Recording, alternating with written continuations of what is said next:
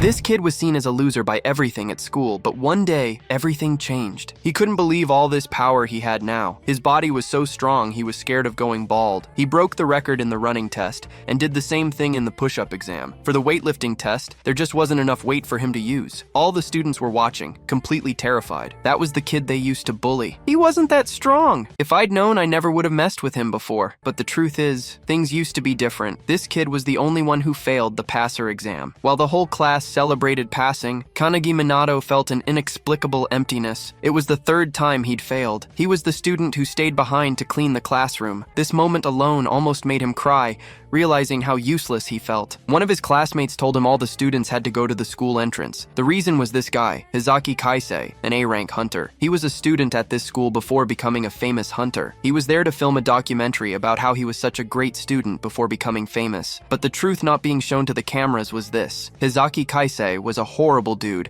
and used to beat up Minato every day for no reason. Remembering that guy made our protagonist tremble. But what Hizaki Kaisei told the cameras was that Minato was a great friend and always helped him when they studied together, even with money, because Minato's family was poor. These lies were just to make Hizaki Kaisei look even nicer for the cameras, and since Minato didn't have the guts, he simply agreed with Hizaki's words. As the reporters took photos, Minato felt those memories burn in his mind. He really didn't like this guy. After the filming wrapped up, our protagonist felt the emptiness of being weak, of not having the power to do anything. When he was younger, Minato loved reading books that told the stories of the legendary founders who saved the world. When the Tower of Malevolence appeared and almost destroyed humanity with the monsters that came out of it, incredible people emerged and saved the world. They were all amazing. One guy defeated 10,000 soldiers using a wooden stick. It could have easily been just a pencil. A mage so powerful she could cast spells without saying a single word. This was over a century ago, and now they are legends. When this mark appears on your body, you have the potential to be an awakened and become powerful and famous. But unfortunately, Minato failed the test 3 times. His dream was over. However, before leaving, Hizaki Kaisei went back to his classmate and said he'd convinced the association to let Minato retake the test. He needed to go to the founder's sanctuary later to meet him. This left the protagonist confused. This guy was bad, but if he did this to improve his image even more, it didn't matter. As long as Minato got a second chance, he was going to take it. Later, at the founder's mausoleum,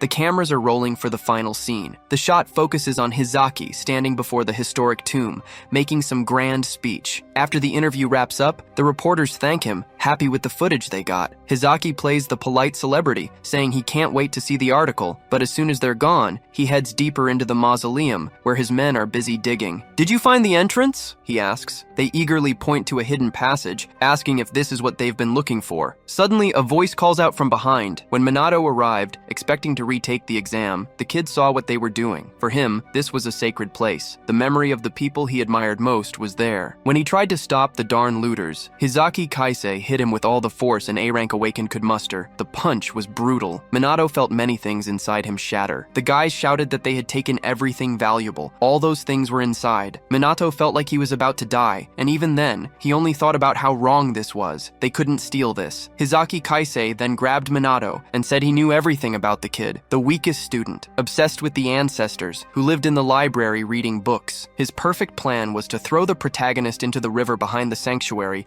and make him take the blame for opening the founder's tomb. The hit Minato took earlier was really meant to kill him. When he was thrown into the water, he had no strength left. As he sank, he remembered how he had trained every day, studied his hardest to achieve his dream, and it was all in vain. Then, at the bottom of the lake, lights lit up around him. Despite the cold water, a comfortable warmth came from them. Minato heard them say something about him being the vessel for this generation. The heroic spirits were sealed in this place. In Minato's hand was the crest of nothingness. It gave no power to its bearer. However, whoever possessed it could possess the spirit of any founder. Minato had to choose now which of the heroes he would make a contract with. Magic, endurance, swordsmanship, spear art, any of them. The protagonist then shouted that he chose all of them. He wanted all the powers. The heroes said it didn't work like that, but they were all sucked into the mark. All the souls went inside the seal. Hizaki and his thief friends were still near the lake when they heard the sound of an explosion in the water. By some miracle, one of the guys had an umbrella with him. The three couldn't believe that the guy floating in front of them was Minato, the loser who had just died. When the protagonist landed in front of them, his expression was completely different, but they still insulted him again, saying not even cockroaches were that resilient. A stick seemed interesting to the protagonist. The two guys laughed at him. "You're gonna try to fight with a stick? You think you're John Wick?" Minato wasn't fazed and kept testing his moves. Then Hizaki said in a serious tone, "You guys need to make sure he doesn't leave the bottom of the lake again." One of the guys then drew his sword and promised to throw Minato back into the lake. When the guy made a real sword attack, several cuts in 1 second. The guy couldn't even see, only felt it when his body started to fall apart. Hizaki and the chubby guy couldn't believe the scene before them. This guy couldn't be the same loser from before. The chubby guy cast his most powerful magic. Minato was known for not having mana, so he'd be destroyed by this. The protagonist then pointed his finger, and without saying anything, a lightning bolt struck the spot. It wasn't hard to hit since the target was so big. Even so, Hizaki was shocked. That was definitely spellcasting without an incantation. That sword movement was as if the saint of swordsmanship himself was standing in front of him. This magic was like what the legendary mage used to do. What Hizaki couldn't understand was that all 106 founders were now inside Minato. The protagonist declared that a new name would be written in history, and Hizaki would also be remembered, but as the first evil to be eliminated by the great Kanagi Minato. As he approaches, Hizaki can only stare in horror, finally accepting the impossible truth. The boy he threw away just absorbed the souls of the founders through the crest of nothingness. Inside Kanagi's mind, the founders are going wild. After centuries of being sealed away, they're reveling in their newfound freedom and already arguing over who gets to control their new body first. Amidst the chaos, the legendary swordsman Hinoki Raichiru speaks to Kanagi, casually remarking that he's not surprised the boy remembers his name. He asks Kanagi what his plan is, brushing off Hizaki as a complete nobody and pointing his attention to a much bigger threat right behind him. Focused, Kanagi turns to face Hizaki, who's stammering in fear, trying to bluster about being an A-rank hunter. Kanagi doesn't even waste a word, he just throws a single punch that sends Hizaki flying. Kanagi then shifts his focus to the mysterious bag,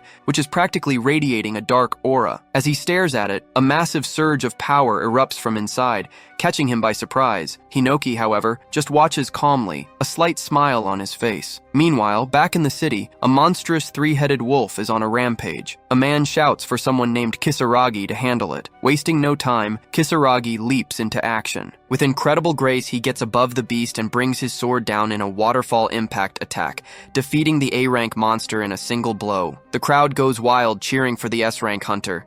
Kisaragi humbly thanks them before asking where Hizaki is. One of the men says Hizaki is probably busy with an interview, remarking how nice it must be to be called the Young Hope. Kisaragi just shrugs it off, noting that Hizaki's fame is good for their guild's reputation. But just as they're about to leave, a terrifying pressure wave washes over the entire city. Panic erupts as civilians and even low-rank hunters collapse. Kisaragi sees his own teammates struggling, realizing that even A and B-rank hunters can't withstand it. He knows instantly, an S-rank monster has appeared. The immense pressure is flowing from the founder's mausoleum. Back in the forest, a terrified Hizaki struggles to his feet, staring in horror as a colossal monster crawls out of the bag. He stammers, Is that a demon? What is that thing?" Kanagi explains that by stealing the relics, Hizaki broke the seal that was holding back one of the tower's original boss monsters. Inside Kanagi's mind, Hinoki analyzes the beast with an expert's eye. He recognizes it immediately as the embodiment of emptiness, a creature far beyond S rank. According to him, its poisonous aura alone can kill thousands, and monsters like this were all too common back in his day. This is too much for Hizaki. He completely loses it and bolts, convinced that staying for one more second means certain death. But Kanagi knows a predator's instincts. He warns that running will only get him killed faster, but it's too late. The second Hizaki moves, the monster strikes with terrifying speed,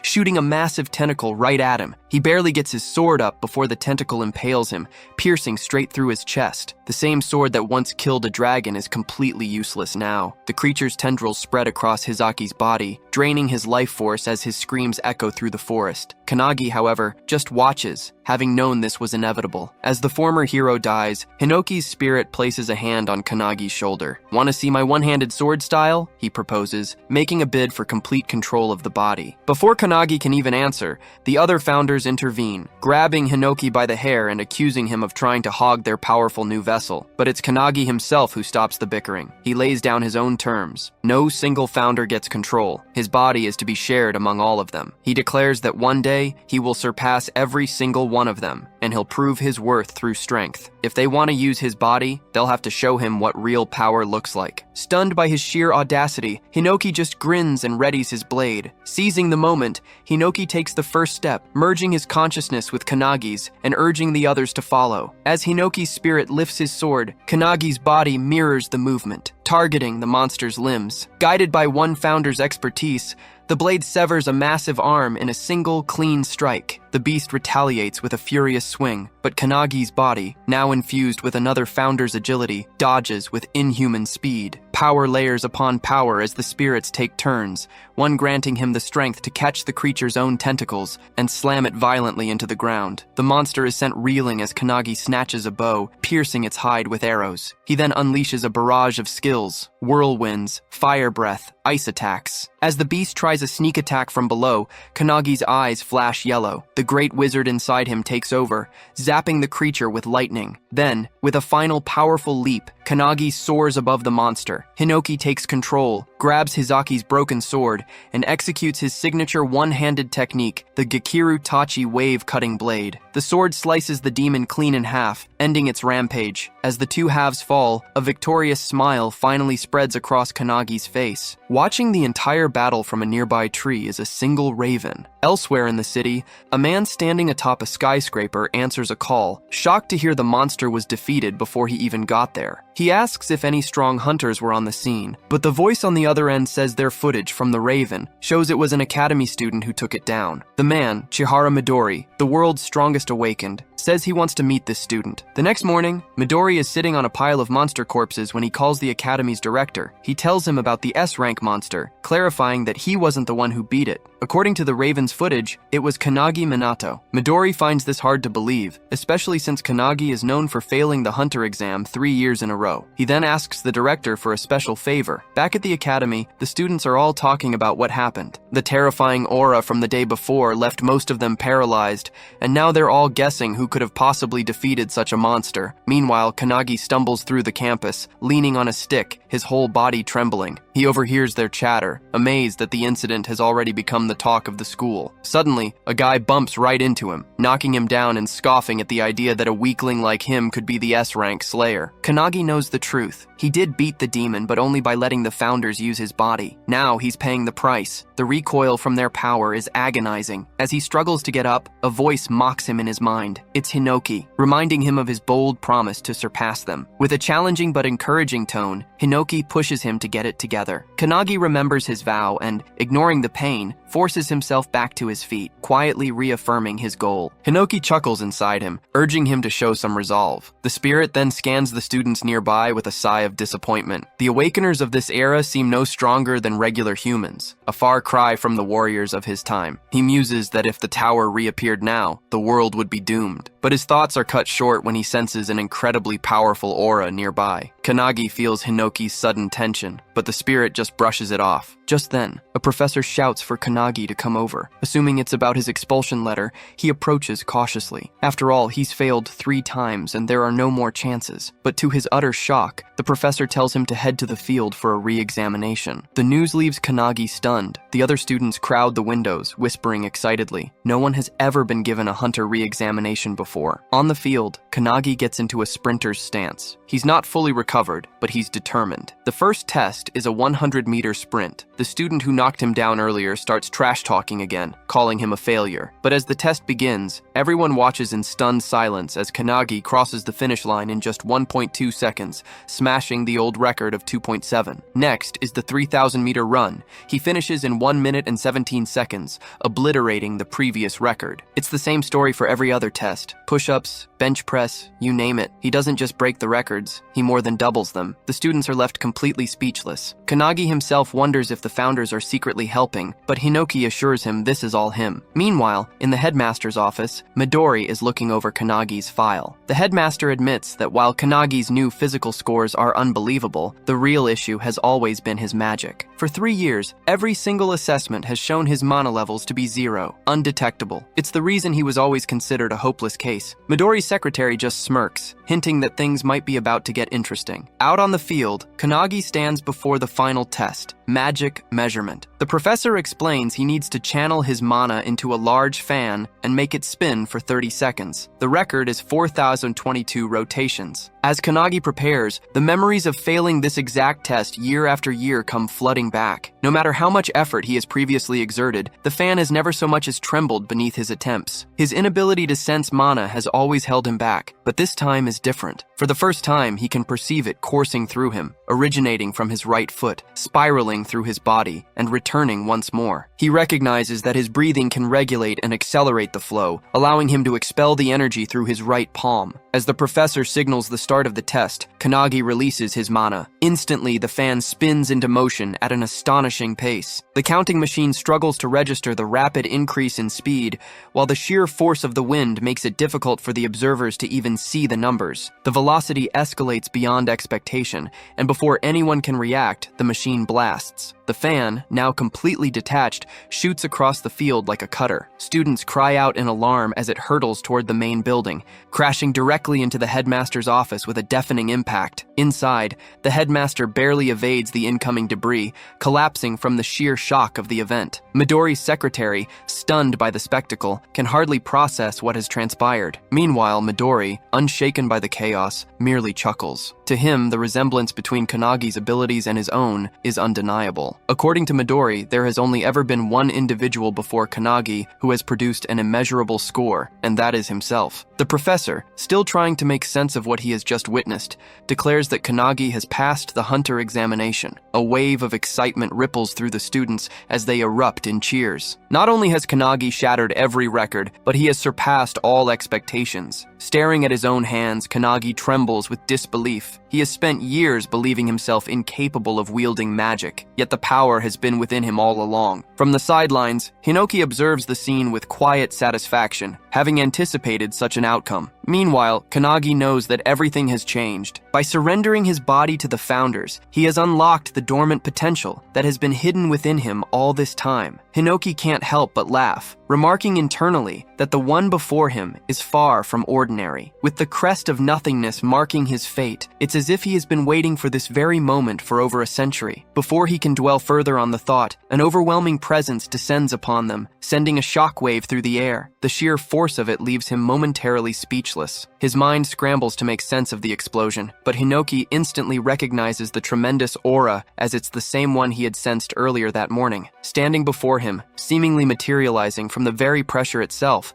is the legendary Midori. Kanagi, seeing him, is shocked, as he is the strongest hunter in existence. Midori Landing starts addressing him directly. Midori acknowledges his achievements in the hunter examination, offering words of recognition, but Kanagi can barely utter a response. Midori then puts up a new challenge before him, which is an additional test. Midori wants Kanagi to land a single hit on him, the world's strongest hunter. Hearing that, Kanagi is left frozen in shock for a moment. Midori, 23 years old, a man who has earned the title of a full-fledged hunter at the mere age of 9, now stands before him. His feats are legendary, unmatched in all of history. He has turned thousands of demons to ashes in mere moments, his power so overwhelming that even other hunters dare not stand against him. 10 years ago, he single-handedly eradicated the pandemonium outbreak, and 5 years prior, he subdued the outbreak of Kyushu. He is a living singularity. As Midori explains his challenge, Kanagi is left in disbelief. However, Hinoki is excited, urging Kanagi to surrender his body to him immediately. Yet Midori explained the conditions in the simplest terms. Kanagi had 1 minute to strike him. Whether he succeeded or failed, no consequences would follow. Midori himself would only attack once every 10 seconds, ensuring that the challenge remained fair. There was no need for hesitation, no need for doubt. Any skill, any weapon was at Kanagi's disposal, while Midori would refrain from using any of his own. To prove his sincerity, Midori summoned a vast arsenal arsenal of weapons, giving Kanagi the choice of anything he desired. The sight of so many legendary weapons appearing in an instant only added to the surreal nature of the challenge. Confusion clouded Kanagi's thoughts. Realizing that he was going to fight the famous Midori in a one-on-one fight, still unsure, he hesitated before finally asking if he was truly free to use any weapon. In response, Midori casually picked up a katana, his grip light but assured. With effortless ease, he sliced the blade clean in half, as if it were nothing more than a brittle twig. He stated, without the slightest hint of arrogance, that his body surpassed the sharpness of any blade. Kanagi barely had time to process this display before Hinoki's impatience flared. Frustration seethed in his voice as he demanded to take over, unable to tolerate Midori's overwhelming confidence. His anger boiled over as he declared that such words from Midori were unforgivable. Kanagi could feel Hinoki's energy surging, his presence amplifying as though he was ready to unleash his full strength. It dawned on him in that moment that Midori's power was comparable to that of the founders themselves. Against that level of strength,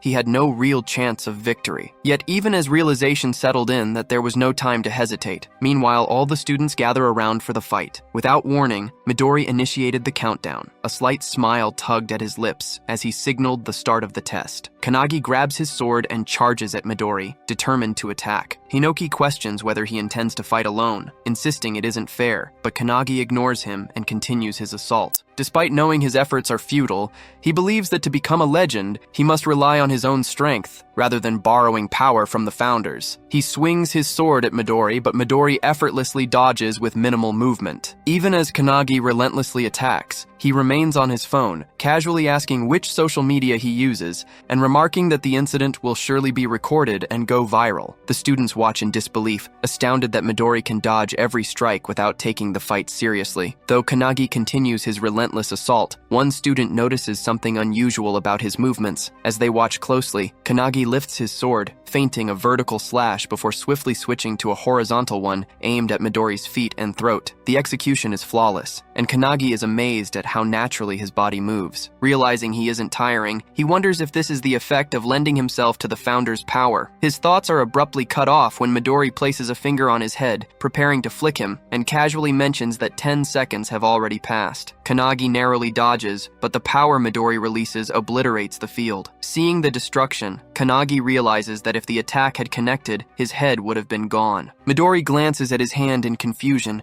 sensing no malice from Kanagi, and wondering if he had miscalculated his own strength. Panic grips Kanagi as he understands that he will die at this rate. Desperately, he tries to recall the sensation of his stronger self. As he focuses, a powerful aura surges from him, catching Midori off guard. Kanagi launches another attack, his speed increasing rapidly. The students are in awe, shouting that the camera can't keep up with their movements. Midori notices the shift in Kanagi's presence, and wonders if there is a specific condition to activate this power, or if Kanagi is deliberately keeping it a secret. Realizing another 10 seconds had passed, Midori decides to strike Kanagi lightly this time. He bends down, positioning his finger to flick again, but instead he hits Kanagi in the chest, sending him crashing hard into the wall. Kanagi coughs up blood, yet he finds the experience incredible, marveling at the fact that he is fighting the world's strongest awakened. He understands that if his body were the same as it was yesterday, he would already be dead from that blow. This realization makes him smile, knowing it means he is growing stronger. However, he also acknowledges that his current skill is not enough to pass Midori's test. Determined, he chooses to push forward with brute force and charges at Midori once more. Suddenly, Midori appears beside him with unbelievable speed, causing Kanagi to stop in his tracks. Apologizing, Midori tells him he has seen enough. He then states that the 30 seconds are up before striking Kanagi at the nape, making him slowly lose consciousness. As Kanagi collapses, Midori observes that he is indeed a genius, but not on the same level as his comrades. In the end, Kanagi is unable to fully unleash the power Midori had sensed. Calling his secretary, he informs her that they should head back, expressing his disappointment in the outcome. Just then, Kanagi grabs his sword, and Midori immediately senses an intense aura from behind him. Midori glances back and sees Kanagi's body radiating with power. Hinoki, now speaking through Kanagi, remarks that the stubborn brat is already asleep, allowing him to finally take over. Stepping forward, Hinoki suggests they extend their fight a little longer. Meanwhile,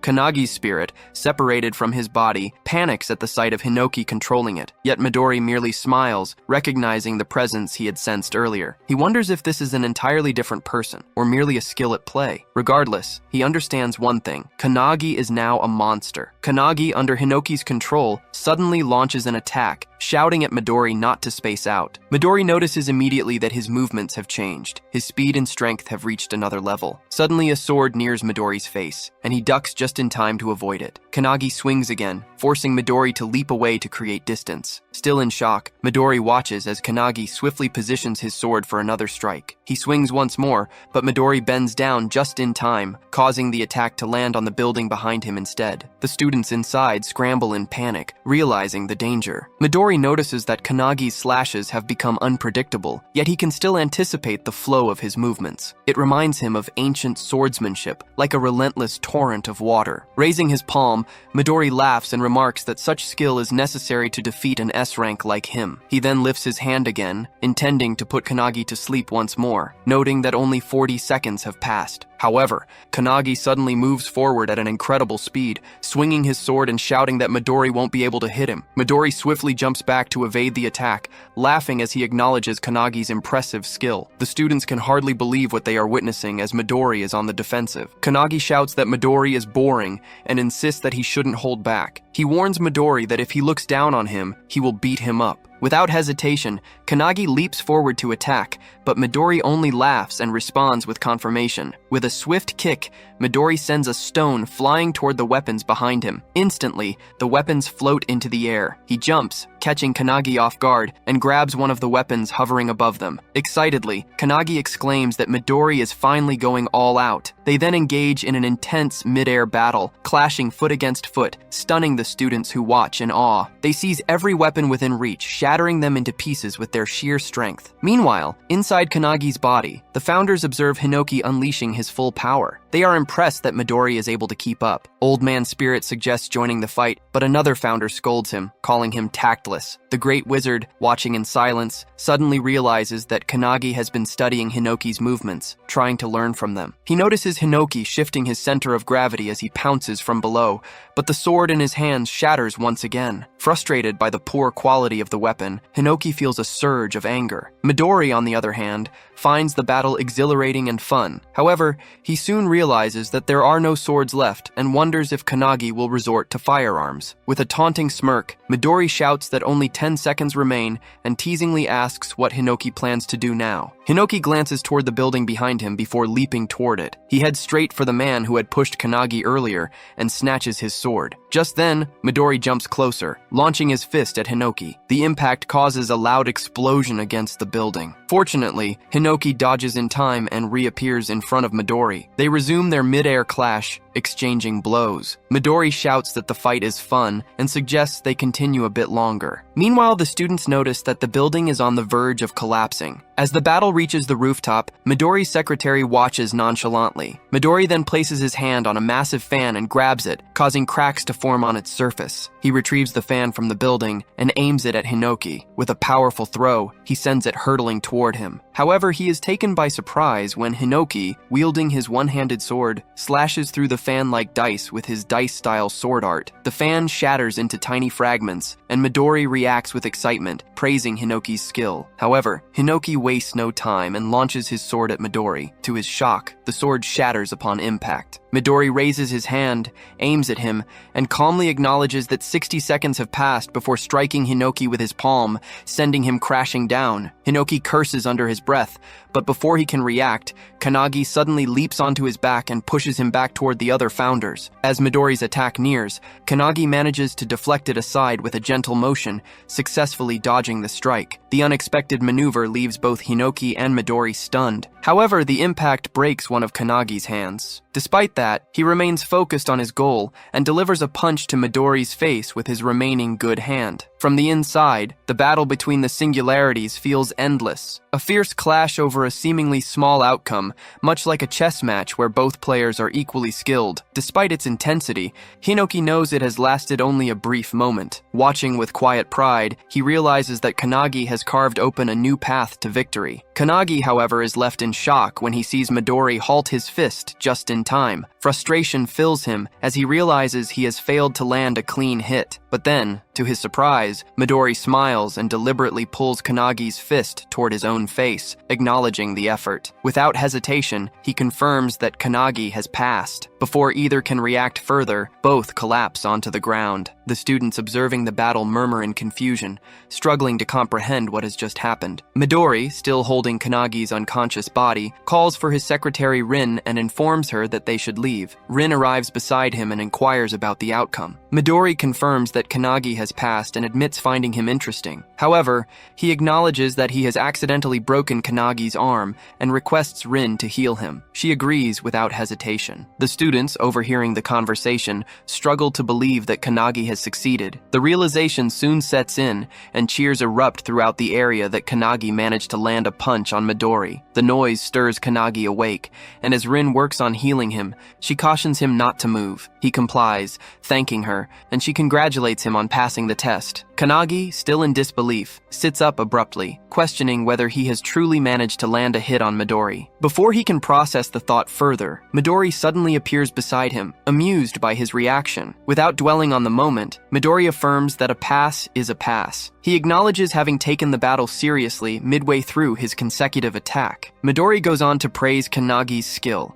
commending his ability to dodge his strongest attack and his impressive movements. He encourages Kanagi to take pride in the achievement. Kanagi, regaining his composure, accepts the praise. Without hesitation, he turns his attention to the next step, eager to know what comes after passing. His question leaves Rin momentarily puzzled as she turns toward Midori, equally uncertain, searches for an answer. Later that night, Kanagi was home, helping his mom clean up while she cooked in the kitchen. She casually asked how many guests were coming. Kanagi wasn't sure, so he just guessed one. His mom then thought back on the day, saying it had been a really big deal. Not only had Kanagi passed the hunter's exam, but he'd also gotten Midori's attention. She told him she was confident in his abilities, believing he'd always been able to achieve anything just by trying hard. Kanagi listened, quietly appreciating what she said. But then his mom's face changed. She worried about such a famous person visiting their home, joking that people might mistake it for a doghouse. Kanagi, exasperated, quickly brushed off the idea. He insisted Midori wasn't the type to judge things like that. Once he finished his chores and helped his mom, he finally collapsed onto his bed, but his mind was still stuck on the day's events. His eyes went to the card Midori had given him, and he felt a wave of uncertainty. He wondered why Midori hadn't thought the situation through more carefully. His mind went back to the battlefield from earlier that day, remembering when Rin had taken Midori down and twisted his leg. He clearly remembered Midori's pained scream when Rin had confronted him. Right then, Midori had reminded Kanagi of something he'd said earlier, suggesting Kanagi had agreed to be one of his comrades if they won. Kanagi, confused, denied ever saying anything like that. Rin, getting more agitated, had tightened her grip on Midori's leg. Midori told Kanagi there were too many people watching and suggested he come to his home that night to talk about everything properly. He promised he'd explain the choices they had and reveal their real enemies. Kanagi wondered who these enemies could be. He knew the founders had already destroyed the tower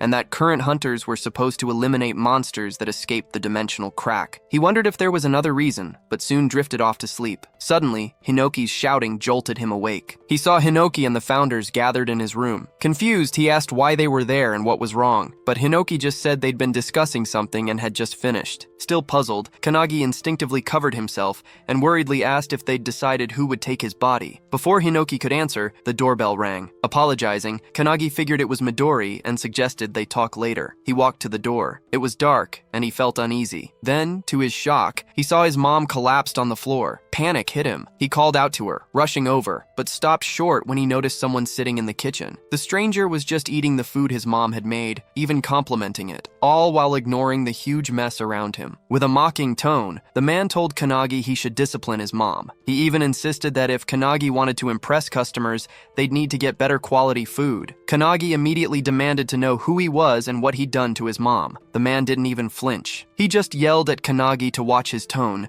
then introduced himself as Haitani Goru, an S-rank hunter and a comrade of Midori's. Haitani then ordered Kanagi to grab his luggage, saying they were moving to their base. Rage boiled in Kanagi. Without a second thought, he launched a punch at Haitani, but Haitani easily dodged and suddenly appeared behind him, asking if Kanagi was challenging him. Kanagi stayed silent, remembering his mom's words. She'd promised to raise him alone, with pride, after his dad passed away. He remembered the worn-out shoes she still insisted on wearing, always telling him to buy new sneakers instead. He also remembered her congratulating him earlier and promising to make his favorite tonkatsu for dinner. With new determination, Kanagi glared at Haitani and demanded to know what he'd done to his mom. Watching all this, Hinoki realized Haitani was an S-rank hunter from the previous era. Hinoki was annoyed by this guy, who he thought was just a ripoff of Emidori, and decided it was time to act. The founders who'd seen Kanagi fight Midori now understood how they should treat him from now on. Haitani, amused, just taunted Kanagi, saying his angry expression was pretty cute. He raised his hand to slap Kanagi, but Kanagi stayed perfectly still, completely unfazed. As the strike came closer, Kanagi effortlessly caught Haitani's hand and,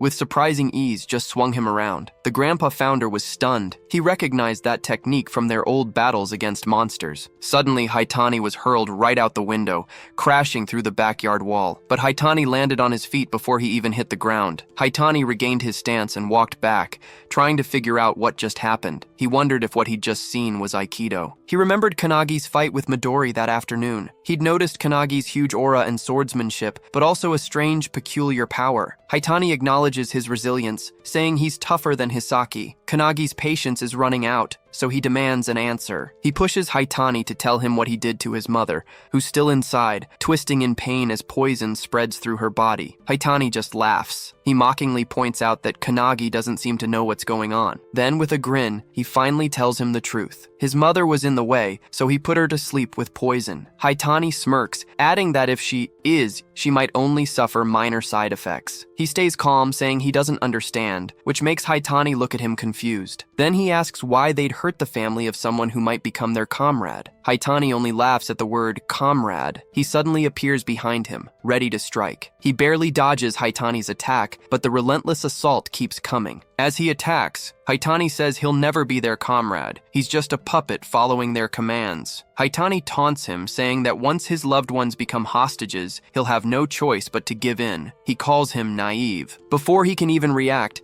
Haitani steps on his foot and slashes him, mockingly asking if he was right. He quickly backs away, feeling a burning sensation on his cheek. As he reaches up, he realizes the poison is already spreading. Haitani grins, lifting his fingers, which are now coated with sharp, poison-laced needles. He teases that it's already in his system. He then reveals that it lets him produce dozens of poisons from his body, which he calls Phantom Bug's Poison, Deadly Vision. Haitani then complains about how inconvenient this mission is. He says that if he wanted to, he could release deadly toxic gas over a 5-kilometer radius, but doing that in the middle of the city isn't an option. He then states that the poison will kill him in a minute, unless he agrees to join their organization. If he does, Haitani will give him the antidote. Otherwise, he'll die. He thinks about how deadly Haitani's toxin is, knowing it would be an inescapable death sentence for any normal person. Looking down at his hand, he calls out to Valentine, the god of medicine, asking if she's inside him. The founders look at Valentine, who seems both confused and surprised. He apologizes for calling her so suddenly and asks if she can teach him how to neutralize the poison later. She stammers out an agreement. Irritated, Haitani throws another wave of poison at him, yelling and asking what kind of nonsense he's mumbling. He quickly dodges it, then explains that the Aikido move he'd used earlier came from Kuruhuma, the god of hands. The old man inside him is taken aback, realizing he's managed to copy his move just from seeing it once. Next, he calls on Hinoki, the 10,000 army slasher, Shimer Kalkus, the blue spear of destruction, and Margit, the heavenly bow. He says he's studied and memorized all of them from the records. He tells Haitani that the founders Haitani used to look up to are now inside him. This leaves Haitani completely bewildered, but instead of being afraid, Haitani gets furious. He shouts that he'll show him what real pain is. Haitani then charges at him, his needles ready. He leaps away just in time, avoiding the attack. Haitani's strike hits a nearby tree, and it withers and dies instantly. Haitani doesn't hesitate. He launches another attack, shouting that if he kneels and begs, he might get an antidote to make the pain a little less. He warns him, once pain consumes him, he'll never go back to normal. His mind will be lost to madness. But he stays silent, just waiting as Haitani's hand gets closer. Just as Haitani reaches him, he quickly slides to the side. He puts his palm against Haitani's chest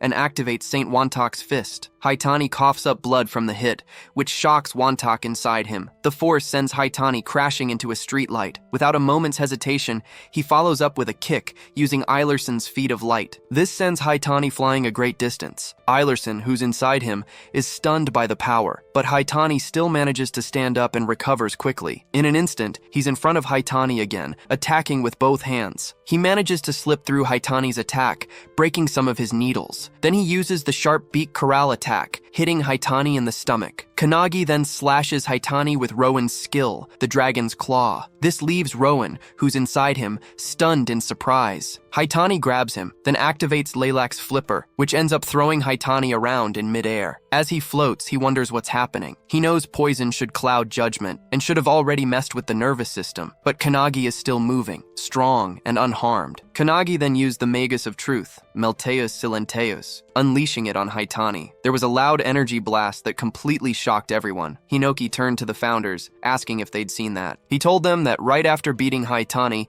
Kannagi began copying all their moves, both physical and magical. Hinoki added that he didn't care if Kannagi's power came from the crest of nothingness. He just found him really interesting. The founders agreed. Hinoki then suggested they train Kannagi, convinced that if they did, he'd become the strongest awakener. Meanwhile, somewhere else, hooded figures were running and jumping across rooftops. One of them yelled for everyone to hurry. He revealed that Nemor's guilds were after Kannagi, so they needed to move fast and grab him before Nemor's people did. Suddenly, Midori appeared right behind him. "Are there really that many?" Midori asked. The man looked shocked, but Midori calmly told him, "If there are 15, you must be the last one." Midori then pointed a finger near the man's forehead, flipped his head, and slammed him hard onto the building's roof. He contacted Rin using his Raven's Call, and she answered right away, telling him she'd arrived. She assured him there weren't any awakeners nearby, but her next words really surprised him. "Someone else has already been here," Rin said. Midori stayed quiet, waiting for her to go on. Rin then explained that the intruder was Haitani, an S-rank hunter famous for his poison skills. He'd come to find Kannagi but had been completely beaten. Midori's eyes went to the rooftop,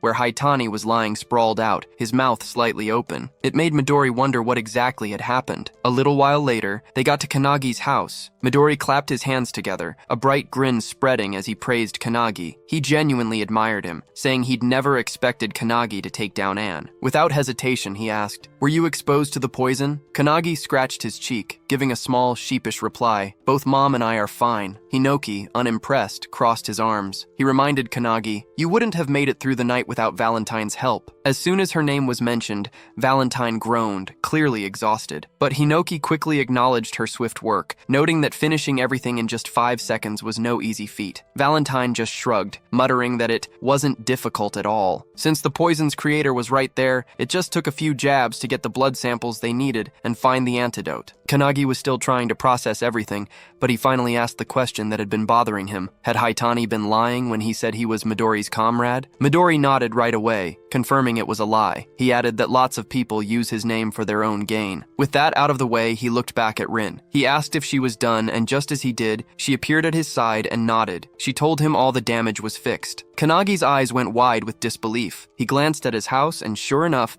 his window and backyard wall looked completely perfect again. Then, with a bright smile, Midori suggested they go inside to talk about Kannagi's future. Kannagi just stood there, frozen. He felt a mix of excitement and unease washing over him. The next day, a car was waiting for Kannagi, and his mother saw him off at the gate. She reminded him to check if he'd forgotten anything, but Kannagi told her he was fine and that she worried too much. She couldn't believe the child she'd raised was now heading to Midori's. this. Midori had already promised Kanagi's mother he'd take care of him and turn him into a great hunter. Hearing that made Kanagi really excited, but his mother was still a bit worried. Hiding her concern, she gave Kanagi his lunch, telling him to eat since he'd skipped breakfast. Even though he didn't really need it, Kanagi took it without arguing. Then his mother directly asked Midori if her son would be in danger. Midori confirmed it right away. His mother then revealed that Kanagi had always struggled until now, so it was a huge deal for her to trust Midori with her son. Still, as a mother, she couldn't help but feel uneasy. Midori, sounding confident, promised her he'd train Kanagi until he had no weaknesses left. Hearing this, she finally agreed to leave Kanagi with him. Once they're in the car, Rin, who's driving, looks at Midori. She asks if it was really alright to promise Kanagi's mom something like that,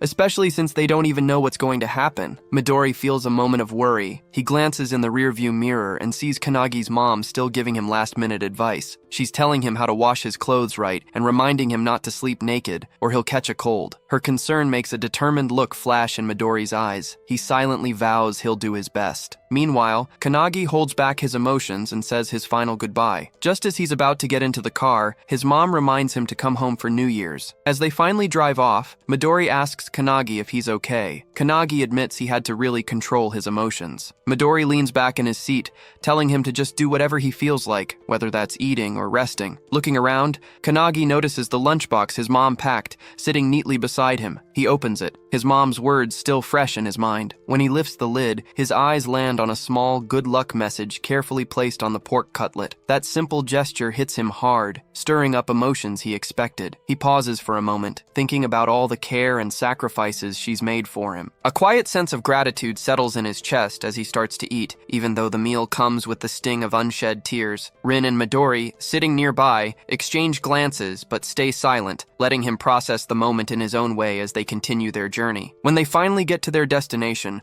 Kanagi's shocked. He takes in the impressive anti-prophecy headquarters building. Midori welcomes him, explaining that only a select few awakeners are ever allowed inside. The weight of that knowledge settles over him. For a brief moment, he's overwhelmed, realizing what he's about to become a part of. Inside one of the rooms, a man stands by the window, watching them arrive with quiet intensity. Without turning, he speaks to someone else in the room, confirming that the new members have arrived. A girl, her expression unreadable, questions if this is really about the newcomer. A young man responds, saying it's pretty rare for them to get a new comrade, but another man, standing to the side with his arms crossed, is skeptical. He insists they should first figure out if the newcomer is truly worthy of joining the anti-prophecy. Meanwhile, outside the headquarters, he's momentarily frozen, struggling to really process his surroundings. Questions swirl in his mind. What exactly is the anti-prophecy unit, and could it have any connection to Ichihara Guild? Sensing his unease, Rin acknowledges things aren't clear and apologizes for not explaining sooner. She explains she hasn't been able to tell his mom everything because it's classified. It's a top national secret. Those words hit him harder than he expected. As they headed towards the building, Midori suggested they take his luggage to the dorm first. Rin offered to help, but he turned her down, saying he could handle it himself. Just as he was about to move, a sudden voice cut through the air, telling them to wait. The unexpected interruption startled him. He looked up and saw the young man from earlier standing above them. Without missing a beat, the man declared he'd be the one to explain everything. Then, in the same breath, he lunged forward with a powerful kick,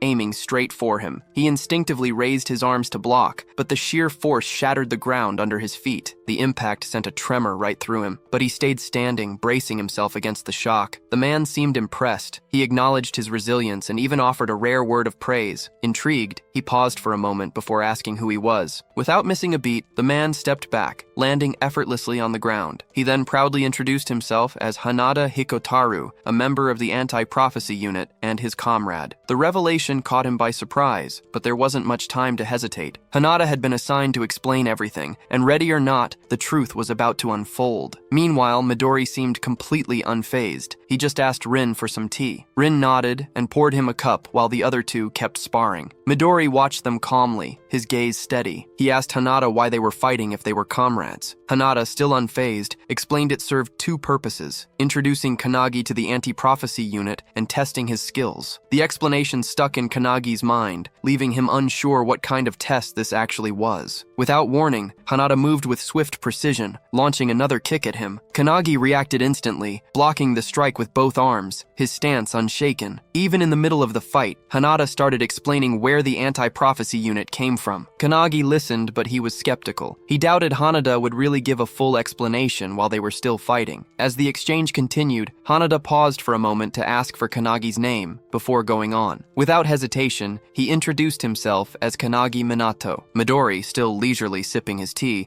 thought about how Kannagi had been tested again and again, first by the academy, then by him, and even by an S rank. Now he's facing another challenge. He turned to Rin, wondering aloud if Kannagi would always face these constant tests. Rin, looking calm, said it couldn't be helped. After all, Kannagi's been personally scouted. Meanwhile, Hanada just kept delivering relentless kicks, but Kannagi kept blocking with his hands. His endurance didn't waver. At one point, Hanada suddenly asked, "What's the role of a hunter?" Kannagi didn't hesitate, saying, "A hunter's job is to eliminate monsters that emerge from dimensional cracks." Hanada gave him an approving thumbs up, confirming his answer was correct. He then compared a hunter's role to pest control, a simple but powerful analogy. Suddenly, Hanada dropped to the ground, changing the subject with a new question. He asked Kannagi about other dangers that exist outside of dimensional cracks. The question caught Kannagi off guard. He hesitated, then asked Hanada to clarify what he meant by other dangers. Hanada's expression darkened slightly as he explained the world faces threats far worse than just dimensional cracks. He spoke of terrifying events, the Pandemonium 10,000 Demons Castle from 10 years ago, and the Great Outbreak of Kyushu from 5 years ago. Kannagi immediately recognized these as huge dimensional breaks, disasters that left lasting scars. But before he could even respond, Hanada suddenly lunged at him. Instinctively, Kannagi raised his arms, managing to block the attack. Still, the strike's sheer force sent him skidding backward. Hanada acknowledged his toughness, praising him for correctly remembering the public details of those past catastrophes. He then added that Kannagi would understand much more about them once he started training at the academy. Just as Kannagi managed to steady himself, his breath still measured, he barely had time to react. Hanada suddenly appeared above him with staggering speed. Kannagi didn't even have time to think. Hanada's leg was already coming down in a crushing axe kick. Kannagi just barely managed to throw himself out of the way, dodging it as Hanada's foot slammed into the ground. A nearby tree took the hit instead, splitting cleanly in half. The attack was so powerful it left Kannagi stunned for a moment. Hanada then straightened up, and his tone changed as he kept explaining. He explained that events like the Tower of Malevolence from 300 years ago weren't just disasters. They were full-scale invasions, direct attacks from another dimension. Kannagi struggled to believe what he was hearing, trying to grasp the weight of those words. This wasn't just history, it was happening right now. Hanada stepped closer, his expression serious. He admitted he didn't understand why today's Awakeners seemed weaker than those from the Tower era. There just weren't as many people who could match the original founder's strength, and that really bothered him. Caught between curiosity and worry, Kannagi finally asked the question he'd been holding back. What should we do? Hanada's answer was firm. That's exactly why the anti-prophecy unit exists. He explained that people who can foresee these threats and predict real catastrophes don't share that knowledge with the public. They only tell the elites, the ones who can actually handle such dangers. And those elites, Hanada stated, are the members of the anti-prophecy unit. Midori and Rin couldn't help but smile proudly when they heard this. Kannagi then realized their whole purpose was to stop these prophecies from happening. Hanada then told him that, as of today, he was officially part of their group. Hanada welcomed him into the group, saying he was the first person who'd managed to block his kicks one after another. Hanada held out his hand as a sign of acceptance, and Kannagi shook it. Midori and Rin applauded, and then Hanada called for the other Awakeners, who appeared silently above the house. Hanada asked them what they'd do, but they just stared at him, then vanished, which really surprised Kannagi. Midori said they disappeared like villains, but Hanada just shook his head. He figured they wanted to see how things played out for themselves. Hanada then told Midori to leave it to him, and Midori did, heading off. After that, Hanada helped Kannagi with his things and offered to show him to his dorm room, which Kannagi thanked him for. That night, as he got settled, Kannagi couldn't stop thinking about what this organization meant. It was all about handling prophecies in their world. He wondered if the founders had faced a similar crisis back in the Tower's era, and if he was now fighting something that had been predicted. His thoughts got him anxious, but then a voice cut through his worry, saying he'd simply trained. Surprised, he turned to see Hinoki and the other founders standing right there. He quickly apologized for not talking to them sooner, but Hinoki told him not to worry. They'd already made a decision. As the founders,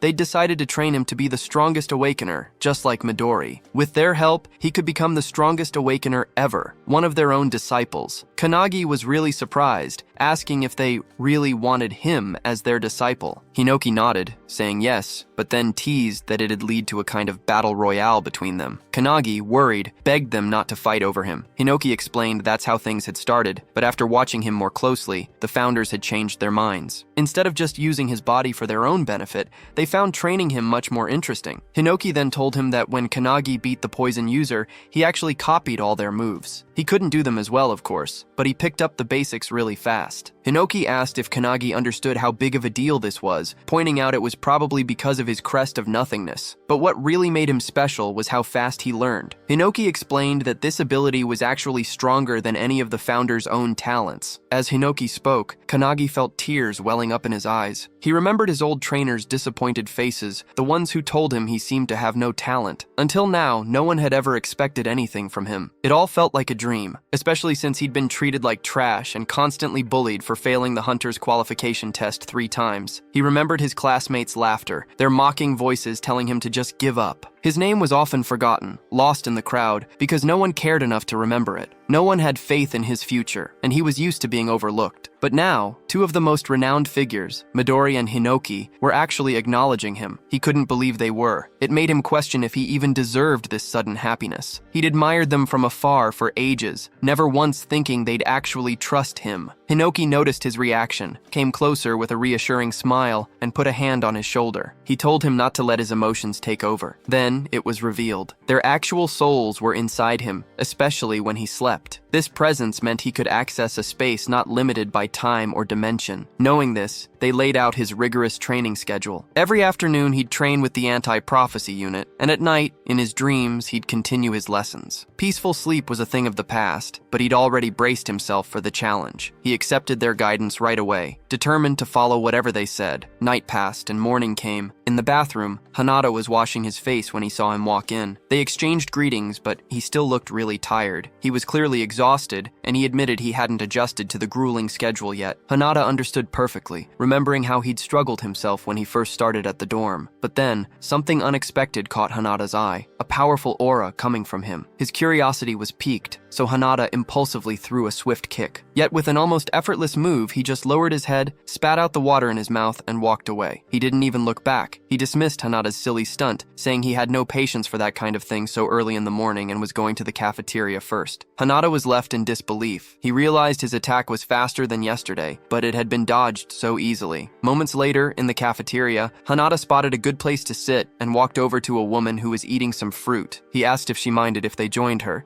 and she gave a short, curt approval. Hanada took the chance, sat across from her, and motioned for him to sit next to him. Then he recognized her. This was one of Hanada's comrades from yesterday, but she still seemed distant. She spoke to him formally, making it clear she didn't really want him there. Even so, he greeted her and introduced himself. Her indifference was immediate. She wasn't interested in learning his name, and she certainly didn't plan on remembering it. She even raised her fork, pointed it at him, and declared she'd only acknowledge his name when she deemed him worthy. Until then, training was the priority. He'd have to go with her on a mission to get rid of a prophecy. This prophecy went all the way back to 1945, when people found the first prophecy book buried deep in the Antarctic ice, 3,000 meters down. They called it the Book of Doom. Its writing was crude, almost like a child's scribbles, but it predicted a catastrophic future. It said that 80 years later, the world would face a devastating attack and a bunch of apocalyptic disasters. The words were so heavy that everyone took it seriously. Later, as they were driving, she asked him why he thought the world believed the book's grim predictions. He thought about it for a moment, then looked at her, still not sure what her name was. But before he could even ask, she told him there wasn't any need for introductions and just wanted his answer. He figured the prophecies had to be accurate, but she reacted right away. She scoffed at his answer, practically questioning his intelligence. She told him that if even one thing in the Book of Doom came true, the world would end. That revelation stunned him. As they kept talking, he turned to Hanada, wondering how many prophecies were actually recorded. Hanada guessed around 200, and that just left him speechless. He couldn't help but wonder if the world was already beyond saving. But Midori reassured him that they'd already prevented almost 180 of those prophecies, which totally amazed him. Still trying to wrap his head around it all, he went back to asking why the world believed in the book so much. The woman explained that an explorer named Bernard Russell found the Book of Doom. The second Bernard opened it, the very first page said, "Hello Bernard," along with a precise timestamp, March 17th, 1945, 11:35 a.m., on a sunny day. The exact moment he discovered it. That eerie accuracy left no room for doubt. Hours later, they got to their destination, Tokyo's Sumida Ward. An intermediate-level dimensional crack had opened up there. As they got closer, guards blocked their path, firmly saying the area was off limits, but they just ignored the warnings, zipped past them with incredible speed, and left the guards momentarily stunned. He hesitated, wondering if it was really okay to go on, but Hanada quickly reassured him it was. The woman then started explaining the big crisis they were dealing with. She explained that big problems like the Third World War, the dark side of the moon, an invasive pandemic, and the floating trees were all considered emergencies. Out of those, the pandemonium outbreak, which Midori managed to stop, was an especially bad one. Even though the Book of Doom's pretty well known, it's just one of many magic books scattered all over the world. The anti-prophecy unit's whole job is to gather information, analyze predictions, and act before things happen. She then went through the different threat levels they dealt with. A rank 3, for instance, meant one or more regions getting destroyed. A rank 2 was a national emergency, while a rank 1 affected the planet's environment as a whole. Then there was the special rank, reserved for when the world itself was going to be destroyed. He listened carefully, and as he realized how serious everything was, he grew alarmed. He urgently asked if these missions were now completely up to them. The woman didn't flinch. She confirmed that yes, those duties just came with being part of the anti-prophecy unit. Not long after, Kisaragi and his team spotted them crossing the caution line and immediately confronted them. Kisaragi, thinking they were just civilians, warned them to turn back, explaining how dangerous the area was. But she brushed off his concerns, stating that today's prophecy was a rank 3 event. The dimensional crack in front of them looked like an intermediate B rank, but it was actually a much bigger threat, a rank 3 disaster codenamed Yellow Journal. She was sure the crack would get bigger, and almost on cue, it started widening at an alarming rate. Kisaragi turned, his eyes wide with horror, as the fissure completely tore open. Then, a wave of creatures started pouring out, each one more monstrous than the last. He sharply commanded his squad to get ready for battle, but the response was both immediate and brutal. The creatures overwhelmed his forces in moments, cutting them down with little resistance. Panic set in, and he cursed under his breath, realizing that even B and C rank hunters were struggling to hold their ground. Then, his attention shifted to something even more dangerous, the immense pressure coming from a boss-level monster. Watching the newcomers stride forward, Kisaragi tried to intervene again, warning them to stay back. But before he could say anything more, the woman pressed her hand to the ground and cast a spell called Trismegistus. Instantly, spears shot up from below, impaling the creatures in a swift, merciless strike. Their bodies collapsed, lifeless, as blood pooled around them. Hanada launched his own attack too. He burst forward with incredible speed, moving fluidly through the battlefield and knocking down every enemy in his path with precise, calculated moves. Kisaragi watched the whole thing and was left speechless. He'd always thought he was pretty formidable as an S-rank hunter, but these people were clearly way beyond him. He just couldn't figure out who they were or where they'd come from. Then, the woman turned to Kisaragi and, without a shred of doubt, told him to fall back. As far as they were concerned, he was just a civilian in this situation. Kisaragi's eyes dropped to her hand and he saw an emblem imprinted on her skin. Recognition flashed across his face. He realized they weren't here by chance. They were government operatives. Before he could even process what that meant, a massive hand shot out from the dimensional crack, ripping it open even wider. As the rift grew, a towering beast stepped through. It was Gilia Olnir, a being way beyond S-rank, looming over them, its monstrous form giving off an overwhelming presence. Without a moment's hesitation, the woman lunged forward, getting ready to strike. Kisaragi shouted, warning her not to be reckless, but she didn't listen. Together, they launched their attack, completely unfazed by the threat in front of them. Hanada quickly started hitting the beastman with a series of kicks, only to realize with shock that his attacks weren't doing anything. The creature's anti-physical armor made his strikes useless, forcing him to pull back just as it lunged toward the woman. Without hesitation, she started gathering energy in front of her, getting ready to counterattack. But before she could even react, Kanegi suddenly appeared between them. He stopped the beastman's attack with just his bare hand. The impact made the beastman explode in a burst of energy, stunning everyone for a moment. Once the dust settled, Hanada recognized the attack. It was a penetration shock. What really shocked him, though, was that Kanegi had taken down an S+ rank monster with one hit. It hit him that Kanegi's strength had grown a lot overnight. Even though the woman called out that such force wasn't necessary, he knew that when you're up against an enemy with high physical resistance, striking from within is the most effective way to go. He'd learned this from Wantak, the the fist saint, who'd taught him the basics of penetration attacks just the night before. After that, Kanegi turned to the girl and asked for her name, saying he'd saved her, so he at least deserved to know that much. She excitedly told him her name was Akane. There wasn't time to dwell on things. Hanada spun back to the battlefield, powering up to take on the new wave of monsters bursting from the crack. The woman wasn't fazed. She unleashed her own attack, drenching her enemies in liquid mercury, then igniting it into a powerful explosion with her Mercurius reject skill. Together, they pressed forward, seeing how right Kanegi had been earlier. Breaking their enemies from the inside was proving far more effective. She was determined to push on, so she signaled Hanada. Without hesitation, they both headed straight for the dimensional crack. Kisaragi could only watch in disbelief from behind. He knew the world beyond that crack was entirely different, an unknown realm packed with unimaginable dangers. Going inside was pure madness. Before he could even react, they'd already rushed ahead, leaping through the crack without a second thought. Kisaragi was left standing there, surrounded by the lifeless bodies of A-rank monsters. Then it hit him. These two weren't ordinary fighters at all. They had to be part of that rumored secret organization. The moment they stepped into the dimension, an overwhelming swarm of creatures was waiting for them. Akane quickly assessed the situation. She noted that the monsters were identical to the ones outside, then raised her hand. With perfect precision, she conjured a barrage of mercury spears, instantly impaling the creatures. Kanegi, still running, watched her technique and acknowledged her immense power. He finally understood why she was considered the strongest area of effect fighter within the anti-prophecy unit. After they defeated the other enemies, Akane now stood in front of a massive bear monster. Just as she was about to attack, though, Hanada leaped toward it first. The bear saw him and swung its claws, but Hanada dodged by, jumping onto the roof. He then followed up with a barrage of kicks all around the beast. Kanegi watched, amazed, as Hanada moved so effortlessly, simply giggling. But then, to his shock, Kanegi suddenly rushed at the bear and unleashed a barrage of kicks just like Hanada had. He even asked Hanada if it looked similar to his own technique. Hanada was taken aback, but he couldn't help but smile in amazement. Once they'd defeated the monster, they ventured ahead. Akane noticed that the deeper they went, the fewer enemies they encountered. They finally reached a huge open space that looked just like an arena. Suddenly, they felt an aura all around them, and they knew something was coming. Suddenly, to their shock, a huge enraged Minotaur warrior monster jumped right in front of them. It wasn't just any Minotaur, it was a boss blind one with a triple S rank power level. Hanada and Kanegi were totally taken aback by how massive it was, but Akane just stood there nonchalantly, wondering if this was really the boss. Then, a bunch of spears shot out from the portal. Akane yelled at the others to hit it with their strongest attacks,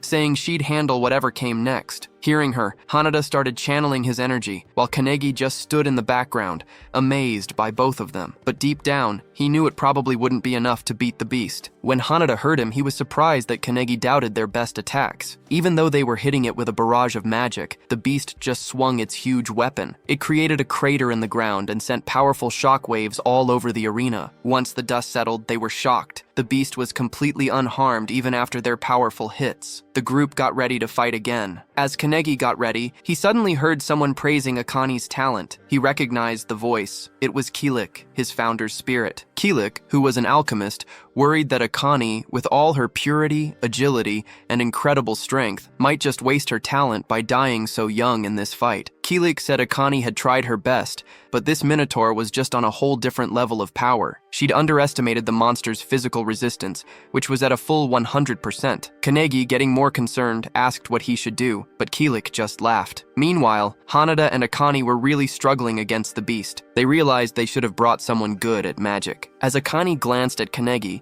she was taken aback by the strange energy coming off his body. Kanegi had given control of his body to Kilik, who then cast his powerful spell, Mercurius, right onto the beast's legs. The spell froze its lower body, completely stunning Akane. She was shocked, not just because Kanegi used the same kind of skill as her, but also because he used it in a way that totally immobilized the beast. Kilik, still controlling Kanegi's body, looked at Akane seriously and called her a fool. He then scolded her for not being flexible enough with her expertise, telling her she still needed to learn how to control substances in 3 different forms to really become an alchemist. As Kilik spoke, he simultaneously filled the Minotaur's entire body with mercury. Just as the liquid metal started seeping from the monster's mouth, he cast a boiling spell. The mercury inside the beast quickly heated up, boiling from within, and its toxic fumes spread throughout the arena, making it hard for the others to breathe. Akane watched, amazed, realizing Kilik hadn't used brute force. He'd used extreme temperatures to take down the monster instead. Meanwhile, the Minotaur writhed in agony, its body overheating from the inside. While he was casting the spell, Killick casually told Kanegi he wanted to make Akane his disciple. Kanegi, though, just brushed it off as a joke. Eventually, the boiling mercury overwhelmed the Minotaur, turning it into a lifeless heap on the ground. And just like that, the day's mission, beating the boss, which was classified as a level 3 prophecy, ended in victory. Akane watched in disbelief, unable to grasp what she'd just seen. Kanegi had used a skill that should only be available to an awakener living inside a crest. Akane knew he had to be in the same class as Hiko, but he'd still managed to use alchemy at her level. Still shocked, she demanded to know who Kanegi really was. With a confident smile, Kanegi reached out his hand and introduced himself. Akane, annoyed but intrigued,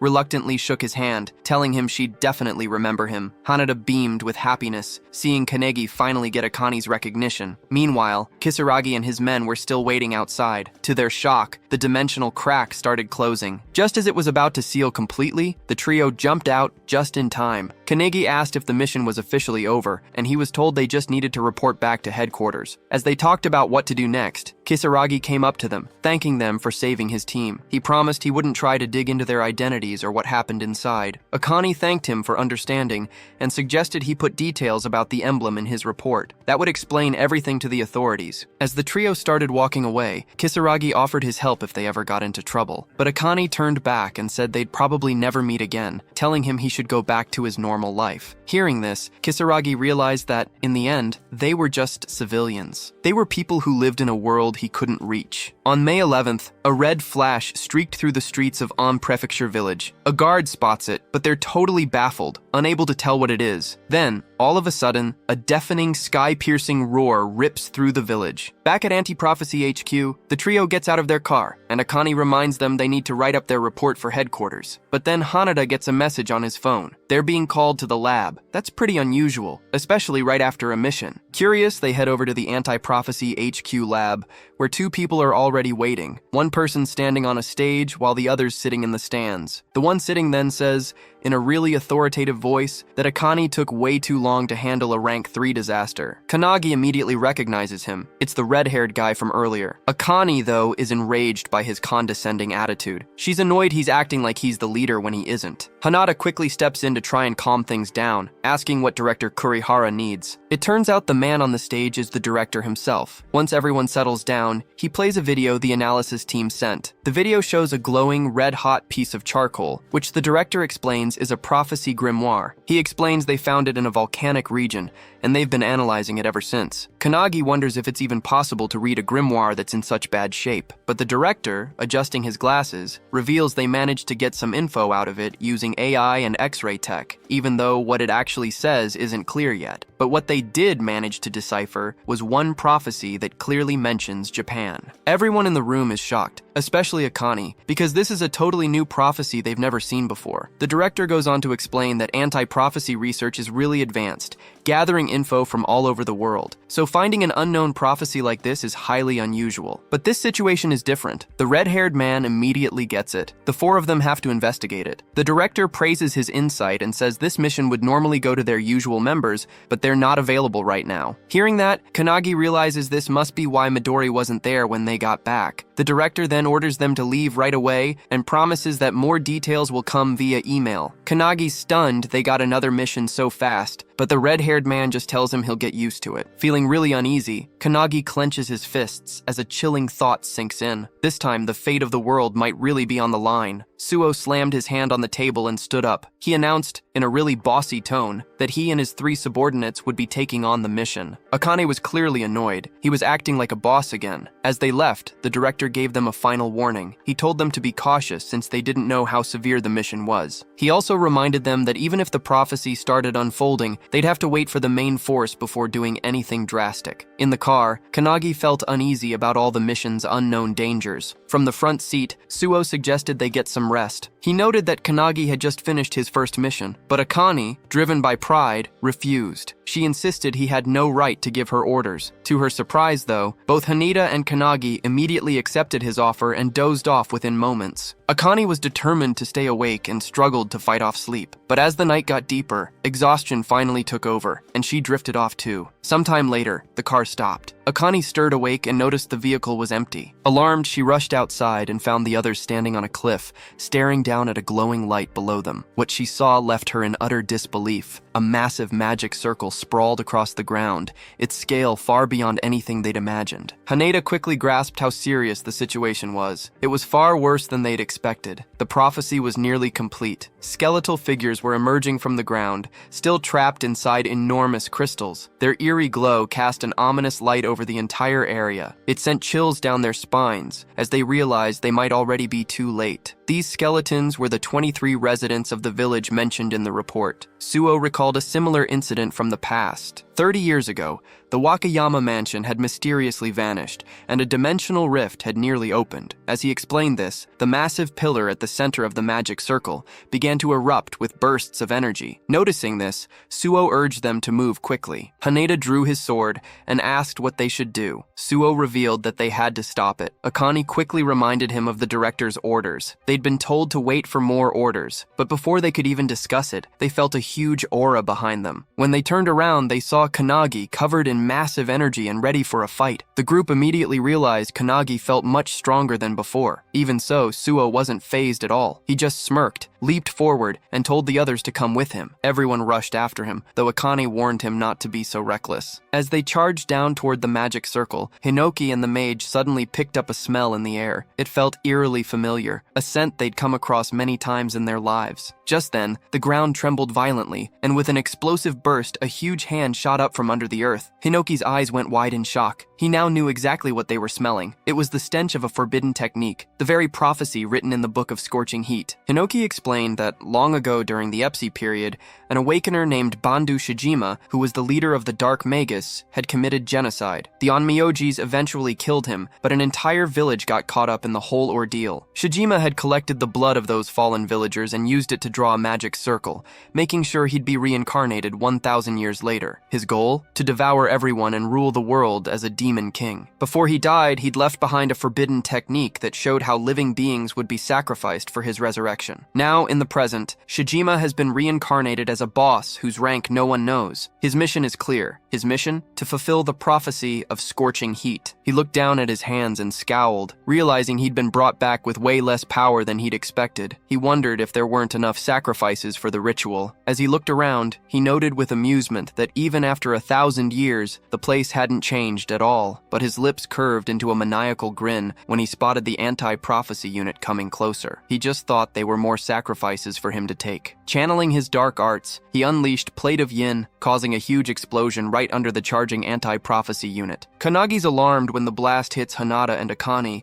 but they're fine once the dust clears. Then, his expression darkens as he sees a dark magic circle appear under where they landed. It's the Death Realm, dark art. Hundreds of spirits come out of the circle, reaching with their ghostly hands to grab Hanada and Akane. They struggle, quickly realizing Shijima's much more skilled than they thought. As Shijima watches his spell work, he suddenly feels something behind him. It's Kanagi hitting him with a surprise attack. Shijima easily dodges, bending and sidestepping without any effort. He smirks, calling Kanagi an amateur, then casts Plate of Yin right under him. The blast goes off, but to Shijima's surprise, Kanagi's unharmed. Kanagi hits back with his Thunderbolt Hadad skill, but Shijima blocks it by using his own dark magic. Even though he stopped the attack, Shijima's impressed by Kanagi's skill choice. Out of the smoke, Su walks up behind Shijima and uses the Chrysanthemum spell, sending a bunch of sharp knives flying at him. Shijima's surprised but easily dodges by jumping into the air. While he's up there, Suo uses another spell, showing he already knew Shijima wouldn't be taken down by such a weak skill. Suo slams his weapon down and uses the Autumn skill,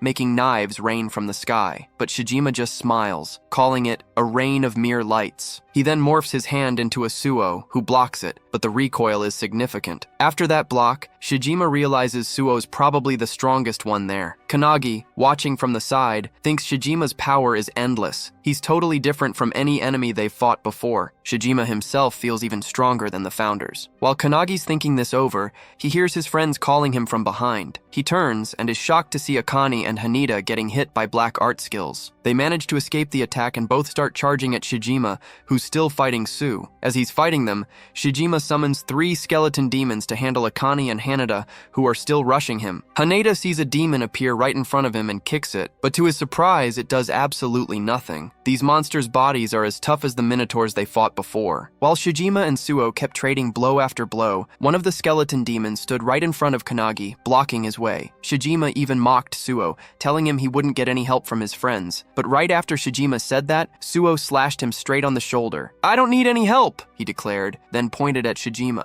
"Stay away. I only rely on my own ability." Shijima just wiped the blood from his wound and started yelling like a madman, screaming that he didn't need anyone either and would devour everyone. With that, he charged right at Suo, who barely managed to block the attack just inches from his body. As Suo struggled to hold off Shijima's relentless assault, he heard someone call his name from behind. It was Kanagi, charging straight for Shijima. Shijima was stunned to see Kanagi, especially since he'd sent a demon to stop him. He quickly looked back and saw the others still fighting their demons, but the one he'd sent after Kanagi lay cut clean in half. While Shijima was trying to process all this, Kanagi landed a powerful punch right to his face, sending him skidding across the ground. Even Suo was impressed by the attack. Kanagi then suggested they fight together to beat Shijima. Suo was shocked for a second. Kanagi and Akane hadn't even beaten their own opponents yet, but this guy had, and now he was offering to help him, but Suo's pride got the best of him. He flat out rejected Kanagi's offer, declaring, "I don't need anyone's help, I'm more than enough to fight alone." Kanagi couldn't believe it, but before they could argue anymore, Shijima suddenly closed in. He unleashed his Magatsu's breath technique,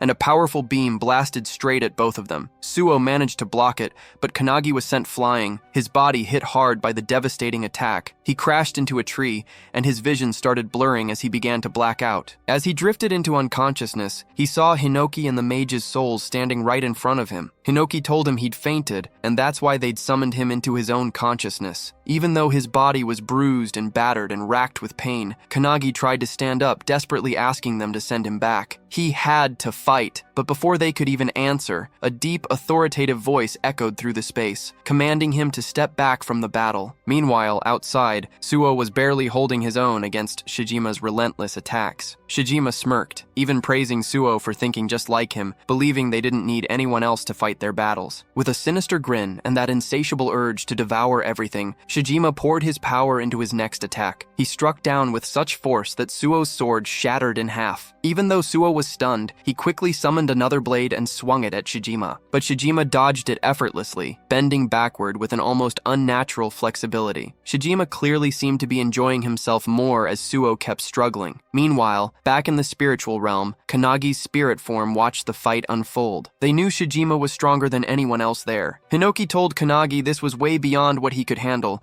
and the mage added that Shijima's precision was terrifyingly high. If more humans had been living in that place, Shijima might have already become a demon king. She warned Kanagi that if Shijima took his life too, he'd get even stronger and wreak havoc on civilization. She even said their discovery of the grimoire was just a coincidence. Then Hinoki stepped forward, asking Kanagi to lend them his body so they could deal with it. But to their complete shock, Kanagi flat out refused. He apologized, but said firmly, "This isn't training, this is real." He explained he had to overcome this obstacle himself, just like he'd have to in the future. Full of confidence and determination, he looked at them and asked if they agreed. The mage tried to argue, but Hinoki interrupted him with a laugh. He told Kanagi, "You've already defeated us." Hinoki put a hand on Kanagi's shoulder, reminding him of his claim to surpass the founders. Then he urged Kanagi to go, use everything he's learned, and do things his way. This really boosted Kanagi's confidence. With a determined look, he faced the battlefield, asking the founders to watch over him. Without a moment's hesitation, he dashed toward the field where Shijima and Suo were still fighting hard. Suo looked battered and beaten. Just as Suo opened his eyes, Shijima struck again, sending him flying through the air. While Suo was airborne,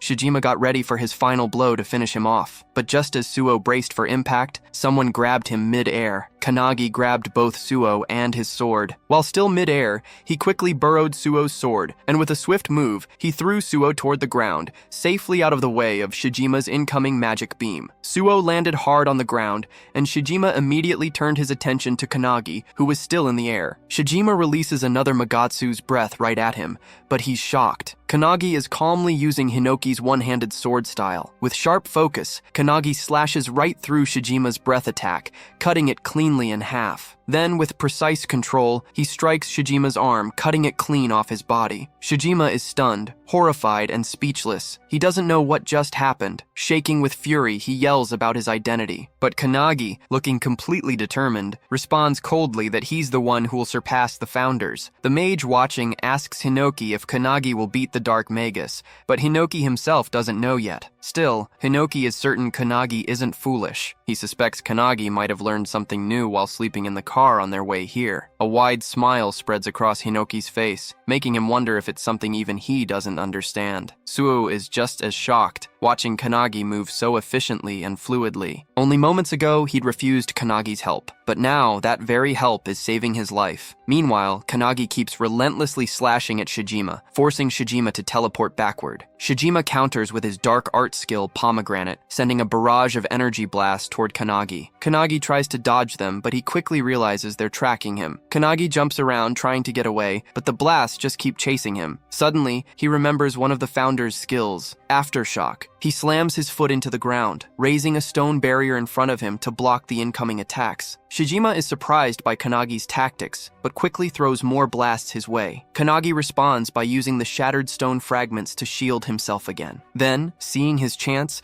Kanagi combines two skills and flashes behind Shijima, but Shijima barely manages to dodge just in time. He counters immediately, unleashing his Plate of Yin Blast and striking Kanagi. Kanagi takes the hit, but he absorbs most of the impact. Using an airborne rock as a springboard, he lunges at Shijima, remembering the lessons from the founders. Shijima dodges again, but the sheer variety of techniques Kanagi uses leaves him stunned. Even the founders, watching from afar, are just as shocked by Kanagi's quick growth and constant assault. But Shijima isn't done yet. With a dark glare, he activates his forbidden art, summoning a towering skeletal monstrosity by fusing skeletons together. This giant creature looms over everyone, giving off a powerful, evil aura. Shijima smirks. "This is the end," he says. The giant skeleton swings its massive hand toward Kanagi, and the founders yell at him to run. But Kanagi just stands there, motionless, staring at the attack coming his way. He's deep in thought, realizing he still doesn't have enough power to beat Shijima, even if he gave it his all. He knows he needs something more, something beyond his current limits. Recalling the lessons from the mage and Hinoki, Kanagi remembers how to wield Shining Flame and Hinoki's one-handed sword technique. He recalls Hinoki teaching him the wave blade attack and various slashes. Drawing upon both teachings,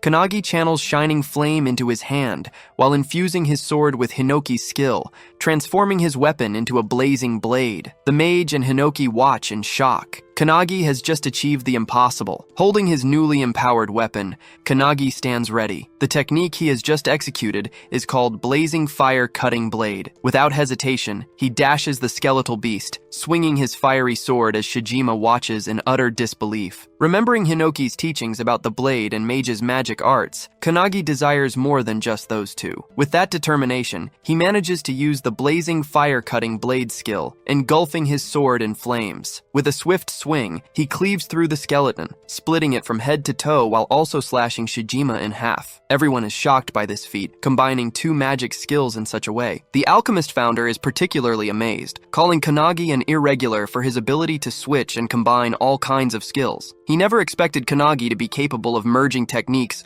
so effortlessly, and he suspects there may be even more to his potential. Suddenly, the alchemist vanishes, leaving Hinoki confused. Mage, overhearing his words, agrees, realizing they may have underestimated Kanagi's abilities. She now feels a twinge of concern, wondering if it's wise to raise someone like him. However, Hinoki is thrilled by Kanagi's power and eager to see just how far he can grow. As Kanagi lands on the ground, exhausted, he is shocked to see Shijima, who had been cut in half, beginning to regenerate from his own blood. Furious, Shijima snarls that if the attack had hit his head, he might have died. Channeling a dark energy, he forms a death ball, vowing to end things himself. But just as he speaks, Tsu suddenly slashes his throat from behind. Shijima is decapitated, caught completely off guard. As his body collapses, Tsuo grabs Kanagi, who has fallen unconscious. Holding him, Tsu Tsu recalls a distant memory. His older brother once carried him in the same way. It had been a freezing night under a bridge, with snow covering the ground. His brother had promised to get food for him in the morning. As Tsu drifted off to sleep,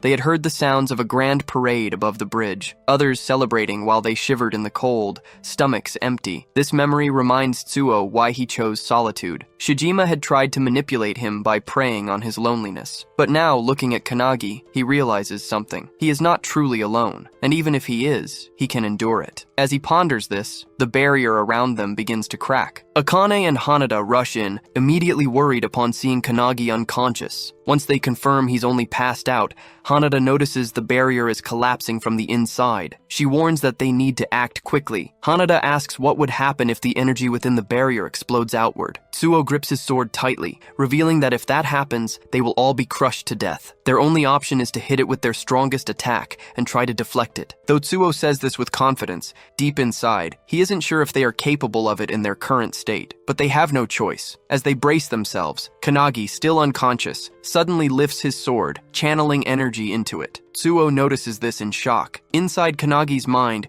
Hinoki takes control, guiding his body. As the barrier explodes, everyone unleashes their full power, while Hinoki executes his one-handed style's splitting cloud attack. Outside the barrier, a red-haired man rushes toward the scene, accompanied by two men. His subordinates warn him that the barrier is about to collapse. Suddenly, it bursts open. The men fear they might be too late, but to their astonishment, a brilliant beam of blue light shoots into the sky from Kanagi's sword. The red-haired man watches in awe, recognizing the light as a flawless sword technique, free of hesitation. His name is Tsuo Makoto, the captain of the anti-prophecy unit. Observing the spectacle before him, he wonders whose work this could be. A while later, on a plane flying over Peru, Midori is on a call with Makoto, amazed that the new member has just stopped the unknown prophecy. Meanwhile in Japan, Makoto, still on the call, is facing a rank 1 prophecy, one that, according to him, is on a much higher level than what they encountered before. Midori, instead of boarding the plane, sits on top of it, smiling as he reflects on how much the anti-prophecy unit has grown,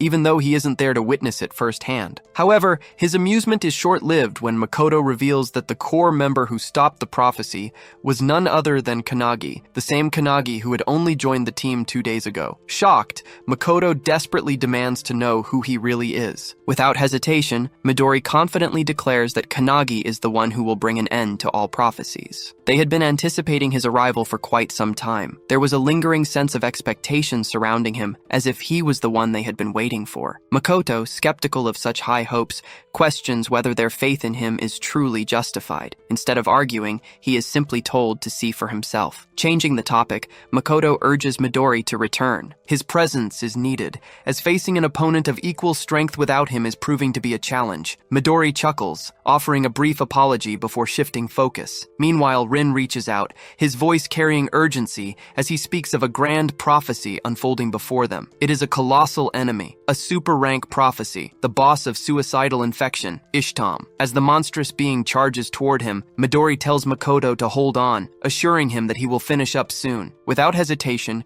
he extends his hand and unleashes divine wind turbulence. At that very moment, in a hospital ward, Kanagi's eyes snap open. A startled cry escapes his lips as he abruptly sits up. A nurse, noticing his sudden movement, leans over to reassure him. She informs him that he has finally regained consciousness. He has been in the anti-prophecy infirmary, asleep since the end of his mission. Hearing this, Kanagi wonders if he had merely lost consciousness. His sleep had been so deep that he hadn't even entered the spatial realm to train with the founders. The nurse assures him that he is fine, drawing back the curtain before reminding him to call if he needs anything. As the curtain lifts, Kanagi notices Suwu sitting nearby, arms crossed, silently watching him. Seeing him, Kanagi wonders if he had been watching over him the entire time he was unconscious. Kanagi looks around and notices that Hanada and Akane are missing. Curious, he asks about them, to which Suo reveals that they are training, frustrated by their perceived uselessness in the last fight. With an accepting tone, Suo calmly states that Kanagi's power was overwhelming. Hearing this compliment from a man like Suo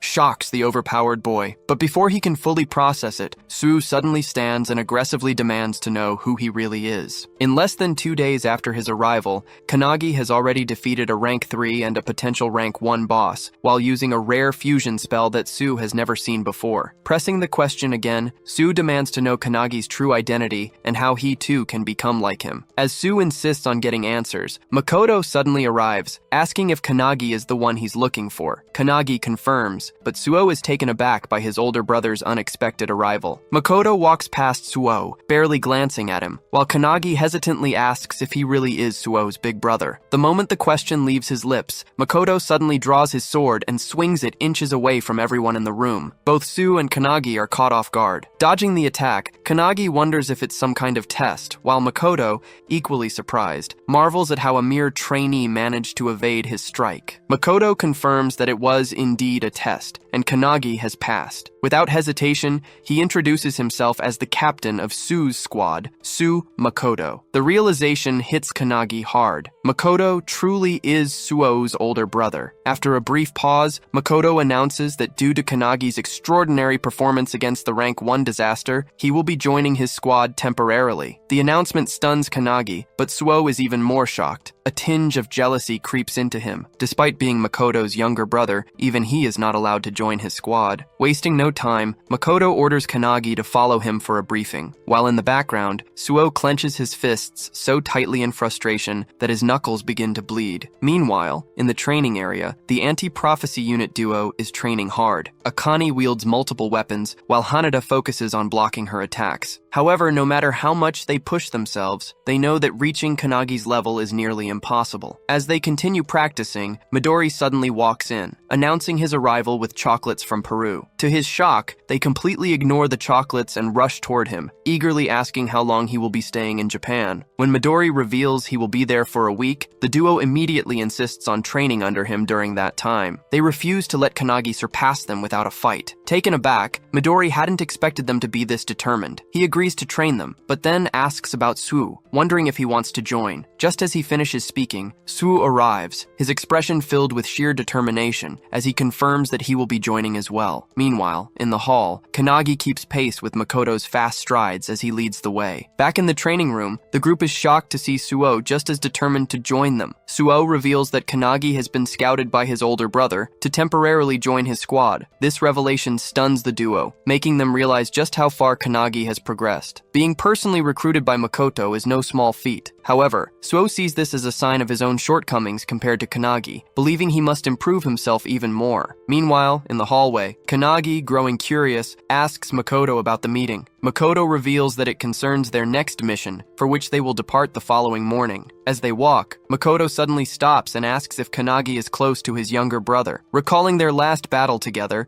when Suo lent him his sword, Kanagi excitedly confirms that he is. Though Makoto acts indifferent, he secretly worries about his brother but never shows it. This has led Suo to mistakenly believe that his brother hates him and doesn't care about him. The truth is, when Makoto visited them before, he didn't ignore Suo. He simply couldn't bear to look at his wounds. However, this misunderstanding made Suo believe his brother was disregarding him, fueling his determination to risk his life and grow stronger just to get Makoto's attention. On the other hand, Makoto doesn't want Suo to become stronger. He just wants him to be safe. This deep misunderstanding drives Suo's resolve to surpass Kanagi, believing that only then will his brother acknowledge him. One day, he hopes to defeat Makoto himself. Meanwhile, Kanagi, still curious, presses Makoto further, and Makoto finally admits that he truly does care about his little brother. Kanagi finds this heartwarming. Back in the training area, as Suo explains everything to the group, Akane finds it confusing. Even though Suo talks about surpassing his brother and proving himself, he still respects him deeply. Continuing her training with Hanada,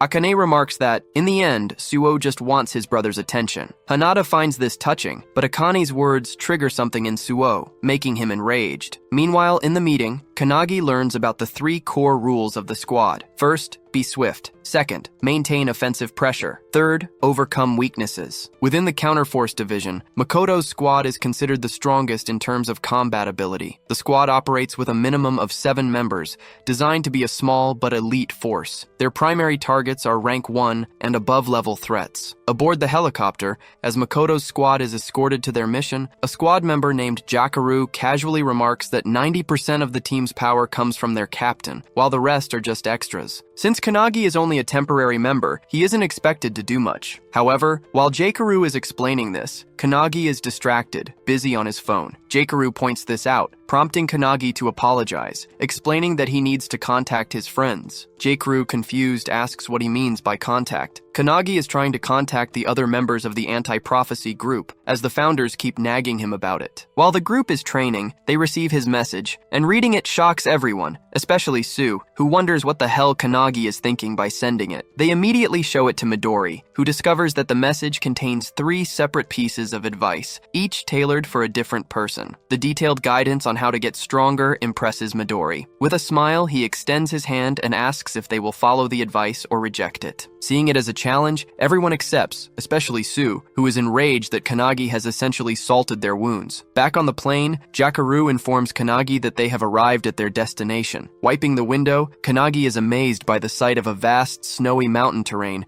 with enormous crystal spikes jutting out of the ground. Their mission is to deal with a rank 1 prophecy, Frozen Earth. This disaster threatens to freeze the entire planet, as the affected areas are expanding at an alarming rate. If left unchecked, the whole Earth could be consumed, ending all life. This phenomenon is occurring simultaneously in 17 different locations across multiple countries, many of them in urban areas, which only worsens the crisis. Vice Captain Kashi briefs the squad on the situation, stressing that they cannot afford any delays, as reports indicate the freezing effect is spreading faster than anticipated. Leading the mission, Makoto orders the squad to jump from the helicopter's back hatch, as it can no longer proceed safely. Before they jump, he reminds them that no human lives should be harmed. To motivate everyone, he commands them to chant the 3 squad rules, and they all shout them in unison. Standing at the back, Kanagi reflects on his last battle, where he once again relied on Hinoki in the end. Determined to grow stronger during this temporary mission, he sees this as a valuable opportunity to learn from the other members. As everyone leaps from the helicopter, Kanagi resolves to complete this mission on his own. This is his first rank 1 prophecy. At 10:17 a.m., everyone lands safely on the ground. The air is freezing, and despite being an awakener, Jaikaru catches a cold, questioning how the temperature is affecting him. Kashi explains that the cold is far worse than the reports indicated, which might be the reason. He also informs the squad that the area is vast and suggests setting up a camp midway. Hearing this, Makoto considers something but keeps his to himself. Meanwhile, Kanagi asks Jaikaru if the prophecy, Frozen Earth, is recorded in any prophecy book. Jaikaru denies it, revealing that the anti-prophecy unit predicted it using their unique skills. While many prophecies exist, this is the first time a member has successfully identified a rank 1 prophecy. This is why Makoto's squad was chosen for the mission, given its severity. Kanagi's question is answered, but Kashi notices that he seems slightly nervous. Kashi reassures him that nervousness is better than letting his guard down, but he shouldn't let it become a burden. Jaikaru places a hand on Kanagi's shoulder, repeating Kashi's words and reminding him that he is moving with the best crew of the anti-prophecy unit. Kashi yells at Jaikaru for being too relaxed, prompting Jaikaru to apologize instantly. Suddenly, Jaikaru raises his hand, reporting that his radar has detected enemies at 2 o'clock, approximately 200 meters away. Kashi acknowledges the report and vanishes in an instant, only to reappear moments later. She confirms that she scouted ahead and saw 30 monsters with an estimated rank of S++.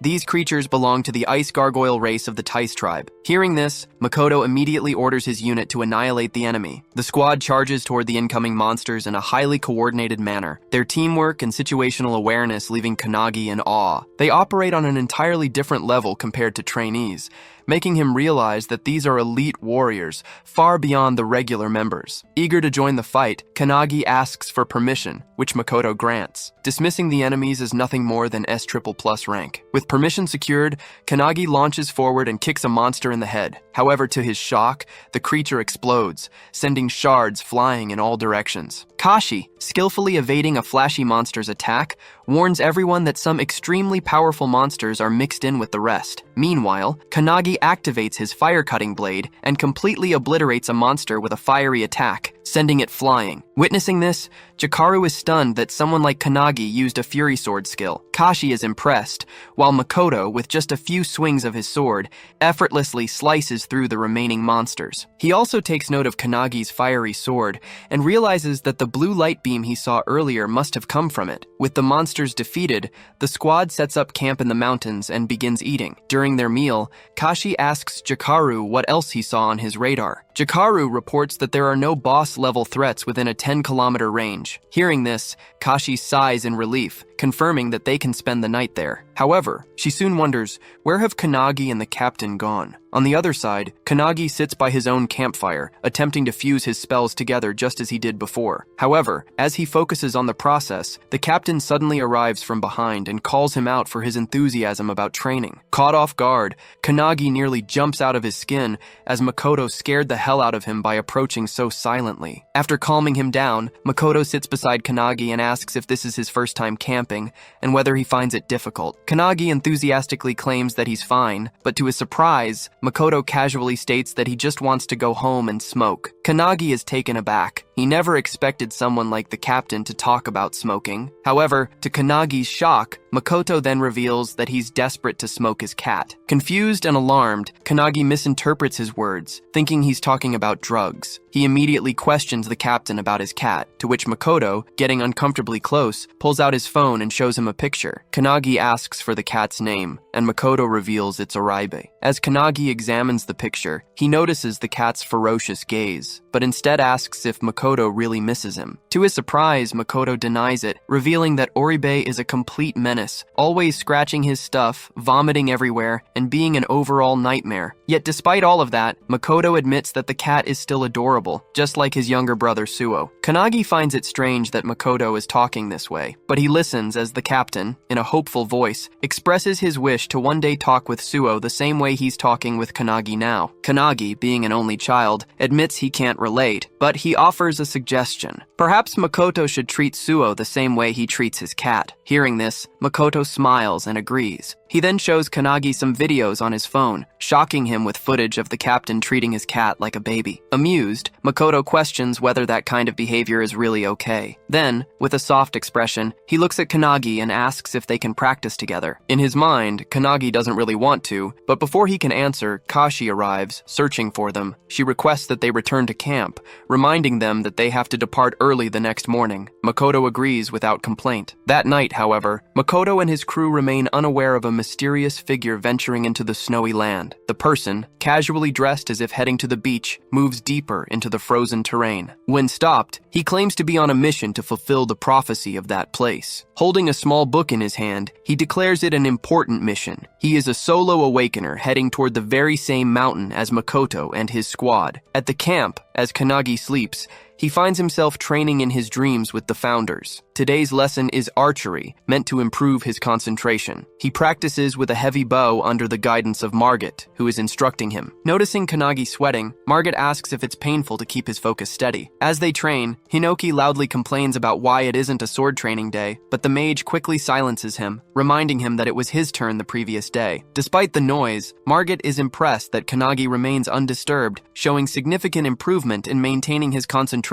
compared to their first session. Kannagi explains that he is currently on a mission with an amazing team, which motivates him to give his best. With his focus locked on the target, he releases the arrow, hitting the bullseye with perfect accuracy. Margit is amazed by the precision, while Kannagi drops to the ground, sighing in relief. Margit reminds him not to forget the feeling and calls it a day for training. Realizing that the session is over, Hinoki gets excited, immediately drawing his sword and ordering Kannagi to get up for sword training. However, just as they are about to start, Kannagi is suddenly awakened by his crew, as it's time to continue their journey. Before setting off, Makoto briefs everyone, stating that today, they will slay the boss tied to the prophecy. As they venture ahead, they encounter more monsters, this time, a flock of blue birds. As the squad charges toward them, the founders within Kannagi comment on how easy this mission should be, given the team's strength. However, the mage notices that one of the older founders appears uneasy, sensing that something is off about the fight. After a battle, the crew successfully clears the monsters, clearing their path forward. Makoto then orders Jakaru to scout ahead. Jakaru reports that approximately 2,000 meters from their position,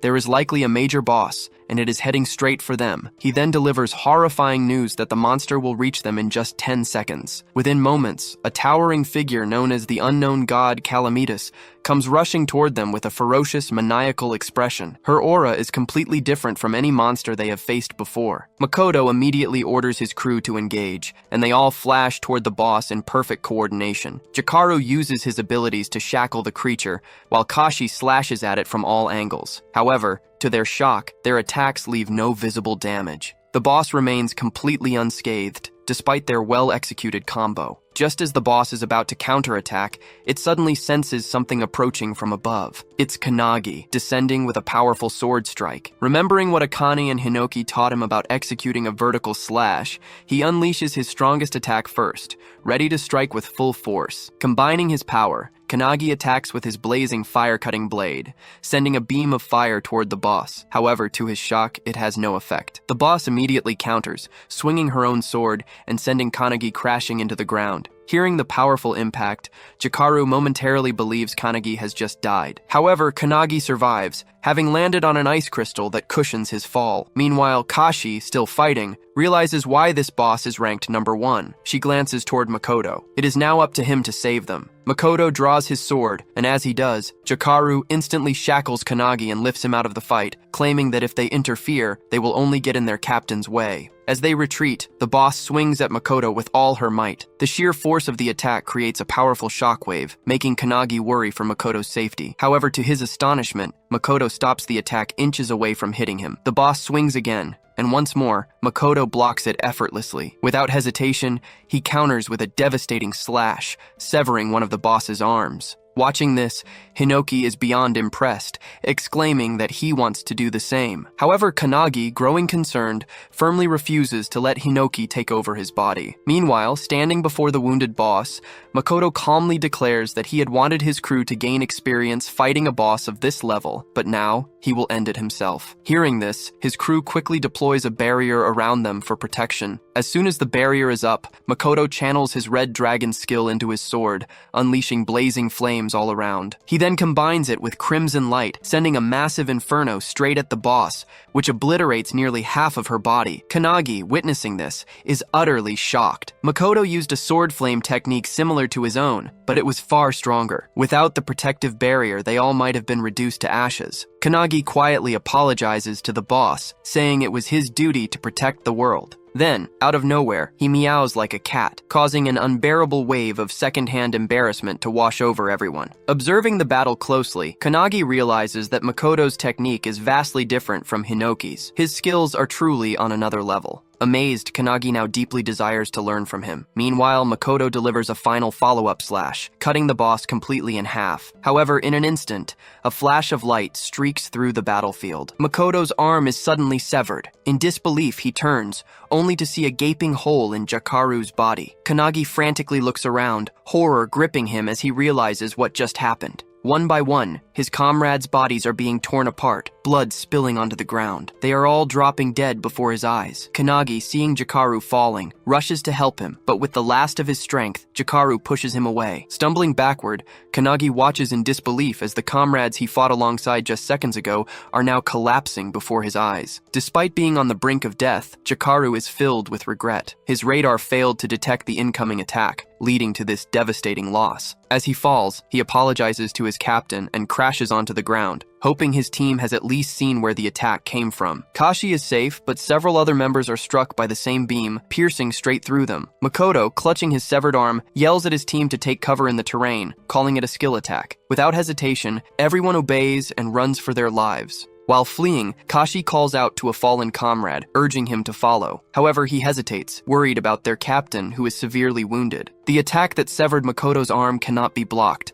not even by a barrier because its properties allow it to annihilate everything it touches. Suddenly, another beam hurtles toward Makoto, but he narrowly dodges it by leaping into the air. Kashi watches in growing fear as the boss unleashes a relentless barrage of attacks while simultaneously regenerating. Realizing they must take down the boss in one decisive burst, she turns to Kannagi, only to find him kneeling on the ground, frozen in shock. Kannagi stares at the of his fallen comrades, his voice barely above a whisper as he pleads with the founder Valentine, asking if she can resurrect them. However, with an embarrassed expression, Valentine apologizes. She cannot bring back the dead. Kannagi falls silent for a moment, then takes a deep breath. He calls upon all the founders, admitting that while he wanted to handle everything himself this time, he now realizes he may need their help once again. Without hesitation, Hinoki steps forward and takes control of his body. Meanwhile, Makoto, analyzing the attack, realizes that it completely bypassed Jikaru's radar. Since Jikaru's radar can only detect threats within a 3-kilometer range,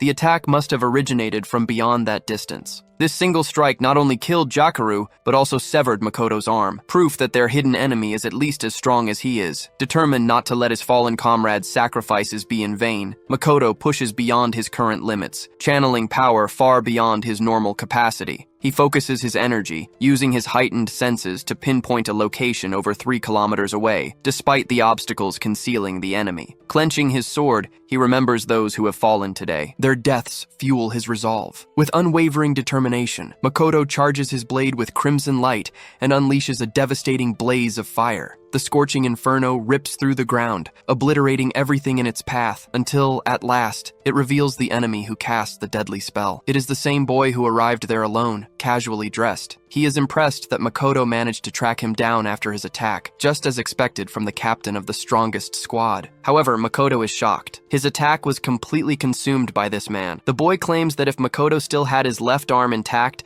that attack would have killed him. He is using a spell called Darkness to channel dark orbs around him. As he walks toward Makoto, he launches one of the orbs with the intent to kill. In response, Makoto swings his sword, conjuring an ice barrier. He then counters in an instant, vanishing and reappearing behind the boy, slashing at his neck. But before Makoto can process what just happened, the same devastating beam attack strikes again, tearing a chunk off his torso. The boy remains unharmed, calmly stating that he had anticipated Makoto's attack. However, he adds that Makoto is the one truly close to death. That comment ignites Makoto's rage. With what little strength he has left, he lunges forward, swinging his sword. But the boy effortlessly sidesteps and counters with a powerful kick, landing a direct hit on Makoto's open wound. However, Makoto is one step ahead. Using the opening, he strikes with the back of his sword, sending the boy crashing into the ground. As Makoto watches, he becomes curious. Why did the boy stop using his beam attack after only a few shots? Despite its overwhelming power, it seems he cannot sustain it indefinitely. Realization dawns on him. The boy cannot use his spell continuously. In terms of endurance, they are evenly matched. The boy, after crashing, manages to land on his feet, confirming Makoto's suspicion,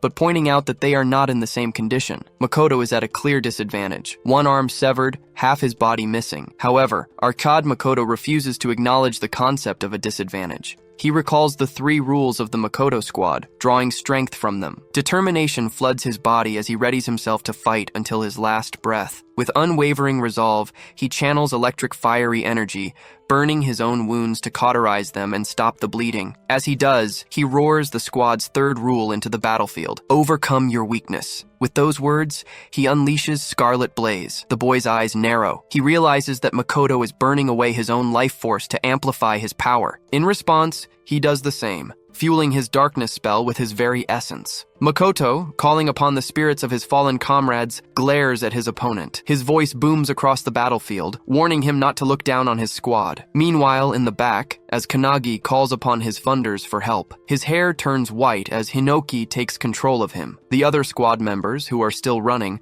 are suddenly stopped by the boss, who remains strong as she regenerates her arms. Kashi, witnessing this, grows concerned, realizing she cannot subjugate the boss alone. She calls out to Kanagi, who is still kneeling in the back. To her, it seems as though his fighting spirit has completely faded after witnessing his squad members' deaths. It is only natural. He was just an ordinary person who recently joined the squad. However, to her shock, Kanagi rises from the ground. In a blinding flash, he dashes forward and lands a devastating kick on the boss, sending her flying. On the other side of the battlefield, Makoto and his opponent continue their fierce exchange, trading blow after blow. Makoto, wielding only half of his sword, unleashes Scarlet Light. The opponent barely dodges by leaning to the side. Despite evading the attack, he grows uneasy. It is getting harder. Makoto's flames, which should have been erased by his darkness spell, are re-emerging and striking him again. Furthermore, there is a limit to how much he can control his darkness manually, and that limit is approaching. Realizing this, he sends a barrage of darkness orbs at Makoto. But Makoto swiftly dodges, seizing an opening to lunge forward and slash his opponent's arm clean off. Now their positions are reversed.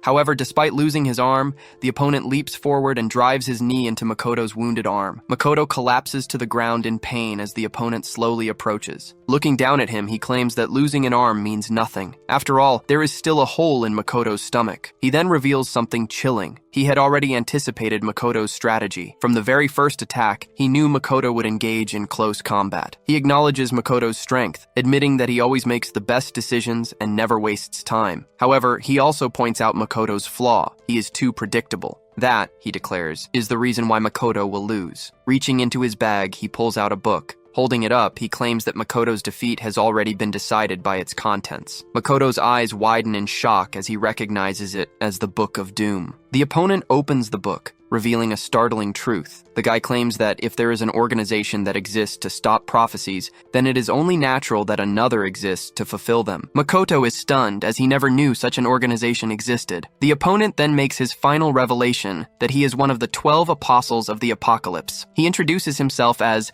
the 12th of darkness, the one destined to fulfill the prophecy. Makoto, still in disbelief, questions the reason behind his obsession with bringing about destruction. The opponent, flipping through the pages of the book, smirks and asks if he reveals will Makoto forgive him. Makoto is enraged by the mockery. Without hesitation, he swings his sword with all his might, nearly severing the opponent's shoulder. Makoto is confident that he can win this battle, as his opponent appears to be out of mana, and his body seems to be reaching its limit. Makoto channels the red dragon form, convinced that it will secure his victory. On the other hand, the guy, with his shoulder nearly severed, is still standing, declaring that this is Makoto's end. With that, he takes out a potion and drinks it, unleashing a flashy burst of light. The light blinds Makoto, and suddenly, within that brilliance, a powerful fist strikes Makoto's face, sending him crashing to the ground. As the dust settles, Makoto is in disbelief, seeing that all the damage he inflicted on the guy has been healed, and his opponent is back to full strength. The guy claims that the potion he used is an artifact, which allowed him to heal completely. With one arm, Makoto uses his Scarlet Light Blade again, sending a sword wave toward the guy. However, the guy disperses it with his darkness orbs and counters with a barrage of attacks. Makoto is left in shock, as the artifact the guy used is supposed to be controlled by countries due to how overpowered it is, and no ordinary organization should be able to possess one. The guy kicks Makoto in his gut wound, sending him to the ground, where he takes his final breaths. Seeing Makoto beaten, the guy lets out a sigh of relief, believing he has finally defeated him. Meanwhile, Makoto, remembering his childhood and his comrades, tries to reach for his sword. He also recalls Kanagi's words about treating his brother like his cat, which brings a smile to his bloodied face. With renewed determination, he picks up his sword, but as he is about to swing it, a darkness beam hits him, completely severing the hand holding the sword. The guy, with a confident tone, bids Makoto his final goodbye. However, just as he is about to deliver the finishing blow, someone arrives, parting the crystal behind him. It's Kanagi, backed up by all the founders, ready to get their revenge on the guy who made their disciple cry. Makoto notices Kanagi's presence and is initially worried, but soon realizes that it's not just Kanagi. Something else is emanating from him. The guy also notices the abnormality and the aura radiating from Kanagi. The boy in front of him no longer appears as a vulnerable target, but as an existence that will fiercely defend himself. Growing worried, the guy warns Kanagi not to move, threatening to kill Makoto if he does. However, as he speaks, his arm is severed from his body in a flash. The guy is shocked, unable to comprehend how it happened so quickly. Meanwhile, Kanagi simply swings his sword from a distance, the force of the strike even dulling his blade. The founders notice this, surprised that the sword dulled after just one strike. The Alchemist founder steps in, transmuting multiple weapons for Kanagi to use in the fight. With pure vengeance in his eyes, Kanagi orders every founder to unleash hell on the guy. Meanwhile, the guy completely regenerates his arm, which shocks Hinoki. The mage founder explains it as reversal, a skill she didn't expect a modern awakener to possess. She speculates that the artifact he used continuously heals his wounds until its effect wears off. As she speaks, Kanagi launches an arrow that strikes the guy directly in the head. The guy didn't see it coming, but he regenerates the wound instantly. Seeing this, one of the founders asks the mage how they can kill the guy. She reveals that they must kill him repeatedly until he eventually dies. The guy uses his darkness spell as Kanagi loads another arrow. When Kanagi releases the arrow, the darkness spell tries to intercept it, but the arrow pierces through, striking the guy in the chest and head. The archer founder mocks the guy, asking if he truly believed he could stop his arrows. The guy regenerates his wounds and counters with a darkness orb's attack. Kanagi, using the founder's evasive powers, dodges the attack and flashes toward the guy, kicking him in the face. He then grabs the guy's hand and delivers a palm strike to his face. One of the founders notices that the guy can't use his annihilation beam attack if his vision is blocked by his own orbs, which works in their favor. Dodging the attack becomes easier because of this. Kanagi delivers a powerful blow to the guy's gut, sending him crashing to the ground. The founders wonder how many times they'll have to watch the same guy die and regenerate. Meanwhile, Kanagi walks over to Makoto, who, in his beaten state, asks if he is truly Kanagi. Kanagi denies it, explaining that the founders are using his body as heroic spirits. Using Valentine's healing power preservation, Kanagi begins healing Makoto's arms. As he heals, Kanagi reveals that they are in a hurry and must act quickly. Seeing Kanagi leave, Makoto understands that it's the founders who are in control. A short distance away, the guy gets back up, shocked that his spells are being dodged and countered so effortlessly. Without giving him time to think, Kanagi attacks him with a spear,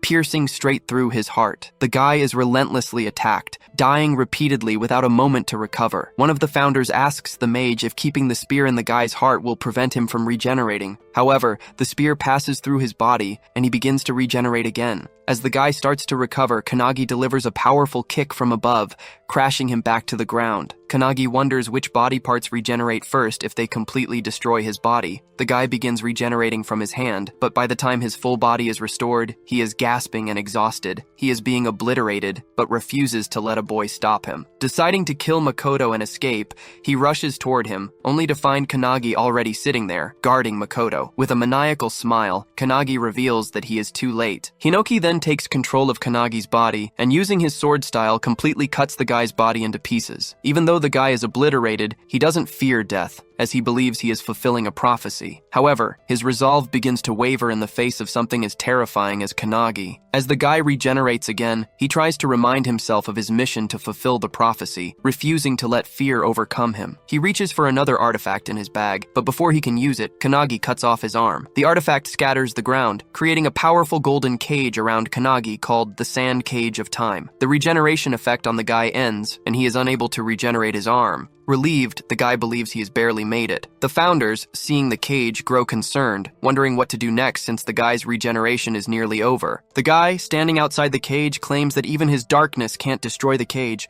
so Kanagi can't kill him from within. With a nervous expression, he declares that he is going to leave, but before he can finish his sentence, Hinoki yells at him to watch closely. Suddenly, the guy feels a strong aura behind him and turns to see Makoto standing on his own 2 feet, still regenerating. How is Makoto that much of a Chad and overpowered? Well, it all goes back to his childhood when he trained with the best Midori. Even Midori lost to Makoto in a sword fight, which led him to suggest that Makoto find a better master to continue his training. Following the advice of the world's strongest awakener, Makoto searched for masters to become a disciple of those at the highest level. However, he surpassed every master he encountered, whether they taught him swordsmanship, magic, or agility. Every master gave up on him in less than a month. One of the masters recommended him to the strongest swordsman they knew at the time, Hinoki Ichika, the little sister of Hinoki. Ichika became Makoto's final master, and he trained under her for about 3 years. One day, while training with Ichika, Makoto asked about a sword technique mentioned in a book called Indomitable. Even Ichika couldn't figure out how the technique worked, claiming that it was a skill only Hinoki, the founder, could use. Makoto found it fascinating, as he had read about it in the book. However, Ichika soon realized she had nothing left to teach Makoto, as he had already mastered Hinoki's one-handed sword style. Makoto wanted to grow even stronger, but Ichika didn't know how he could progress further. She compared him to an unblooming bud,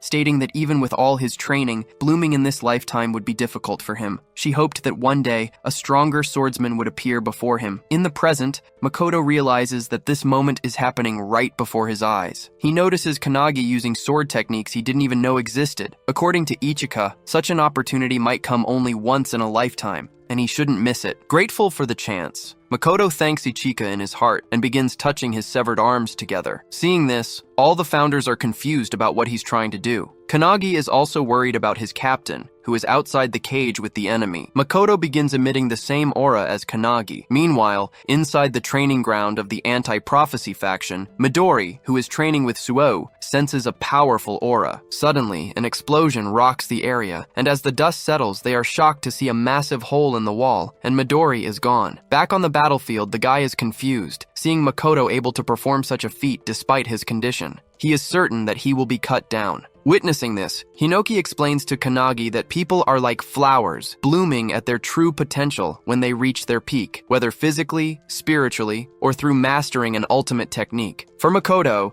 this is the moment of his true potential. Hinoki, standing behind Kanagi, advises him to engrave what he sees deep in his mind. Kanagi realizes what Hinoki is trying to say. Like a blooming flower, Makoto lifts his arms as if holding a sword and, with unwavering determination, manages to use Hinoki's one-handed sword style's lost technique, indomitable, the very technique he read about in the book. Even though the guy's darkness defenses are flawlessly activated, his body is cut in half without Makoto even wielding a physical sword. The guy wonders if this is the time and place where he will meet his end. As his body falls apart, Hinoki praises Makoto for materializing a sword that existed only in his mind. Meanwhile, Makoto, though standing in a state of confusion, feels that he has finally become the swordsman he always aspired to be. He considers it a blessing to have spent time with his family, friends, comrades, and subordinates. Every experience he's had has made him stronger. Even if this is his end, he remembers his little brother and his cat, apologizing to them in his heart. As he is about to lose consciousness, he sees Kanagi walking toward him, lending a hand with a smile. Seeing this, Makoto realizes that this death might not be the end, as he can still leave his legacy to the next generation through Kanagi. Grabbing Kanagi's hand, he thanks him and collapses to the ground. As the cage vanishes after the guy's defeat, Kanagi rushes toward his captain, feeling a deep connection through the crest of nothingness. All the other comrades lie lifeless on the ground, but as Makoto is about to join them, Midori comes flying in. He grabs Makoto just in time as he falls. Makoto dies in Midori's arms at the age of 23 after the battle with the darkness user. Pay, F for respect in the chat. Holding Makoto's body, Midori is in despair, unable to believe what has happened. He remembers a time when he asked Makoto why he became the captain of the squad while they were training. According to Midori, in the anti-prophecy unit, Makoto was the second strongest after him,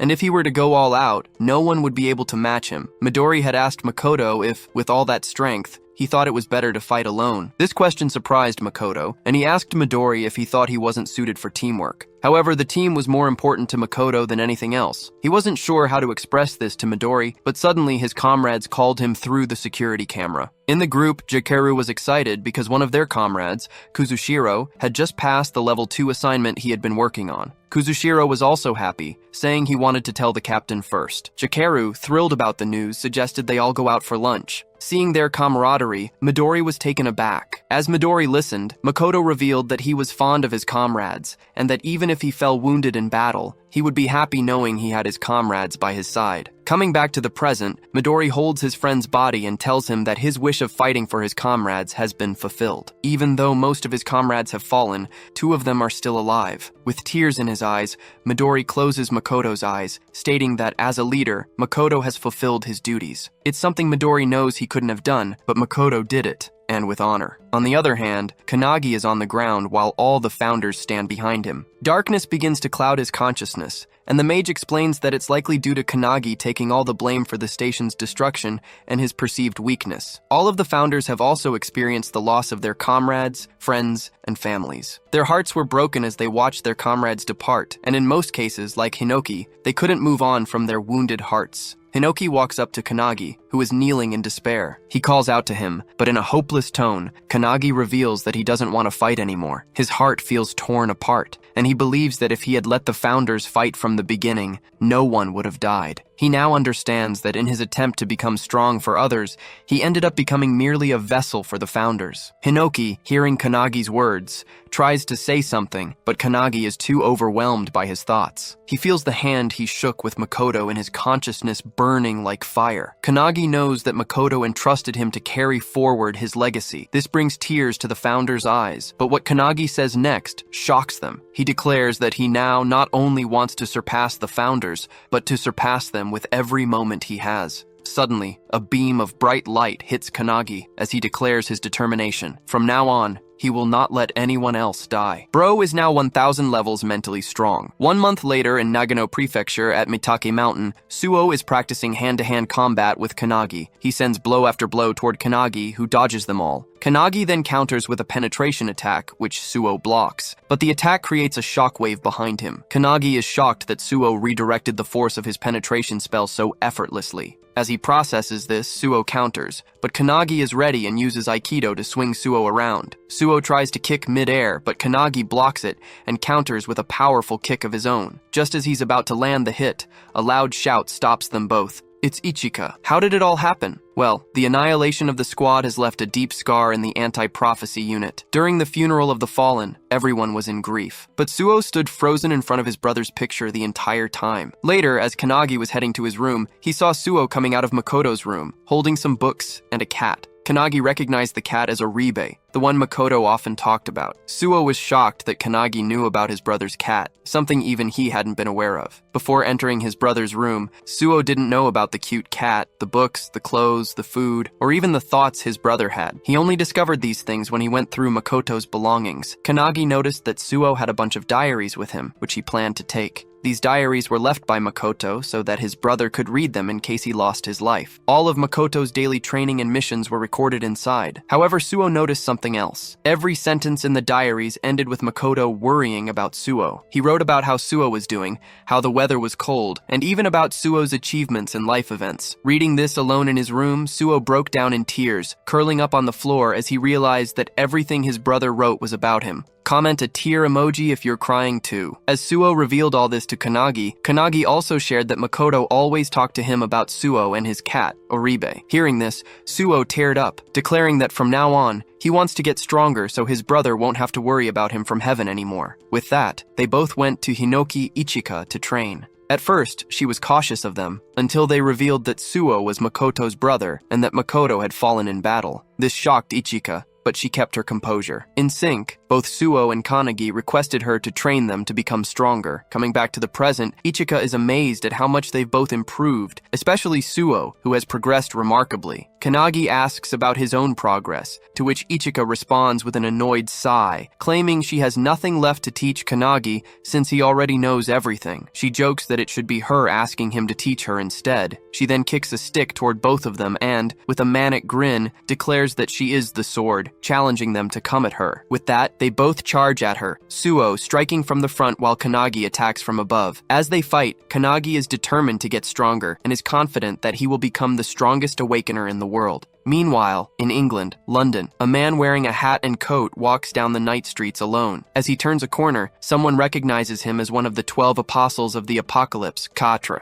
Katra also recognizes the person approaching him. It's Midori. Midori straight up demands that Quatra reveal the location of his base and comrades, warning him that if he says anything else, he will die. Hearing this, Quatra instantly summons his weapon, a strange heart-shaped pike, and challenges Midori to come at him. Suddenly, a burst of blood sprays from the alleyway, followed by Midori walking out unscathed. Outside, other members of the anti-prophecy group are waiting. Midori hands them the book, turns and leaves, stating that 7 people are left. They now have 5 books, meaning they've killed 5 members of the 12 apostles of the apocalypse, and Midori is now heading to the next target. Within the hunt of everlasting secrets, the anti-prophecy's top secret facility, a book collected by Midori, is presented to an elderly woman. She is introduced as Io, the superintendent of the anti-prophecy unit. The man delivering the book confirms it is indeed from Midori, revealing that these are the prophecy books of the 12 apostles of the apocalypse. This man is Jengen, the assistant to the superintendent. Another assistant,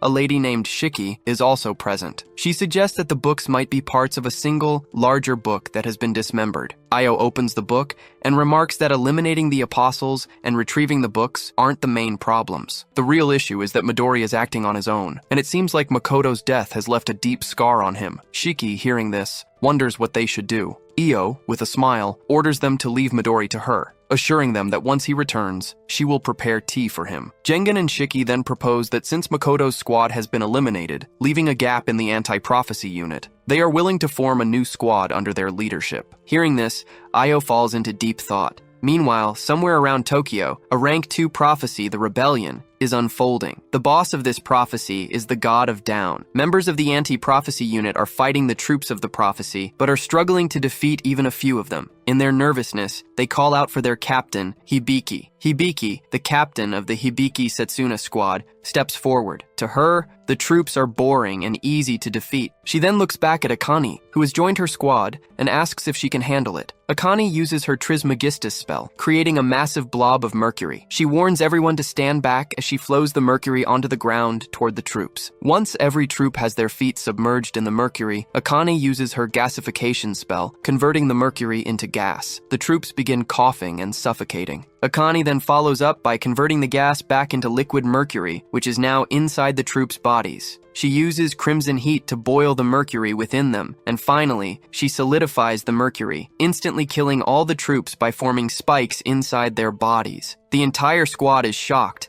as Akane has just wiped out all the troops in a matter of seconds. Akane snaps her fingers and turns toward the group, announcing that she's finished. Hibiki walks toward her, clapping, and praises Akane for using all 3 states of matter and executing 4 attacks in a single skill. She holds Akane's chin and remarks that it's a shame Akane is only a temporary member of their group. Hibiki proposes that once Akane finishes her training, she should join their squad permanently. Akane, excited, replies that she'll think about it. The other squad members are also impressed by Akane, wondering if she'll really join their squad given how cute and strong she is. However, to their surprise, Hibiki wants Akane to join because she wants their battles to be even easier. As soon as Akane leaves, she calls Kanagi, informing him that she has completed Lesson 7 about controlling the 3 states of alchemy, and asks him to send her the next lesson. Kanagi, who is trying to keep his lunch safe from the cat, agrees. The founder alchemist hearing this is amazed that Akane has finally mastered level 7. Kanagi requests the founder to prepare 3 more lessons for Akane, which he gladly agrees to. Kanagi informs Akane, and she thanks him. She also mentions that Hanada has reached Lesson 8. In Saitama Prefecture, Tokorozawa City, a Rank 2 prophecy, Earth-eating beast with the boss Sphinx has occurred. Hanada, sent to eliminate the boss, uses his lightning kick and completely destroys the boss with a single strike. With this, he completes his level 8 lesson on the lightning kick. The captain of the Todoroki squad praises Hanada and proposes that he join their squad. Hanada, like Akane, wants to think about which squad he should join. He asks Akane for advice, and she, excited to compete with him, claims that no matter which squad he chooses, she'll win against them. Kanagi, who is on a joint call with them, is happy that they're both getting stronger, and declares that he should get up and start training too. As Kanagi is talking, Suo gets annoyed that Oribe the cat always clings to Kanagi and not him. He yaps about it, and as he tries to pull the cat away from Kanagi, Akane asks if they've heard the rumor about a new squad forming. Kanagi hasn't heard about it, so she explains that a new squad is being formed to fill the gap left by Makoto's squad. The captain of this new squad will be selected from the member with the highest achievements. Kanagi takes the news lightly, but Akane has something else on her mind. She reveals that the real question isn't who will become the captain, it's whether Kanagi wants to form his own squad. At first, Kanagi brushes it off as a joke, but then he freezes, realizing the weight of what she's saying. Kanagi asks Akane why she said that. She reveals that there is a certain desire within the anti-prophecy, as there exists a force in the world capable of eliminating all prophecies. Kanagi is taken aback by this revelation, and Akane adds that she too desires such a force. She explains that everyone in the squad is searching for a strong-willed leader, and she believes Kanagi has the qualities to be a capable squad captain. Just then, Akane's squad captain calls for her, prompting her to excuse herself from Kanagi and say goodbye. This conversation leaves Kanagi deep in thought about the possibility of becoming a squad captain. Meanwhile, Ichika asks Suo about Kanagi, to which he reveals the discussion about him potentially becoming a captain. Ichika also believes that if Kanagi wants to, he could easily take on the role, and Suo agrees with her. Lost in thought, Kanagi seeks answers from the founders, who appear just as uncertain about what to advise him. Since they had all devoted their lives to following a master, they lack experience in leadership. The mage founder, realizing this, calls them useless teachers for being unable to guide Kanagi in this situation. Hinoki then turns to the founder of military strategy, Rion, and asks for his opinion. Ryan, however, refuses to intervene, stating that it is not the right time, as there is already someone qualified to guide Kanagi. Before Kanagi can process this, his thoughts are abruptly interrupted by a wooden spear striking the ground inches away from him. Looking up, he sees Ichika approaching, urging him not to waste his time overthinking and instead continue his training. With a maniacal grin, she challenges him to use his flash step against her. Kanagi agrees, leaping down from the rock and using flash step in combination with ripple step to land softly. Ichika watches in amazement, wondering about Kanagi's true identity. To her, the level of skill he has attained in just 6 months is impossible for a normal awakener. Recalling Hinoki's rigorous training sessions where he failed countless times while learning flash step, Kanagi lets out a laugh. However, Before he can dwell on the memory, he senses an aura of energy surging toward him. Noticing Ichika charging at him with her wooden staff infused with energy, he swiftly dodges. The staff strikes the rock behind him, splitting it cleanly in half. Suo, witnessing this, is stunned. Ichika, undeterred, reminds Kanagi that she doesn't care whether he is focused or not. She will force him to be. Kanagi, now slightly nervous but fully attentive, holds his stance. Inside him, Hinoki realizes that Rion was referring to Ichika as the qualified person to guide Kanagi. The mage founder also comes to understand that Ichika is remarkably strong for a modern awakener, as expected from Hinoki's descendant. However, Hinoki denies having children, claiming it might be his brother instead. He acknowledges Ichika's strength, noting that since she trained someone as powerful as Makoto, she might be a living successor. However, as he says this, he notices her using a technique called Skyfall, something he has never seen before. This technique launches an electric zap toward Kanagi, who barely evades it. Realizing the sheer strength behind the attack, Kanagi understands that Ichika is going all out against him. Ichika charges forward and follows up with her Purgatory Sword technique, unleashing a powerful strike at him. Meanwhile, Hinoki watches in excitement, realizing that Ichika has developed a new technique by refining all the knowledge passed down to her. Outside, as Kanagi dodges the attack, Ichika is impressed. It's a technique he has never encountered before, yet he still managed to evade it. She praises Kanagi's one-handed sword style, noting that it closely resembles the techniques of the founder. This comment shocks Kanagi, and before he can respond,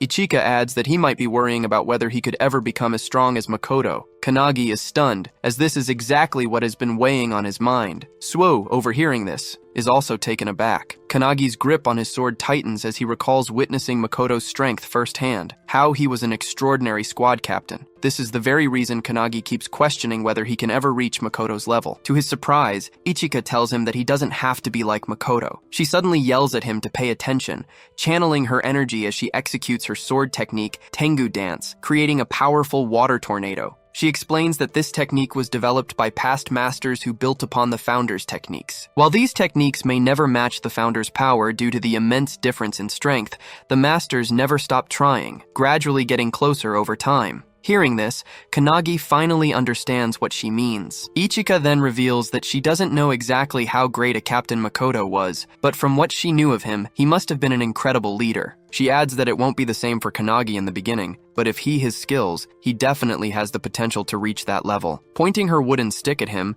she advises Kanagi not to try to become like Makoto, but instead to focus on the path entrusted to him. Hearing this, Kanagi remembers when Makoto shook his hand. Thinking back on that moment, he realizes he must look toward the future instead of dwelling on comparisons. A smile appears on Ichika's face as she declares that, for the sake of that future, she will train him herself. With that, they both engage in intense training, pushing each other to their limits. 2 weeks later, at the Anti-Prophecy headquarters, Hibiki and Todoroki, two squad captains, review the list of newly recommended squad candidates. The list, submitted by the superintendent themselves, includes Kanagi and Ichika. Some members find this selection odd. Meanwhile, outside the HQ building, a dark figure speaks on a cell phone, informing someone that they have successfully infiltrated the facility and that the new squad captain exam will take place in 3 days. This figure carries the Book of Doom and boldly declares that they will soon become the new squad leader of the Anti-Prophecy. This figure is none other than Eva, a member of the 12 Apostles of Apocalypse. Eva possesses a skill called Heavenly Demon, which allows her to replace the existence of anyone she kills. Her goal is to become the captain of the newly formed squad of the Anti-Prophecy and destroy the organization from the inside. As Midori continues his killing spree against the 12 apostles, more than half of them have already fallen. Since they cannot defeat Midori head-on, they have decided to sabotage the Anti-Prophecy from within. Their motto is that they will do anything to fulfill the prophecy. 3 days later, at the grand training field of the Anti-Prophecy, the selection examination for the captain of the new squad is underway. As all participants gather, the instructor announces that there will be 4 tests, with only 4 people advancing to the final stage. The exam follows a point system. First place in each test earns 3 points, second place earns 2, and third place earns 1. In the end, the candidate with the highest score will be elected as the captain of the newly formed squad. The superintendent watches as the instructor urges all participants to give their best effort. In unison, they yell, "Yes!" Among them, Kanagi feels the weight of everyone's gaze. There are 8 candidates. Koki from the Yagarama squad, Akihina from the Yorizuya squad, Sonobe from the Yashima squad, Hisagi from the Kakabe squad, Sakazaki from the Tsurazaki squad, Shikami from the Todoroki squad, and Jiru from the Hibiki squad. However, the real danger lies in the fact that one of them is actually Eva, one of the 12 apostles, an imposter hidden in plain sight. And then there is the special recommendation, Kannagi. Unlike the others,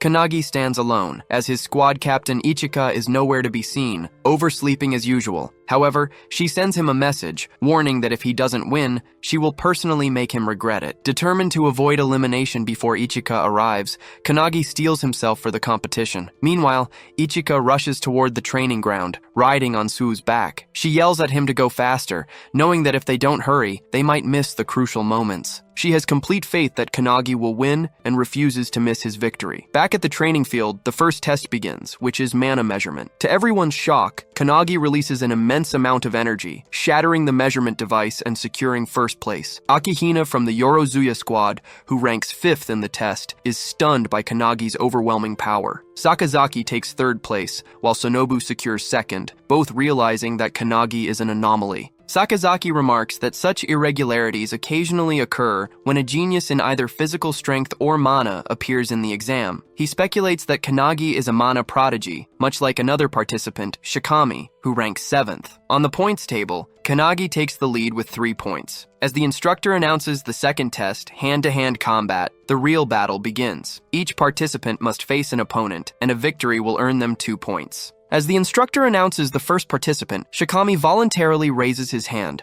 requesting to face Kannagi. Shikami is the strongest regular member in hand-to-hand combat, and is also considered an irregular. When he was just 2 years old, he was caught in the emergence of monsters from another dimension. However, even as a baby in a cart, he single-handedly killed all the monsters, shocking his own mother. He protected her and became a legend. In the audience, Hibiki accuses Todoroki of cheating by sending Shikami into the hand-to-hand combat test. Todoroki argues that there is nothing wrong with choosing his strongest member, as Shikami is blessed with both magical talent and immense physical strength. He boasts that he has been training Shikami since he joined his squad, and to this day, no one has ever beaten him in hand-to-hand combat. Hearing this, Hibiki wonders if the match will end instantly, considering Shikami's combat abilities are practically unbeatable. As the fight begins, Shikami approaches Kannagi and asks if he has really been giving lessons to Hinata. Remembering the founders, Kannagi replies that he is merely a messenger. Shikami doesn't understand what he means, but continues, claiming that someone out there is advising and teaching Hinata, who is already a super genius. He adds that even without Kannagi's guidance,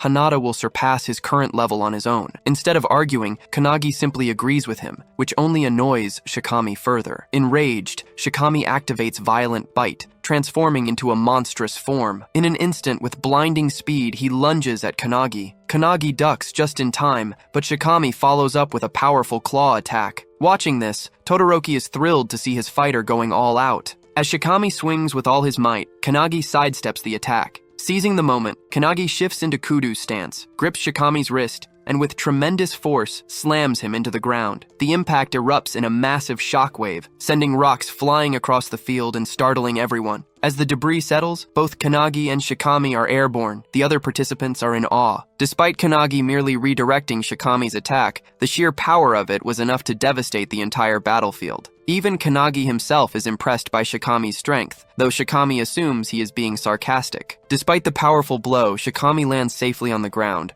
shocking everyone that he managed to do so despite the destroyed terrain. Akihina, analyzing the situation on his laptop, remarks that this outcome was inevitable. Shikami's physical boost is irregular, and the sturdiness of his body far surpasses that of a normal awakener. Regaining his composure, Shikami charges at Kannagi once again. Kannagi realizes that simply countering Shikami's attacks won't be enough to win. He needs to try something different. Activating his founder power, he delivers a light kick at the charging Shikami. He then multiplies the attack using the penetration technique, Luminance Kick, striking Shikami multiple times while he is still airborne. Everyone watches in shock as Shikami crashes to the ground, defeated. The instructor quickly intervenes, stopping the match before it escalates further, and declares Kannagi the winner, awarding him 2 additional points. The other squad members are amazed. This guy just physically overwhelmed Shikami, despite Akihina's earlier claim that he was an irregular. Akihina, now furiously typing on his laptop, hadn't expected Kanagi to be so exceptional in hand-to-hand combat. He initially assumed Kanagi would be eliminated naturally if left alone, but now, it's clear that Kanagi is becoming an obstacle in his plans. As Shikami regains consciousness and opens his eyes, he is shocked to see Kanagi casting some kind of spell on him while he lies on the ground. Kanagi reassures him that he is healing his wounds, which only astonishes Shikami further. An irregular in both mana and physical prowess, now capable of healing too? It seems almost unbelievable. Shikami, still processing what's happening, asks Kanagi if there's anything he can't do. This question makes Kanagi recall the time he desperately tried to bring back his fallen Makoto squad members, but failed. After healing Shikami for a while, Kanagi tells him he should be able to stand now. As they speak, a loud bang suddenly erupts nearby. Kanagi looks over and reveals that it marks the final match of the hand-to-hand combat exam. Shikami, now alarmed, wonders how long he's been unconscious, realizing it must have been quite some time. Kanagi calmly tells him it has only been 5 minutes. According to Kanagi, after their fight, the other battles started simultaneously. 2 of the pairs finished instantly, but Akihina and Hisagi are still fighting even after 5 minutes. Both remain determined,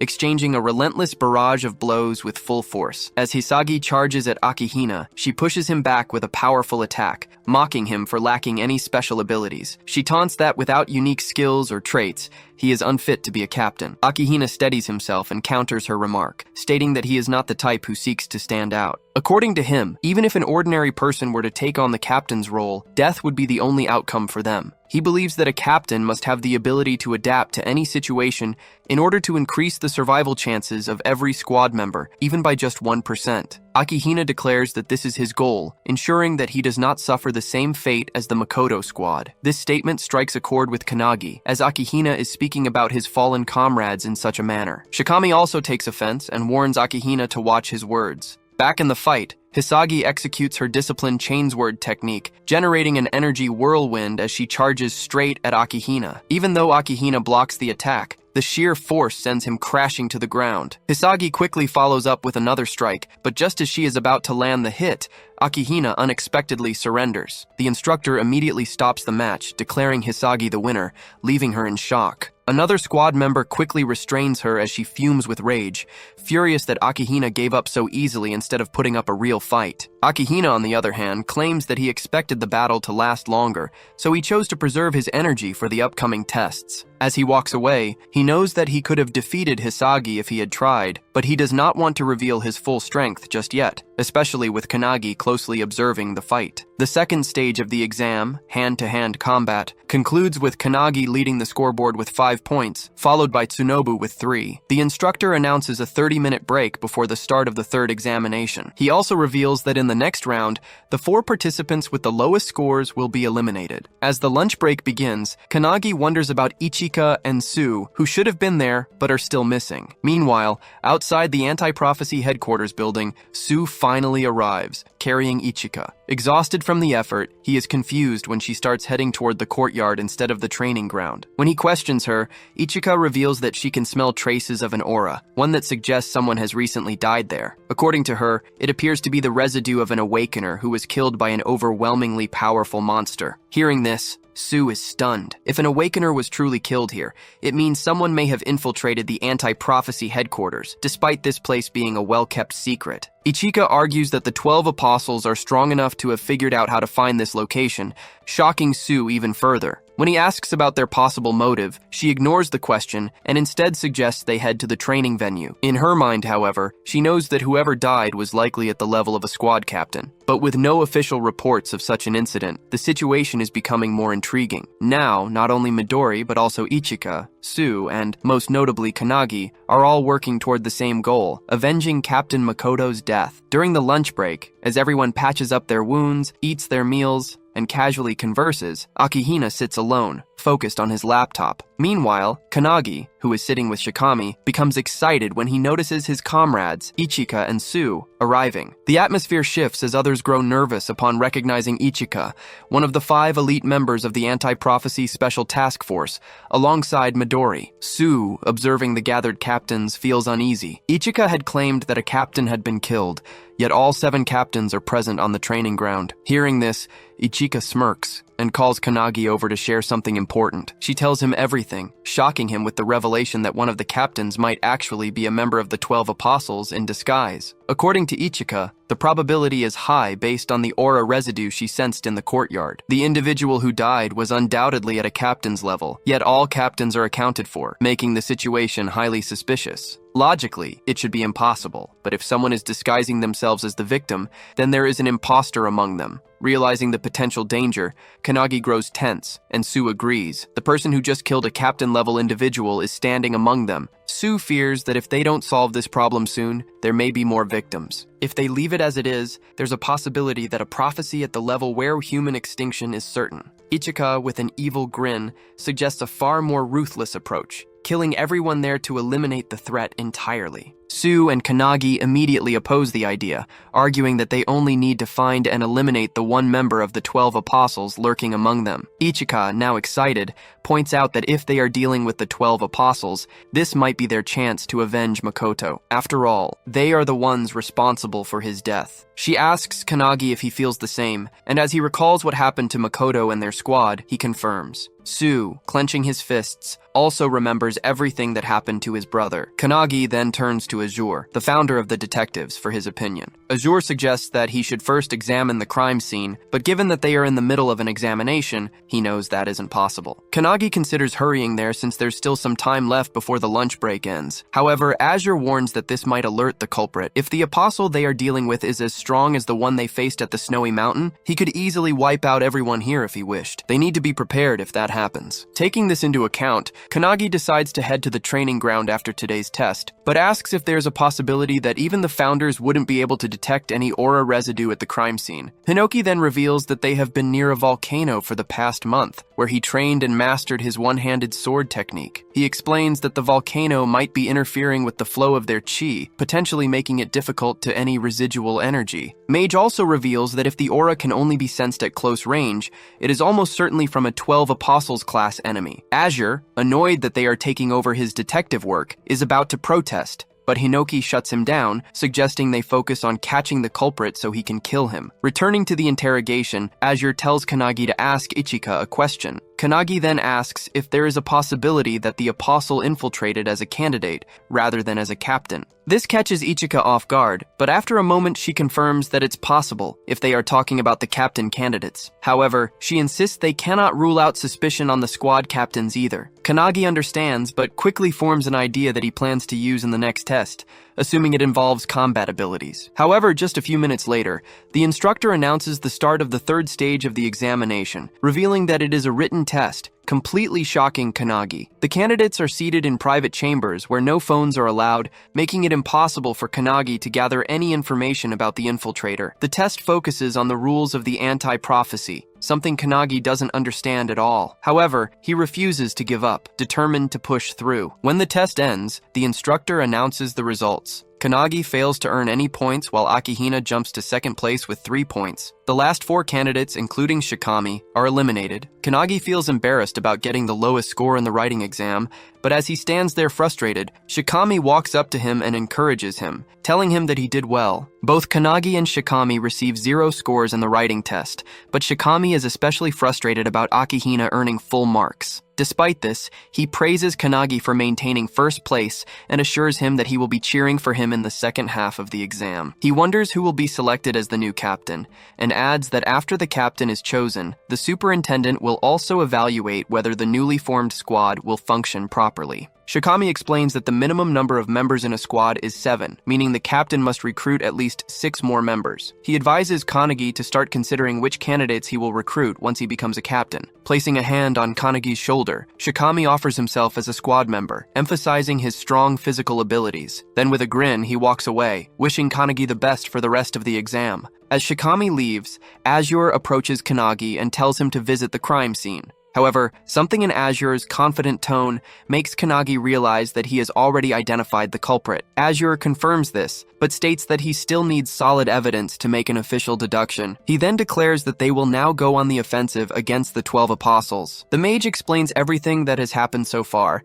and mentions that Detective Azure assists Kanagi with his deductions and methods. This annoys Hinoki as the mage speaks in a roundabout manner, but she does so intentionally to lighten the mood with her narration. They are at the crime scene where Azure takes over for Kanagi and begins examining the area. As expected, everything aligns with his suspicions. With the victim's identity confirmed, he now also knows who the culprit is. Hearing this, Hinoki realizes that their opponent is indeed one of the 12 apostles, which means he might have obtained the Book of Doom, the same one the last apostle possessed. The mage then asks what they should do next. Just as Kanagi is about to respond, he suddenly feels a surge of energy and is transported into a cloudy realm. There, he encounters an old lady who, when asked, simply claims to be a random granny passing by. She inquires about his investigation, and Kanagi reveals that a murder has been committed. The culprit has taken on someone else's form and appears to be highly skilled. Upon hearing this, the granny asks if they should find the culprit now. However, Kanagi explains that they already know who it is, not by mere guesswork, but with solid proof. Despite this, he admits that he cannot expose the truth just yet. The granny is confused,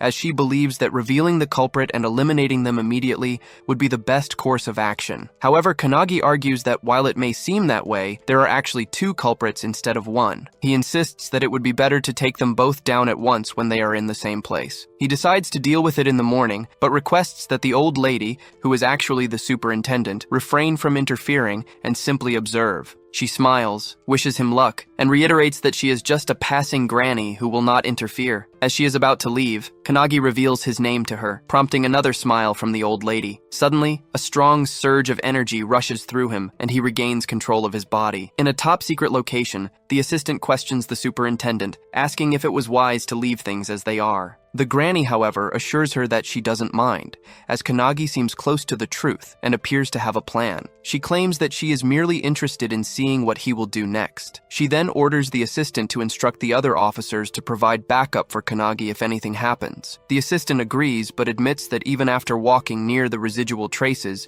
she didn't find anything particularly interesting. Still, the superintendent places her trust in Kanagi's words. The assistant is puzzled as to why the superintendent has so much faith in him. In response, the granny reveals that it is because of the confidence and determination she saw in his eyes. The next day, as Kanagi walks through the woods, Shikami joins him, explaining the next test. This test will evaluate their performance based on how well they would function as a squad captain. Shikami already expects Akihina to rely on his strategic skills, but he expresses his support for Kanagi instead. Kanagi thanks him, but suddenly, out of nowhere, asks why Shikami deliberately dropped out of the examination. After a brief yet sinister pause, Shikami turns to him and claims that he changed his strategy midway. Instead of becoming a captain himself, he now prefers to operate in his own way under the command of a strong captain. Kanagi narrows his eyes in suspicion and accuses Shikami of doing it so he could eliminate all the promising members of the squad. Ichika is also present, hiding in the trees just in case. Hearing Kanagi's suspicion,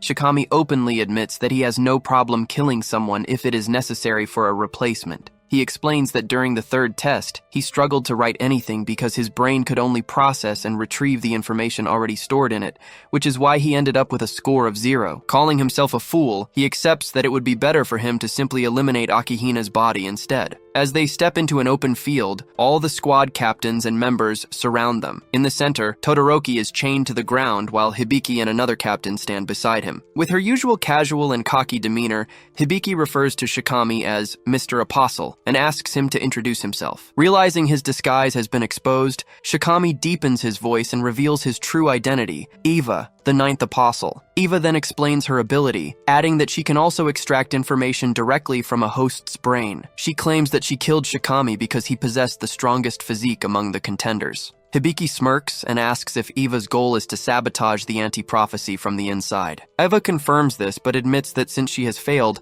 she now has no choice but to kill everyone present. However, before doing so, she wants to know who first discovered her true identity. Hibiki points toward Kannagi, who is standing right beside Eva. With an evil grin, Eva glares at him and remarks that she never expected him to have the audacity to stand so close to her. Turning to face him, she radiates immense energy and demands to know who the hell is he. But how did all of this happen? Right before Shikami's body was taken over by Eva, Todoroki had told him that he would recommend him as a candidate for the new squad captain. This news excited Shikami greatly, though Todoroki cautioned him that the information was still a secret and would only be officially announced the next morning. Getting even more excited, Shikami joked that despite it being a secret, they were practically yelling it out loud, which would definitely inform others. Todoroki then reassured him, stating that Shikami was one of the strongest individuals there in terms of physical power and would undoubtedly make a great captain. Seeing this level of confidence in him, Shikami agreed, feeling determined to do his best. However, just as he was fist-bumping Todoroki, something slashed him into pieces. In an instant, Shikami was cut down right in front of Todoroki, leaving him utterly shocked and unable to process what had just happened. Suddenly, a deep voice echoed through the air, mocking Shikami's weakness and questioning if this was truly the standard for a squad captain candidate in the anti-prophecy unit. The figure then answered its own question, claiming that the squad had only grown strong thanks to artifacts and the one who had provided them. Stepping forward, the figure introduced herself as Eva, one of the 12 apostles, and declared that she was looking forward to their future. Walking up to Shikami's lifeless body, Eva activated her heavenly demon skill, taking complete control over it. As she is channeling her power, Todoroki, with his mighty punch Vajra, smashes her entire body into a splatter of blood. Tearing up in rage, Todoroki breathes heavily, but to his shock, he suddenly hears applause from behind him. The same Shikami he had just seen die is now clapping, praising Todoroki for managing to kill a 12 apostle with a single hit, just as expected from his master. Stunned, Todoroki turns around to see Shikami standing there, seemingly alive. However, before he can even react, his body is instantly sliced in half by Eva, who had taken on Shikami's form. With a wicked grin, Eva then activates the necromance dance artifact, resurrecting Todoroki as a corpse slave bound to her will. Now under Eva's control, Todoroki agrees to serve her, addressing her as Eva, but before he can say anything else, she slaps him so hard it nearly knocks him over. Correcting him, she demands that he call her Shikami, ensuring that no one grows suspicious of her disguise. Todoroki nods, complying, and the two share a dark, twisted laugh. Meanwhile, at the crime scene, Kannagi and Azure investigate. Using his unique skill, Theatrical Detective, Azure rewinds time to witness everything that transpired there. This powerful ability allows him to replay past events at a crime scene, giving him a first-hand view of what truly happened. The only condition is that Azure himself must possess the evidence and personally deduce the culprit, not just by looking at the clues, but by reaching a conclusion on his own. Additionally, this ability allows him to predict future crimes before they happen. However, there is a significant drawback. If Azure ever fails to deduce a case correctly, the skill will be permanently lost. This means that for the rest of his life, he will never be able to use it again. As Azure explains this ability to the founders, they are disgusted by how underhanded Eva's technique is, killing someone and taking control of their body. However, the room falls into shocked silence as everyone turns their gaze toward Kannagi, who is overflowing with mana, his rage uncontainable. With fiery determination, he vows not to forgive the apostle. Back in the present, still burning with fury, Kannagi launches a devastating attack, a flash reflection punch, enhanced by his penetration spell, aimed directly at Eva. He also uses Luminance Fist, and as he strikes Eva's face, a massive energy blast erupts, sending her flying. She tries to land, but the force is so immense that she skids backward, struggling to regain her footing. However, as the dust settles, Kannagi is shocked to hear her laughing out loud, calling him cruel. Despite being struck by multiple techniques, she still talks, mocking him by bringing up his friendship with Shikami, questioning why he attacked her so mercilessly. Kannagi, already expecting this, knows he can't defeat Eva with his current strength. Eva, still reeling from the punch's recoil, claims that it's nothing and mocks him, saying his attacks feel like he's just playing around. As the recoil fades, Eva yells that these kinds of attacks won't do anything against her. Kannagi agrees, but reveals that he was never the one meant to defeat her. All he was doing was buying enough time for the mage founder to take over his body. As the founder takes control, she claims everything, and Kannagi's body becomes engulfed in energy. Seeing this, Eva realizes that Kannagi might be the person the satellites warned about, someone who has become completely different. But instead of feeling fear, she becomes even more excited. With a wicked grin, she summons hundreds of mummies from the sky, their terrifying screams echoing. She declares that life is boring until one faces death, so they should fight with all their heart's content. Azure, watching the mummies descend, remarks that they seem like nothing more than empty shells, controlled by Eva using the bodies she has taken before. Laughing out loud, Eva boasts that all of these mummies possess the same physical strength as Shikami and challenges them to come at her. Looking around, Hibiki notices that there are roughly 100 bodies, all on the same level as Shikami, which shocks a candidate standing nearby. Kannagi, witnessing this from his consciousness, finds it disgusting that Eva is using the bodies of those she has trampled over. The mage, who is standing beside him, notes that he has changed, and so have the founders. As the mummies shoot toward the ground, the mage, controlling Kannagi's body, declares that Eva has underestimated him. With that, she unleashes multiple electric zaps, electrocuting all the mummies mid-air and shocking Eva. Mage takes it personally as Eva summons her minions and lets them free fall in front of her, forcing Mage to strike them before they land. As the burning mummies rain down from the sky, Eva is left confused, wondering what Kannagi just did. There are people who master unparalleled accuracy through intense training, but Kannagi simply used his skill without batting an eye and managed to hit every single target without missing. The mage instructs Kannagi to stand beside her and study her actions. Our boy finds it amazing that even though she is using a weak body, she can still cast all of her spells efficiently. Calling him closer, Mage explains that while Kannagi was only seeking power for himself, the founders, on the other hand, were eager to use their power through body. Kannagi is confused, unsure of what she is talking about. Mage continues, stating that even after everything, Kannagi, drunk on immense power, still felt closer to his goal, which was simply to become stronger. Meanwhile, all the founders are also drunk on Kannagi's unparalleled talent. However, after experiencing the tragedy of losing a friend,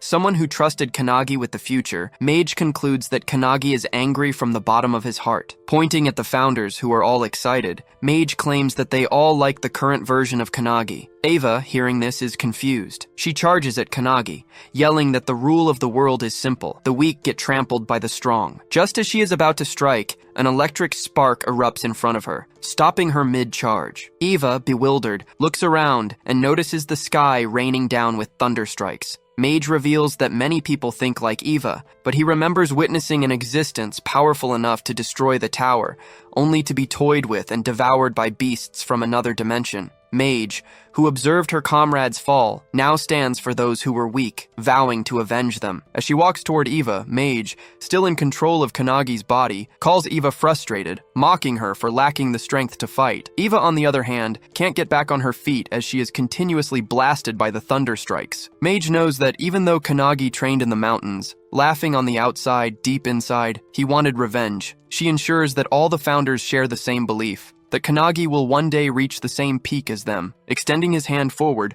Mage assures him that if he ever needs help, they will lend it to him, and if he feels sadness, he should point to what caused it, and they will put an end to the prophecy. Without hesitation, Kannagi points at the airborne Eva, and suddenly, she is struck by lightning bolts that tear her body into pieces. Everyone is left in shock, while the instructor realizes that Kannagi resembles Midori when he was a child, a monster in the making. As Eva lies in pieces on the ground, she can't comprehend how this young boy not only destroyed all her minions, but also obliterated her body. Kannagi, walking toward her, asks if she now understands their strength, and states that he has a lot of questions to ask her. He adds that he knows many people skilled in interrogation and wants to talk to Eva about everything that happened. However, in a deep voice, Eva reveals that she can't fight Kannagi in her current form and admits that her boss was right about it. Suddenly, a coffin emerges from the ground, and Eva calls it her trump card. Kannagi is shocked, while Eva explains that hundreds of years ago, one of the founders, known as the 10,000-man army slasher, was responsible for destroying the tower. To Kannagi's horror, Eva unveils the body of Hinoki Raishiru inside the coffin. All the founders, especially Hinoki's spirit,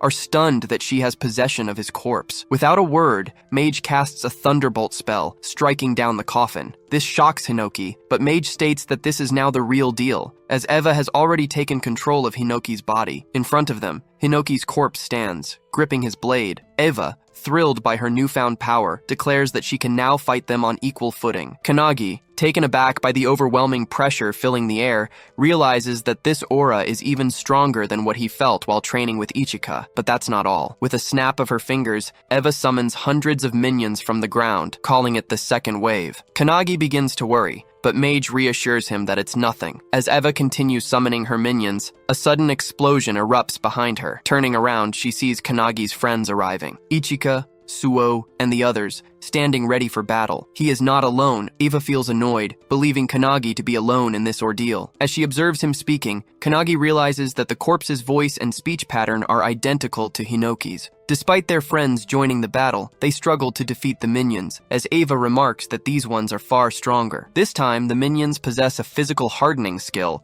and even when one of the members unleashes their full power, the attack leaves the minion unscathed. To their horror, each minion possesses a unique skill, making them formidable opponents. With their overwhelming numbers, the anti-prophecy members find it increasingly difficult to fight them head-on. Hibiki, who has been closely observing the battle, activates her sound visualization release skill, summoning a sound phoenix that obliterates a group of minions in an instant. However, despite her powerful attack, she remains wary, realizing that each minion's strength is enhanced by their individual skills. As if things weren't chaotic enough, Todoroki suddenly breaks free from his chains and slam dunks one of the younger members with crushing force. However, Hibiki reacts just in time, rescuing them from certain doom. Amidst all that, Eva is reveling in the chaos, thoroughly enjoying herself. She smugly declares that in a battle like this, only the squad captains have a chance of survival. Hearing this, Kannagi turns to the other founders for their opinions, but they all remain silent. He then faces Mage and asks her to let him take control of the body for a moment. She is surprised by the request, but ultimately agrees. Taking control, he confidently mocks Eva, accusing her of underestimating his friends,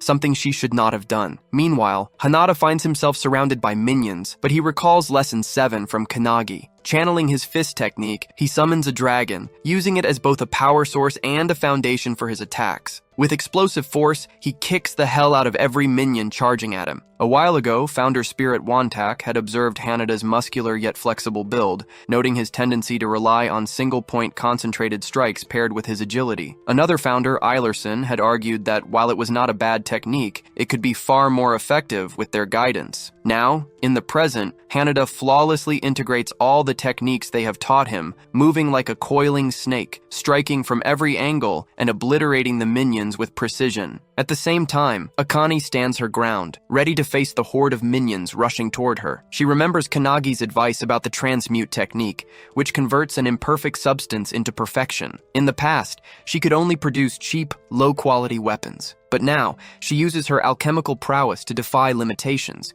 crafting stone golems from the earth itself. This is something she mastered in Lesson 8, and with it she can even destroy the hardened physiques of the minions with ease. Kannagi asks Hinoki about Suo, but Hinoki assures him that Suo is holding his own. While he may not be as brilliant as his brother, he has his own talents. At this moment, he is skillfully wielding Hinoki's one-handed sword style, combined with the Skyfall skill, cutting down a swarm of minions with a single powerful swing. He then enhances the attack by merging it with Calendula, creating a flower-shaped slash that strikes the minions in a wide area of effect attack. Watching this, Ichika feels a sense of pride, impressed by how her student is seamlessly combining techniques and skills. However, in her opinion, Kannagi's feats remain unparalleled due to the complexity of his combinations. As she continues cutting down minions, lost in thought, she suddenly notices a massive fire tornado forming before her. The sight startles her, as this can only mean that the battle between Kannagi and the 12 apostles has already begun. However, as she focuses on the fiery vortex, her shock intensifies when she realizes that Kannagi is fighting none other than the legendary founder, Hinoki. Eva charges at Kannagi, wielding Hinoki's one-handed blade style combined with the wave-cutting blade technique. However, our boy effortlessly sidesteps the attack with the precision of Goku in Ultra Instinct. Despite missing her target, Eva's strike completely obliterates the ground beneath them. Kannagi immediately counters with Mage's Thunderbolt attack, but it barely phases someone as powerful as Eva. She retaliates with her devastating Dice Slash skill, slicing the entire battlefield into countless cubes, even cutting down her own minions in the process. However, Our boy survives, leaping onto one of the floating cubes and recalling that he has endured this very skill with his own body before. Meanwhile, as the battlefield is reduced to shifting cubes, the other members struggle just to stay upright. One member desperately clings to another who is about to plummet into the abyss, but before they can pull them up, the dice slash severs his arm, sending her tumbling down. As she free falls, still clutching her comrade's severed arm, Kannagi notices them just in time. Without hesitation, he casts a bubble spell, lifting them all to safety. Mage Spirit, growing increasingly worried, turns to Hinoki and asks what they should do next. However, Hinoki simply leaves the decision up to her, telling her to do whatever she wants. She agrees, and just as Eva unleashes Splitting Cloud, a powerful beam blast that engulfs the entire battlefield, even Hibiki, a squad captain,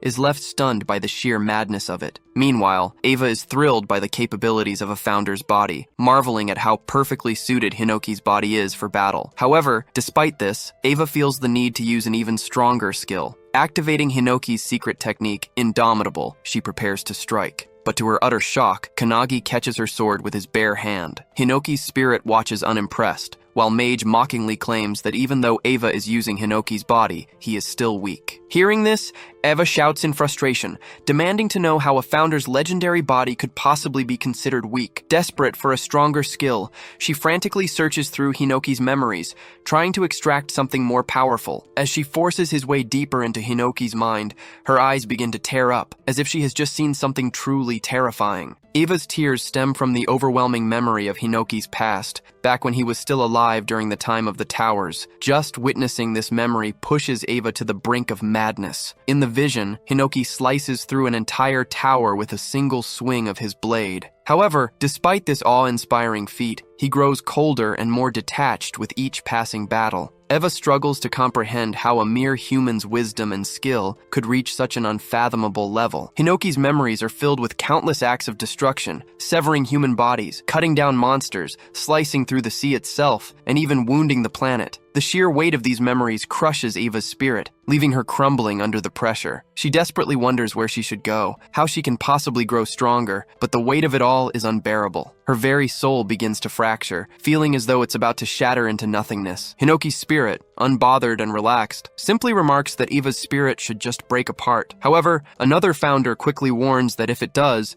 it will go berserk, slaughtering everything around it. And to their horror, that is exactly what happens. Eva's spirit shatters. It lets out a piercing scream, so powerful that it is felt even in the distant city of Takasaki. The force of the scream triggers an immediate evacuation, as residents check their phones and discover that the source of the aura is coming from Nagano Prefecture, a staggering 100 kilometers away. Yet despite the distance, the shockwaves still reach them. Panic spreads as people fear that the end of times has arrived, or that a monstrous entity has emerged. Back on the battlefield, as Eva's scream echoes, the very rocks begin to levitate off the ground. The overwhelming aura crushes down on everyone present, weighing heavily on their shoulders. Weaker members begin coughing violently, their bodies pinned to the ground under the sheer force of it. Kannagi, witnessing this, shouts for Hinoki, but the spirit remains unbothered, still relaxing as if nothing is happening. He simply replies that he has left everything to the mage, and Mage agrees. Meanwhile, as Eva steps toward Kannagi, Mage raises her sleeve, revealing the seal of truth on her arm. With unwavering confidence,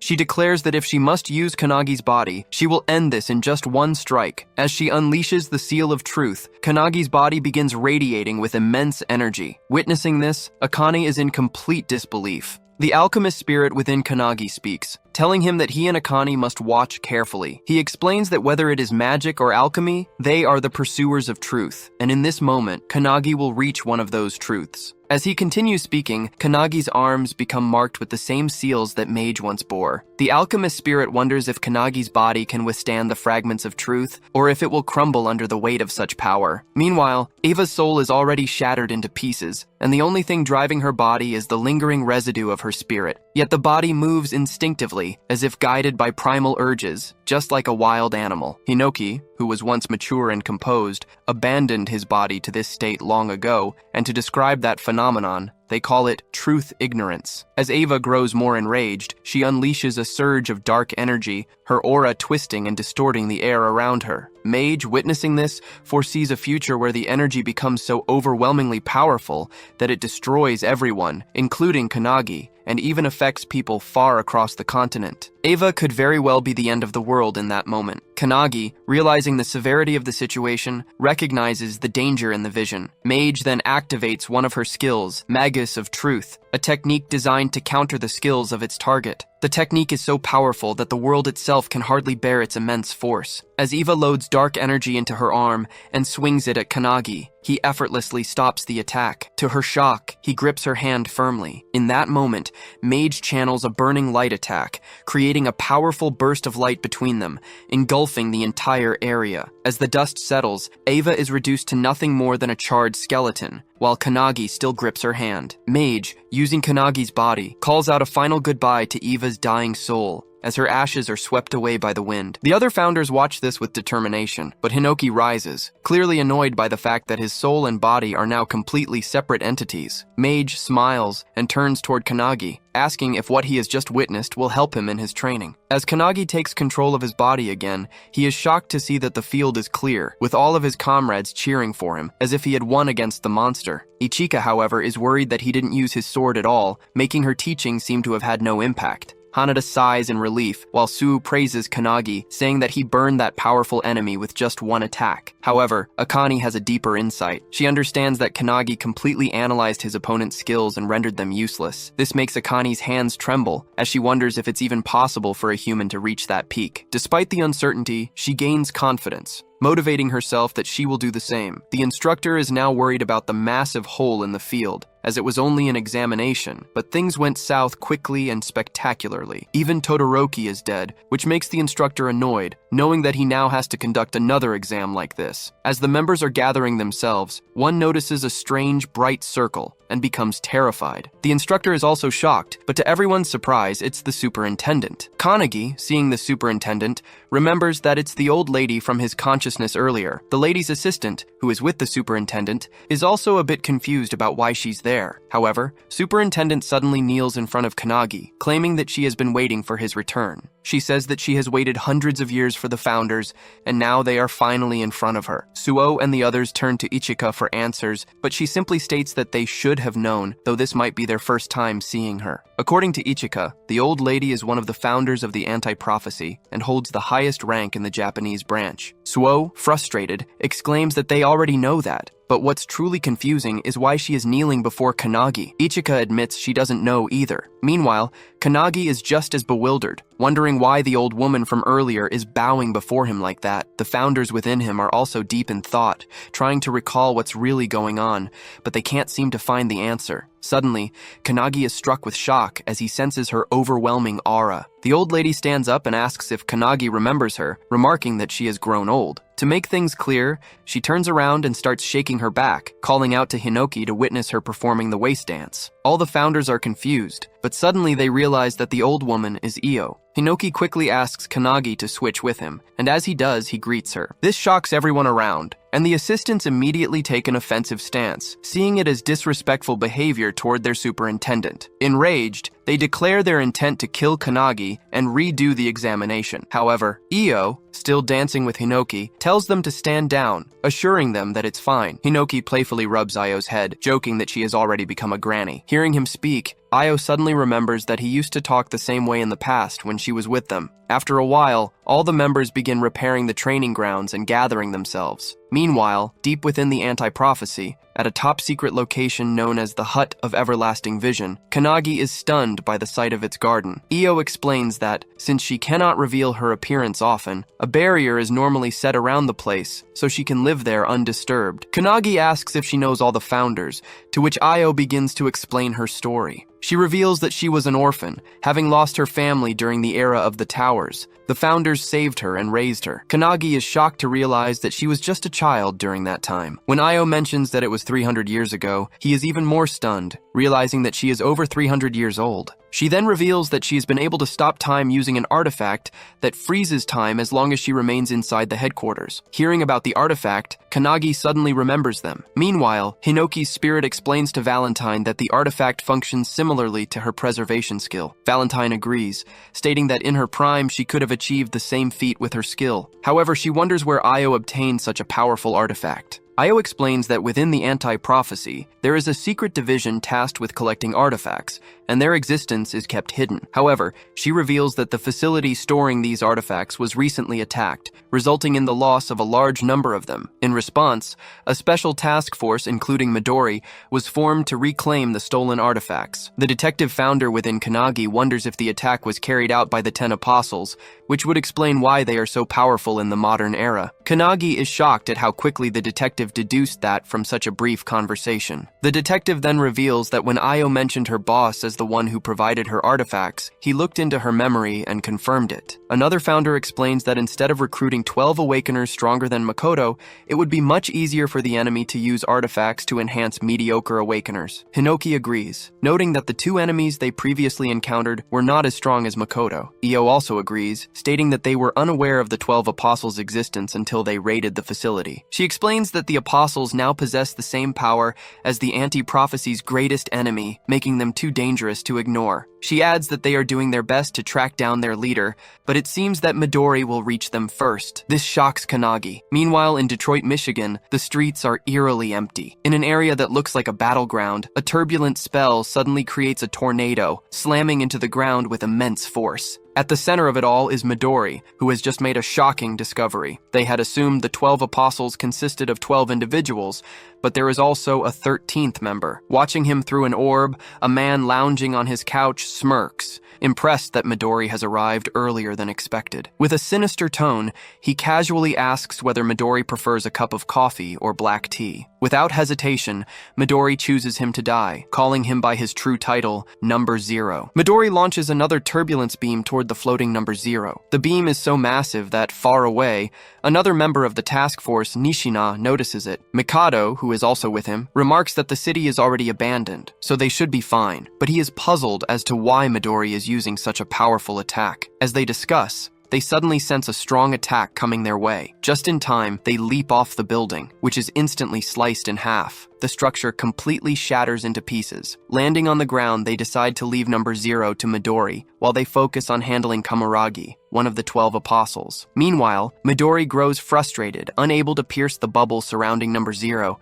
even after using his strongest wind attacks. He wonders if it's the effect of a skill, or perhaps an artifact. Finishing his tea, Number Zero steps out of the bubble himself, mocking Midori and asking if he's done. Without hesitation, Midori instantly casts Wall of Cutting Pearls, launching massive rocks toward Number Zero, triggering an explosion. However, to his shock, Number Zero emerges unscathed, casually comparing himself to a whale among fish in front of Midori. Midori quickly realizes that Number Zero has other means of defense, even without the protective bubble. Seeing Midori standing before him, Number Zero begins to taunt him. He claims that under normal circumstances, Midori would be so powerful and terrifying that he wouldn't even consider him an enemy. Yet now, Midori is grieving the death of his friend. To Number Zero, this makes him a pathetic creature. He goes on to say that from the moment Midori was born, he was nothing more than a monster designed for battle. And yet, despite being made for war, he still failed to protect his precious friends. These words ignite a deep fury within Midori. Enraged, he lunges at Number Zero with overwhelming power, his eyes burning with killing intent as memories of the past flood his mind, memories of what happened 23 years ago. At that time, deep in the mountains, Shinonome, a special task force member, stood in shock, staring at a brilliant surge of energy erupting from a massive crater. Yelling in disbelief, he realized that this was all that remained of the Midori family mansion. Superintendent Io is also there, witnessing the remains of the destroyed mansion. At the center of the devastation, something emits a tremendous amount of energy. As she steps closer, she realizes the source. It's a baby, radiating an overwhelming aura. The intensity of the energy makes them believe that the entire disaster was caused by this child's birth. Without hesitation, Superintendent Io rushes toward the baby, enduring multiple cuts on her body due to the sheer energy pressure surrounding it. Despite the pain, she pushes forward, finally reaching the child. She gently picks up the baby, whispering words of comfort, assuring it that everything is fine now. Feeling the warmth of Io's embrace, the baby slowly stops crying. As a result, the violent surge of wind around them dissipates, revealing Io, bruised and bloodied, yet firmly holding the child in her arms. She declares that this child will be raised by the anti-prophecy. Later, the baby is given a name, Midori. 9 years pass, and Midori, now a young boy, is preparing to leave the facility. A teacher named Hinoki Hiyaradu, along with a 12-year-old Ichika, tries to stop him, warning him not to cause any trouble. The man warns Midori that if he goes through with this, the anti-prophecy will hunt him down. Unfazed, Midori agrees, but as the master turns away, he cryptically states that this was the very reason he let Midori live. Ichika, standing nearby, feels the tension in the air but suddenly starts laughing. The master, annoyed, questions why she's doing that. Midori has always been exceptionally strong, breaking every record and considering everyone else weak in comparison. However, one day he meets Makoto, who casually tosses a wooden stick toward him and asks if he wants to be his partner for sword training. Midori is confused, but Makoto simply smiles and holds his sword forward in invitation. At that time, Makoto was the same age as Midori. With that, they begin training together, but Midori was unable to defeat Makoto in sword fighting. It annoyed him, but he kept trying, constantly asking Makoto to spar with him one more time. Makoto, wanting Midori to learn his lesson, fights him again, and the result is the same. Midori loses. Frustrated, he yells,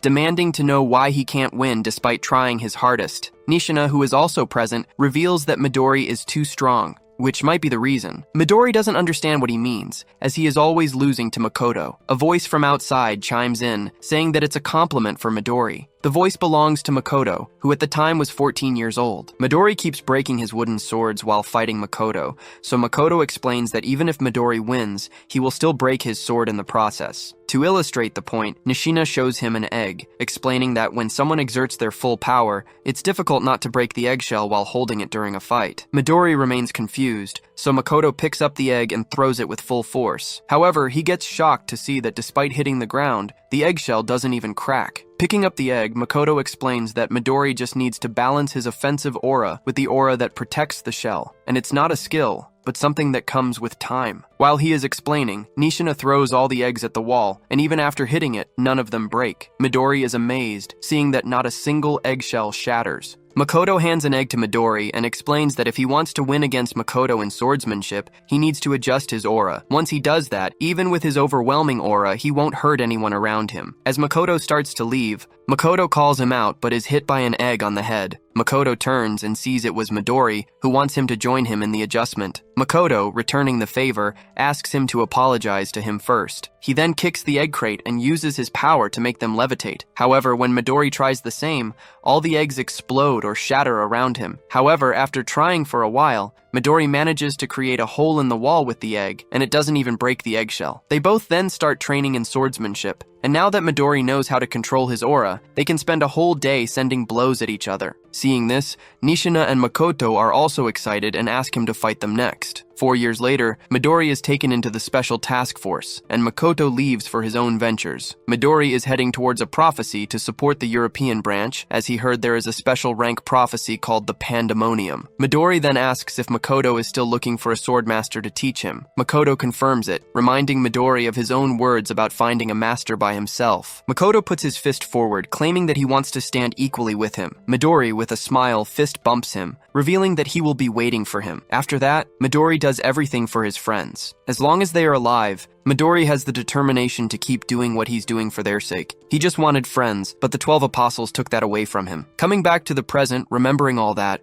Midori charges toward number 0 with full-on killing intent while the guy stands there nonchalantly. However, just as he's about to strike, number 0 pulls out a golden egg artifact and breaks it in front of him. It unleashes a berserk life stampede spell, creating a massive sunlight glow between them. Other special task force members also notice it and wonder if Midori did it. As the glow lightens tightens a bit, they see Midori emerge from it, radiating a strange yet powerful aura. Seeing Midori, Makoto asks if he has already defeated number 0. However, Midori doesn't say a word. They call out to him, but to their shock, Midori reveals that he doesn't know them. Nishina instantly realizes something worse has happened and yells at Makoto to back off. But it's already too late, as Midori has his hand on Makoto's forehead. With an evil smile, he uses the turbulence spell, creating a strong whirlwind. After the 3 members of the Special Force Japanese branch go missing, another special task force from the USA branch, including Marquise and Ashton, is sent to investigate the matter. Upon arriving, Ashton touches the ground and realizes that the residual energy in the area is extremely strong, indicating that it was the epicenter of an explosion. Marquise is amazed by the size of the crater Midori created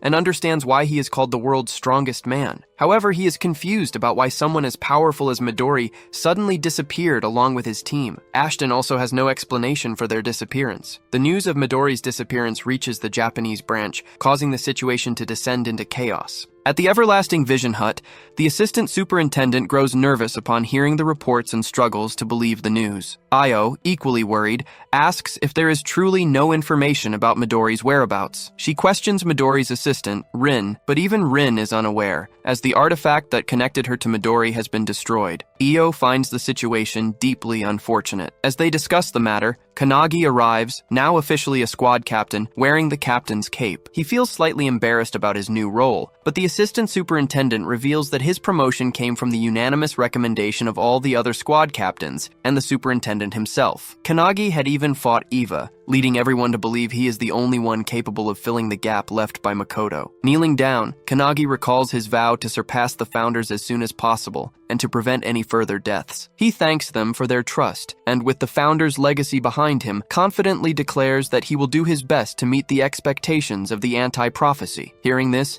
Io becomes excited, claiming that she always believed he was the best-suited candidate for the captaincy. However, she suddenly grows serious and gets straight to the point, asking for his opinion on a pressing matter. A while back, Kanagi, who had been pursuing members of the anti-prophecy to offer them positions in his squad, now finds himself sitting in front of the superintendent, being asked for his opinion. The situation feels like it has escalated quickly. As the Io, adorned with a tiger drawing, the sudden appearance shocks Kanagi, and as the door opens, Io introduces 2 members of the Special Task Force, Nishina and Makoto, both in a severely beaten-up state. Io reveals that Nishina and Makoto were part of the same Special Task Force as Midori, and are the only ones who know what truly happened. Makoto begins to explain that while in Detroit, Midori's body was taken over by the leader of the 12 Apostles. This revelation leaves Kanagi utterly stunned. Makoto continues, stating that the ability used to control Midori seems similar to the one Eva had previously employed. He speculates that it is likely caused by an artifact, though the specifics of the artifact are not important at the moment. The critical point, Makoto emphasizes, is that Midori, once a protector of his friends, has now been turned into an enemy of humanity. This horrifying reality shakes Kanagi to his core. Makoto adds that Midori resisted the control as much as he could, buying time for Nishina and Makoto to escape. Before fully succumbing, Midori apologized and made a final request. He asked Kanagi to defeat number 0 on his behalf. Hearing this, Kanagi is left speechless, overwhelmed by the weight of Midori's words. The assistant superintendent places a hand on Kanagi's shoulder, expressing his high hopes for him. However, he reminds Kanagi that he still hasn't met the minimum requirement of 7 members for his squad. Currently, Kanagi has Honda, Akane, and Suo, but he needs to quickly recruit 3 more members. This, the assistant superintendent states, is Kanagi's immediate task. Hearing the urgent need to recruit more members for his squad, Kanagi rushes out to find suitable candidates. He spots a young boy from the Hibiki squad and immediately begins chasing him, pleading for him to join his team. The boy, however, is visibly nervous and runs around in a panic, shouting that he will never leave the Hibiki squad under any circumstances. Just as the boy thinks he's escaped, he comes face to face with Akane, who is standing calmly in his path, holding a permission letter signed by Hibiki himself. The boy is stunned, unable to believe that his captain, Hibiki, would allow him to leave. However, after reading the letter, his disbelief turns to shock as he realizes it's genuine. Reluctantly, he agrees to join Kanagi's squad. With this, Kanagi and Akane successfully secure their fourth member. Meanwhile, outside, Hinoda is attempting to recruit Akihina for the squad. His approach, however, is anything but conventional. He performs a strange, exaggerated leg-stomping gesture as an invitation, which Akihina finds utterly bizarre. Hinoda insists it's an order from the captain and declares that he wants Akihina on their team. Akihina, however, refuses outright, explaining that his goal is to participate in the next captain's exam, as a position has opened up following Todoroki's death. Undeterred by the rejection, Hanada suddenly launches a powerful kick toward Akihina, testing his reflexes. To Hanada's surprise, Akihina effortlessly dodges the attack, showcasing his unique evasion skills. Impressed but not defeated, Hanada presses on. Akihina, now intrigued, proposes a challenge. He agrees to join the squad on one condition. Hanada must land a single touch on him within 60 seconds in the courtyard. If Hanada succeeds, Akihina will gladly join their team. Hinoda confirms if he can use any means necessary to achieve this, and upon receiving Akihina's approval, he summons the glowing dragon around himself, determined to win the challenge. Akihina starts the timer on his laptop. Somewhere inside the limestone cave of the anti-prophecy unit,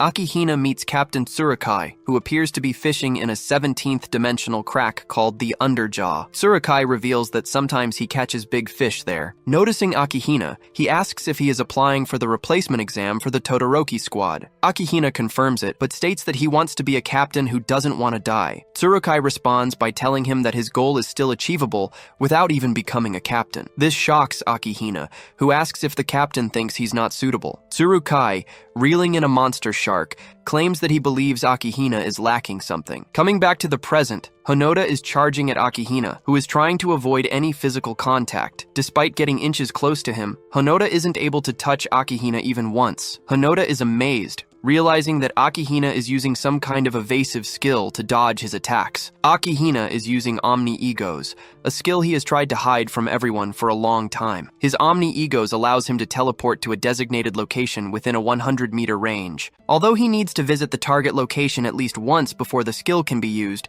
once it's set, he can teleport there with fast and high precision. Despite Hanada sending blow after blow, Akihina manages to dodge every single one using his skill. This proves challenging for Hanada, but he takes it as practice, knowing that in the future, he'll have to fight against Midori. While teleporting around and evading blows, Akihina asks Hinoda what kind of redeeming quality he sees in Kanagi. Hinoda, continuing his attacks, reveals that he doesn't know anything specific. He flies into a kick toward Akihina and admits that he knows about Akihina's ideal squad captain image to increase his squad's survivability by 1%. Hinoda finds this admirable, but claims that he wouldn't put his life in the hands of a captain who prioritizes the chance of survival over everything else. This comment annoys Akihina, but Hinoda explains that if someone always thinks about themselves, they won't be able to achieve the goals they're meant to. As he says this, Hinoda recalls his childhood when he saw his family's bodies lying around, killed by a prophecy. This event instilled in him the determination to shut down all prophecies. With that motive, he finally understood that Kanagi has the capability to do just that, which is why he decided to become his subordinate. Hearing this, Akihina realizes what he's lacking to be a captain, the ability to be relied on by others. As he focuses back on dodging, he knows he's winning the fight and hopes to use this conversation as a reference in the future. With the countdown at 5 seconds, Hinoda starts messaging someone on his phone, claiming that someone is just on time. Akihina is confused when suddenly Suo, using his calendula spell combined with Skyfall, strikes from above, destroying the entire courtyard where they were standing. This completely removes Akihina's ability to teleport, and Hinoda seizes the opportunity. He leaps off the building and uses a flash kick to tear off a piece of Akihina's clothing. The clock hits 0, but tearing off the cloth counts as a touch, making Haneda the victor. He lands down while Suo asks if destroying the entire courtyard was worth it. Hinoda brushes it off, praising Suo for his help. Meanwhile, in the background, Akihina is furious, but after typing something on his laptop, he calms down and agrees to join Kanagi's squad. Hearing this, Hinoda and Suo high-five, while Kanagi and Akane bring in another member, Iryu, who is chained up. Kanagi, noticing the destroyed courtyard, is in shock, but Suo reveals that he's counting on Kanagi to write an apology letter for the damage. Hinoda tries to calm everyone down,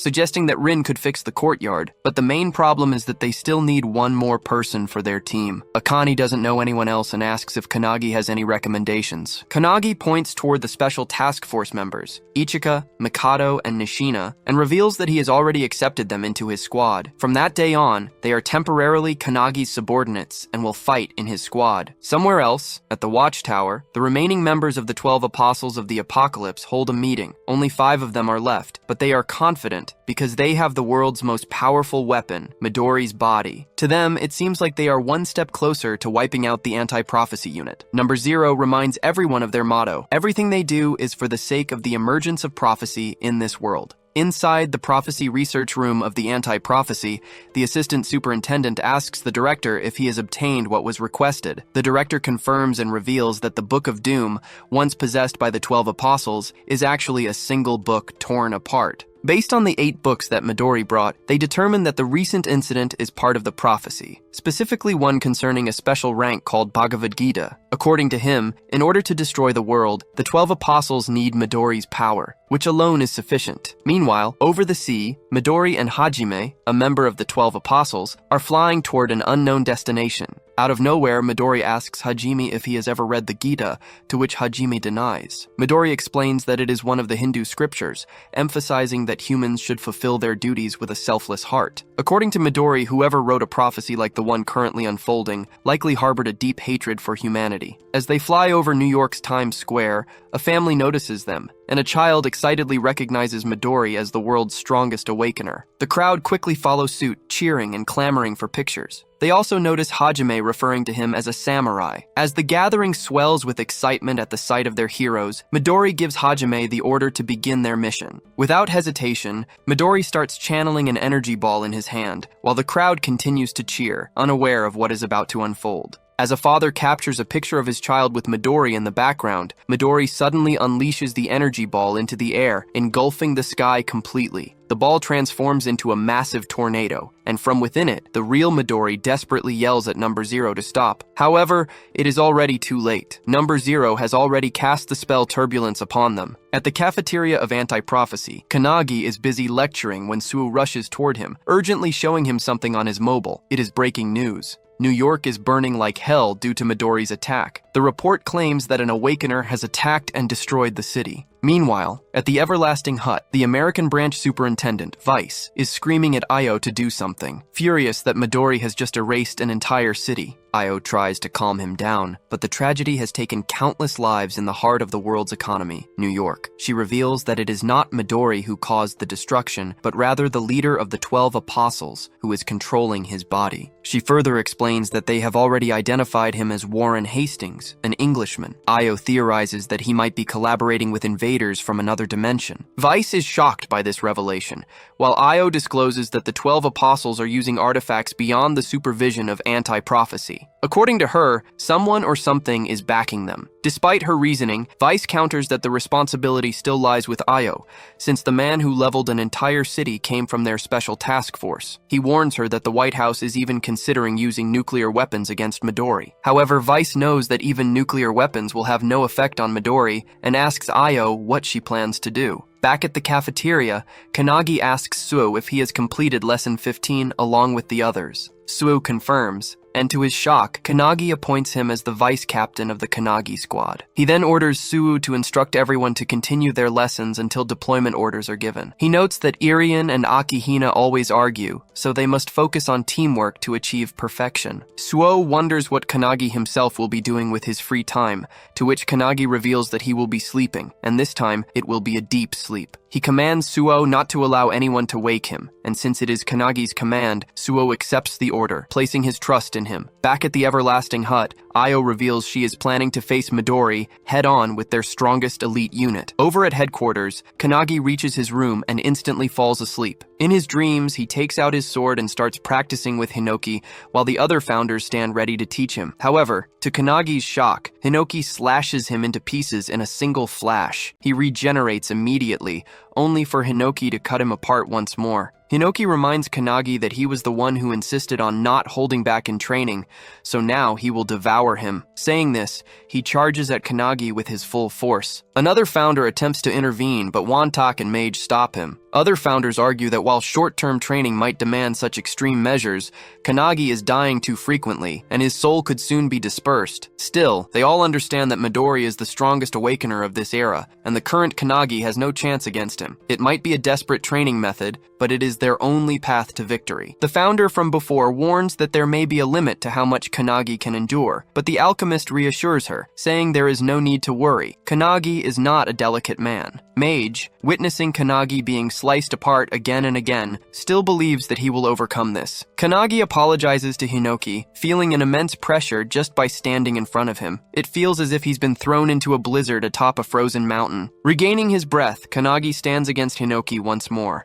only to be slashed in half instantly. To his surprise, however, he manages to cut a single strand of hair from Hinoki's head. Before, he couldn't even reach a single hair, but now he has succeeded. Despite being killed countless times, Kanagi remains determined to grow stronger. He rises again and again. Meanwhile, in Mumbai, at the gateway of India, Aradib of Anti-Prophecy's Indian branch becomes excited upon seeing Midori. He reminds Midori that without him, the special rank prophecy boss would have turned Mumbai into charcoal. With a smile, he asks if, after they once protected the city together, Midori is now here to destroy it. Midori dismisses his words as futile, explaining that while it is his body, it's being controlled by Number Zero. Mocking Aradib, Number Zero scoffs at the idea that Midori could regain control. To toy with him further, he projects Midori's entrapped thoughts directly from his mind. Midori's voice, apologizing and urging Aradib to run. However, Aradib refuses to flee. This is his hometown, and he is prepared to fight until his last breath. At the Everlasting Hut, Io explains the century-old war between humankind and beings from another dimension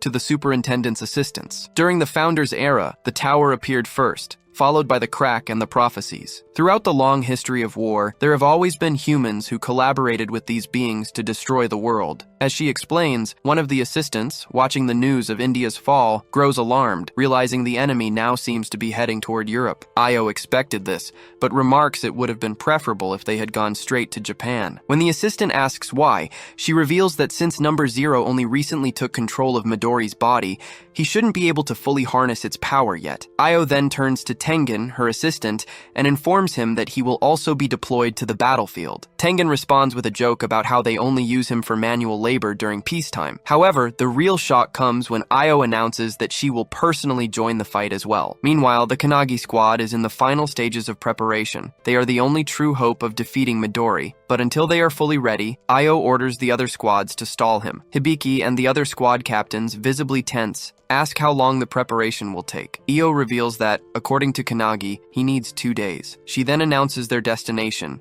the Pacific Ocean, where they will attempt to stop Midori. There, the entire Japanese branch of Anti-Prophecy gathers, preparing for battle. As Midori charges toward them, he casts his powerful turbulence spell directly at the group. However, it is stopped dead in its tracks by Io's own defensive spell. Midori, visibly surprised, narrows his eyes while Io smirks and mocks him not to underestimate them. A while back, as the captains were heading to the ocean, Hisagi and her squad members ran to their captain, pleading to be taken along to face the leader of the 12 apostles. The captain refuses, but Hisagi, tearing up, insists that even if they can't make a significant impact, they can at least serve as shields to protect the captains. The captain, along with the others, turns to face them and asks if they understand why the captains have chosen such an unreasonable battle. He explains that even though they know they won't return, as the power levels are vastly different, they still hold on to the hope that their subordinates will survive and carry on. The captains place their trust in their subordinates, believing they will take on the responsibility of protecting the world. Saying this,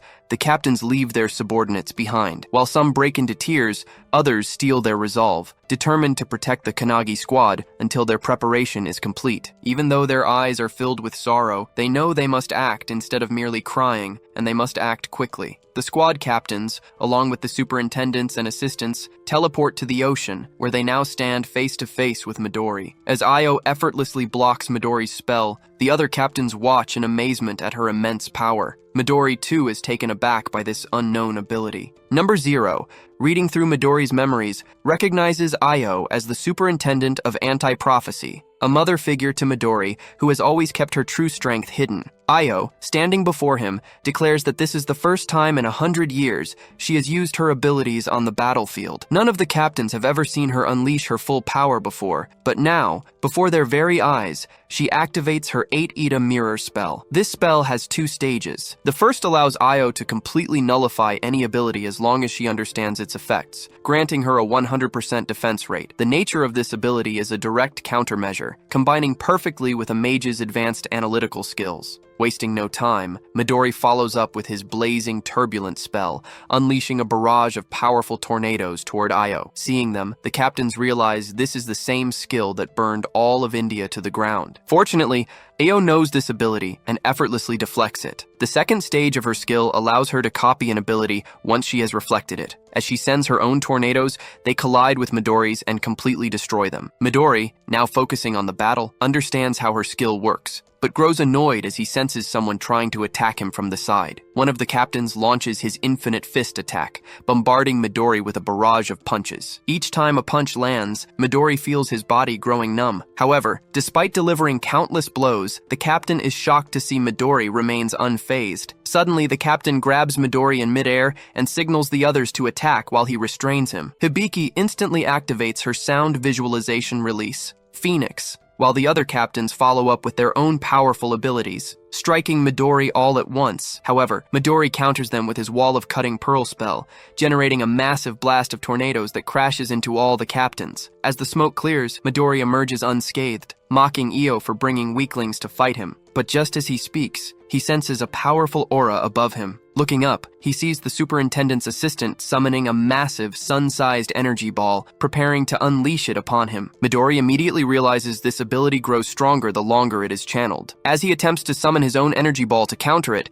the female assistant uses her Slave Maker spell, shackling his hand. Midori is stunned. He hadn't expected them to have an Warp Awakener. Now trapped in the shackles, he is unable to cast his spells. Meanwhile, the male assistant finishes channeling and hurls the massive fiery sphere toward the immobilized Midori. Seeing the attack closing in, Midori realizes he can't dodge it. However, if he unleashes his most powerful wind-based attack at the last moment, he might be able to lessen its impact. But just as he processes this plan, he notices another identical fireball coming from the opposite side, created by Io using her mirror spell. The lady raises her arms toward Leone's vault, saying that for the sake of everyone's future, he must die. He is trapped in an energy chain and curses the old woman. Someone is watching from afar with the help of binoculars. 2 flaming spheres collide and cause a sinister explosion. Like a huge atomic bomb, the mushroom cloud rises into the sky, and that explosion takes over the entire landscape. The soldier using the binoculars gets worried about the situation. He lowers his tool. An aircraft carrier and several military ships are approaching the target rapidly.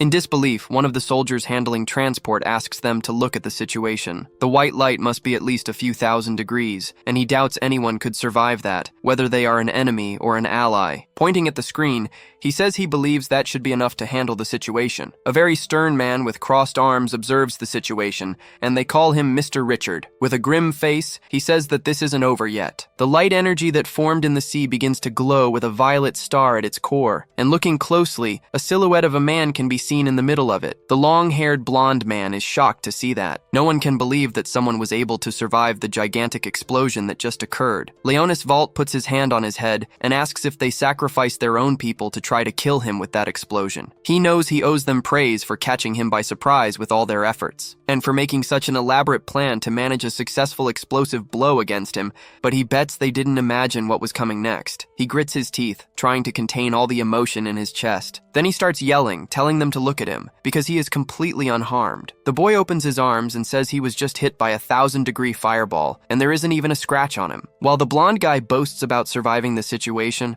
a crosshair begins to lock onto him, and at that exact moment, a troop of several planes starts hitting him with multiple direct shots to his body. Missiles are also launched from the aircraft carriers and planes toward him. Some pilots are injured in this operation, and they begin to notice the loss of troops. The sea rocks with all that explosive war happening. More so than in a storm. With the force of a massive wave, the aircraft carrier shakes in the sea, and the planes start getting hit too. The boy is in a state of euphoria and starts to laugh while various explosions and deaths happen behind him. Another, larger ship begins to approach the battle site. Mr. Richard yells for Marcus to act according to the plan. A golden aura ascends through his body. The ship they are on then gains a protective shield, but it doesn't last long, and soon it starts to take damage and crack. Marcus is dumbfounded by such power. He says he can barely hold on even from this distance. He knows that with power of this magnitude, this guy would be capable of destroying the entire world if he wanted to. Mr. Richard clenches his fist, getting very nervous, and says no. He insists that this isn't over yet, and they cannot give up under any circumstances. Leonis starts to feel an uncomfortable dizziness and puts his hand on his face. In his thoughts, he begins to hear voices saying they knew he would use too much energy at once. Now he is in the company of a white-haired lady who asks if he finally ran out of energy. She holds an empty vial and calls the boy number 0. In another location, we see a small house with a thatched roof and a few people gathering. Setsuna asks if they have no chance against the guy, but a blonde man with glasses tells her not to ruin their morale. She asks if she always needs to sugarcoat things for him. The boy gets annoyed, but the lady warns that they probably won't be able to defeat him anyway. The white-haired woman asks how the commissioner lady intends to stop him. She says that even without winning the battle, they can still achieve their goals. And to do that, they will need to use an artifact they possess. She picks up a vial with a liquid. This artifact is the sandglass cage, and it is now imprisoning Leonis' vault. He observes the bars of that prison and feels that it looks very familiar. The commissioner lady bets that he recognizes that cage, as it's just like the artifact he gave to his henchman. Leonis' memories come rushing back. He really has seen that cage before. It was used by the man who ended up losing his arm in that situation. He didn't imagine there was more than one of that artifact, but he maintains his posture and asks, so what? If he wants to get rid of that cage, he will need to use a massive amount of aura, but since he practically drained all his power, that will be impossible. With a dark look, Leonis stares at the old woman, and you can feel the hatred in his eyes. He lets out a small smile and asks if they are just finding a way to buy time, but this confuses him, because he says that trapping him for a moment won't change anything. The lady is confident and says he wouldn't say that if he knew what was on her mind. He has no idea what is coming. We can see 2 swordsmen training, and the lady continues, saying that if he just waits a few days,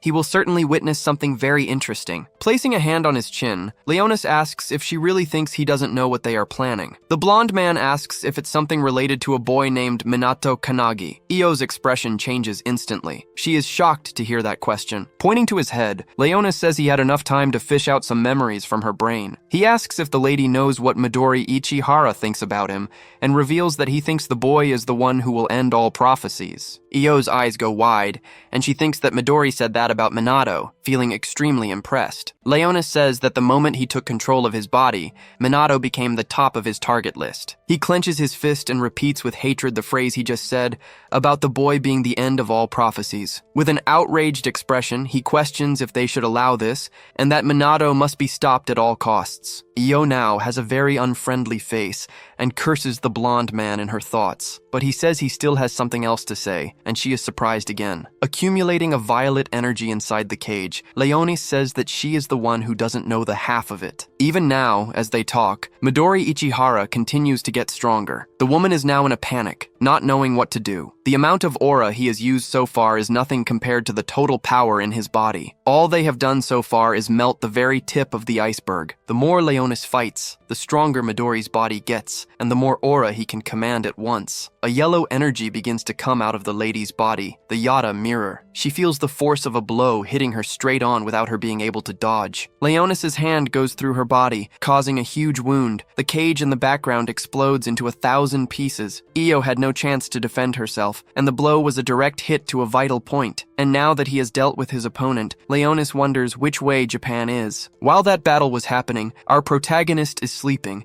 and the symbol on his hand begins to glow very brightly. The Japanese CPU did everything it could to try and imprison Midori, but their plan ended up failing miserably. Number 0 ended up learning how to release massive amounts of aura using Midori's body. A vortex of violet energy begins to form and can be seen even from Earth's orbit. Leonis' power has grown significantly stronger. Meanwhile, in Japan, Shinji and Ichika are training, and he says he could feel a gigantic wave of dark aura approaching. Scratching her head, the girl with long black hair thinks the plan has failed. Midori is training, and they decide to return to the headquarters. Kurosagi is also in the middle of a fight, but can sense the different energy. Everyone at the academy becomes apprehensive and worried about what is happening. Ichika says they need to prepare to face the enemy. Shinji already readies himself to grab his sword. Meanwhile, at the CPU headquarters, inside the monitoring room, the woman with her hair tied up is desperate, asking if they are still waiting for the video images from the American fleet. Her assistant is working on the computers and says the American fleet was practically wiped out by the enemy, so she asked to see the satellite images. The woman is extremely apprehensive. She knows she can't use Raven Eyes at sea, and she wonders how the commissioner lady and her team are doing. A group of people appears behind her, and they call for Rin. She looks back, yelling for Shiki in a cry of concern. The group is badly injured. There are many people, and the white-haired girl says they need her recovery techniques urgently. Rin quickly approaches everyone, running as fast as she can. Her expression changes. She panics when she notices one thing. That Commissioner Io is extremely injured, unconscious. Shiki has tears in her eyes and says it's a very critical condition. Observing Mrs. Io, it's possible to see that life is unfortunately already draining from her body. In recent memories, Mrs. Io asked Shiki to listen carefully. She said that their survival on that mission would depend on the girl. After going over the entire plan again, she said she needed the girl's help to stun the enemy while she and Tengen used the heavenly descent. Shiki gave a respectful bow and said she would give her life to ensure it, but as she was about to complete the sentence, she received a slap on the head which startled her. Mrs. Io got angry and said she was a fool and had misunderstood everything because she needs to stay alive no matter what to bring everyone home safely. She asked if Shiki understood that, because it is very important that she survive no matter what happens to her. Not accepting this, the white-haired girl tried to argue, but Mrs. Io made such a frightening face that it would silence even the bravest of stubborn people. With tears in her eyes, Shiki tries to express herself with a trembling voice. She remembers when she was just a child, and Mrs. Io took such good care of her and the others. She said she doesn't want to lose her. The girl recalls the woman's reassuring smile at that moment, and that afterward, she put her hand on her head trying to calm her down, saying that everything would be okay and she wouldn't let anyone die. Smiling, Io said that this was the main point of the mission they were about to execute. But now that calming smile is gone, and the lady is on an oxygen mask and extremely injured. The group mobilizes to try to heal her and save her life. Shiki yells for Commissioner Io not to leave them. She tries to pressure Rin, who is doing her best to help, but it's a complicated task. Her healing ability isn't working properly because of that artifact that stopped time for her. The woman with glasses and long hair tries everything to help, but says the most she can do is keep her alive for now. However, time only stays stopped for Mrs. Io if she is inside the CPU, so the idea of taking her outside comes up, but she is in a very critical state. But a very loud noise interrupts everyone's conversation. Tengen, Shiki, and the others are surprised. Tengen looks up and realizes they have already arrived. Outside the CPU building, someone with their head covered by a turban can be seen observing everything. He is accompanied by 3 other people besides Leonis Valt, who is wearing a frightening smile. Shiki has fire in her eyes and yells that she will end the life of every single one of those bastards. Rin warns her not to do it, but it's already too late, and the girl is gone. She appears near all those beings that emerged outside the CPU. With hatred in her eyes, she joins her hands and uses her spatial division ability. Shiki Kitamori's ability instantly connects different parts of space, allowing her to teleport between different places with extreme precision. But in large, open areas, this ability becomes very unpredictable and results in damage that can be catastrophic. Space and time begin to distort. The image of everything becomes confusing. Tengen is furious with the girl's recklessness and says that the commissioner lady is still there. Leonis Valt concentrates, observing the girl who just arrived at the battle. Then he calls for Hajime, who already prepares his next attack, holding his sword. He uses the artifact Relic of the Abyss, firmly gripping his sword and its sheath. Drawing his blade, he cuts space and uses the Kulika strike ability, causing a beam of light with his slash. This catches Shiki by surprise, and her eyes go wide. A part of the location is shattered like crystal, scattering various shards through the air. The girl's arm is severely injured by this blow. The girl in red lets out a little laugh and says that Hajime is truly relentless, making the villains almost feel sorry for the good guys. But while still holding his sword in a battle stance, Hajime tells them to stay alert. The swordsman looks out of the corner of his eye, suspicious. He realizes the good guys haven't been defeated yet, and he manages to locate Shiki. She is badly injured, but her friends have arrived to help her, and Shinji holds her in his arms, asking if she is okay. The white-haired girl doesn't let the injury shake her. her and asks about the Kanagi unit. Leonis notices that more enemies have arrived for him, and he says he is getting really tired of swatting these little flies around him. Special Agent Ichika Hinoki holds her sword and already prepares to draw it from its sheath. All the enemies watch attentively at what she is preparing. An energy starts to come from the girl's body. She apologizes and says that her captain happens to be a sleepyhead and begins to approach. So until it's time for him to wake up, they will gladly be their opponents. The purple-eyed blonde man makes a disgusted face at the girl's statement. Leonis Valt is looking down on all the movement of the determined good guys, finding it very strange. He can understand why Makoto Suo's younger brother and Special Agent Ichika Hinoki are fighting him. His eyes scan over all his opponents, analyzing them one by one. He stares at Kaname and Eisuke and wonders why they are willing to fight him. There's nothing recorded about them in Midori's memories, so he believes they aren't a threat. So he questions why they would be risking their lives to this extent to save someone who is so far from their level. Kaname meets his gaze and gives a very suspicious little smile. This causes a peculiar unease in Leonis. He then begins to notice the boy's aura shining strongly. The blonde man gets in front of all his fighting partners, and stretching his hand toward the two, he uses his turbulence ability, and in the blink of an eye, they disappear. Shiki, who is injured on the ground, yells to everyone about what just happened, but the teammates also disappeared along with the disciples. She wonders if this is some kind of teleportation ability, and who was responsible for it. Kaname is overjoyed and strikes a pose, asking how he is. But suddenly Eisuke reappears and says he sent them somewhere else. He is holding a first aid kit and says he did this teleportation with his ability. Shiki is surprised by the young man's technique and asks how he managed to do that. Eisuke and Kaname start arguing because he says he helped too. It was a combo of abilities. Shiki just wants them to explain. Basically, it was a combination of the My Sweet Home and extended self abilities. Kaname's ability increases the range of the ability of someone he is touching. Normally, Eisuke's ability only applies to himself, but with Kaname's help, it was possible to teleport everyone who was near him at that moment. The purple-haired boy may not have the same range as Shiki, but he can teleport any object he chooses. Hajime was teleported near Ichika. He already prepares for the confrontation. Eisuke managed to teleport everyone so that the fights would be fair. The only ones left were the three of them, but the rest of the team prepares for the next fights. The white-haired girl is surprised by this strategy. Eisuke adds that he made a point of sending number 0 to a special place just for him. We see the blonde man floating in a mysterious place, surrounded by what looks like a red liquid. He is extremely confused and can't tell where he is, or even which way is up or down. But something special catches his attention. A group of sea monsters appears in his field of vision. Shape-shifting sharks, octopuses, and even sinister fish are there. They begin to approach number 0 rapidly, forming an aquatic ambush. A man in a uniform holds his sword and looks at a kind of lake. He believes Leonis must be in the limestone cavern inside the CPU facilities now, specifically in the 17th rift known as Shimo Ajito. The rift is a passage to another dimension that grows approximately 4 inches every year, and there is no way to stop this growth. Not even Midori figured out a way to stop this prophecy, so they'll see how number 0 fares while he's trapped there. Meanwhile, on Mount Nagano on Mitak,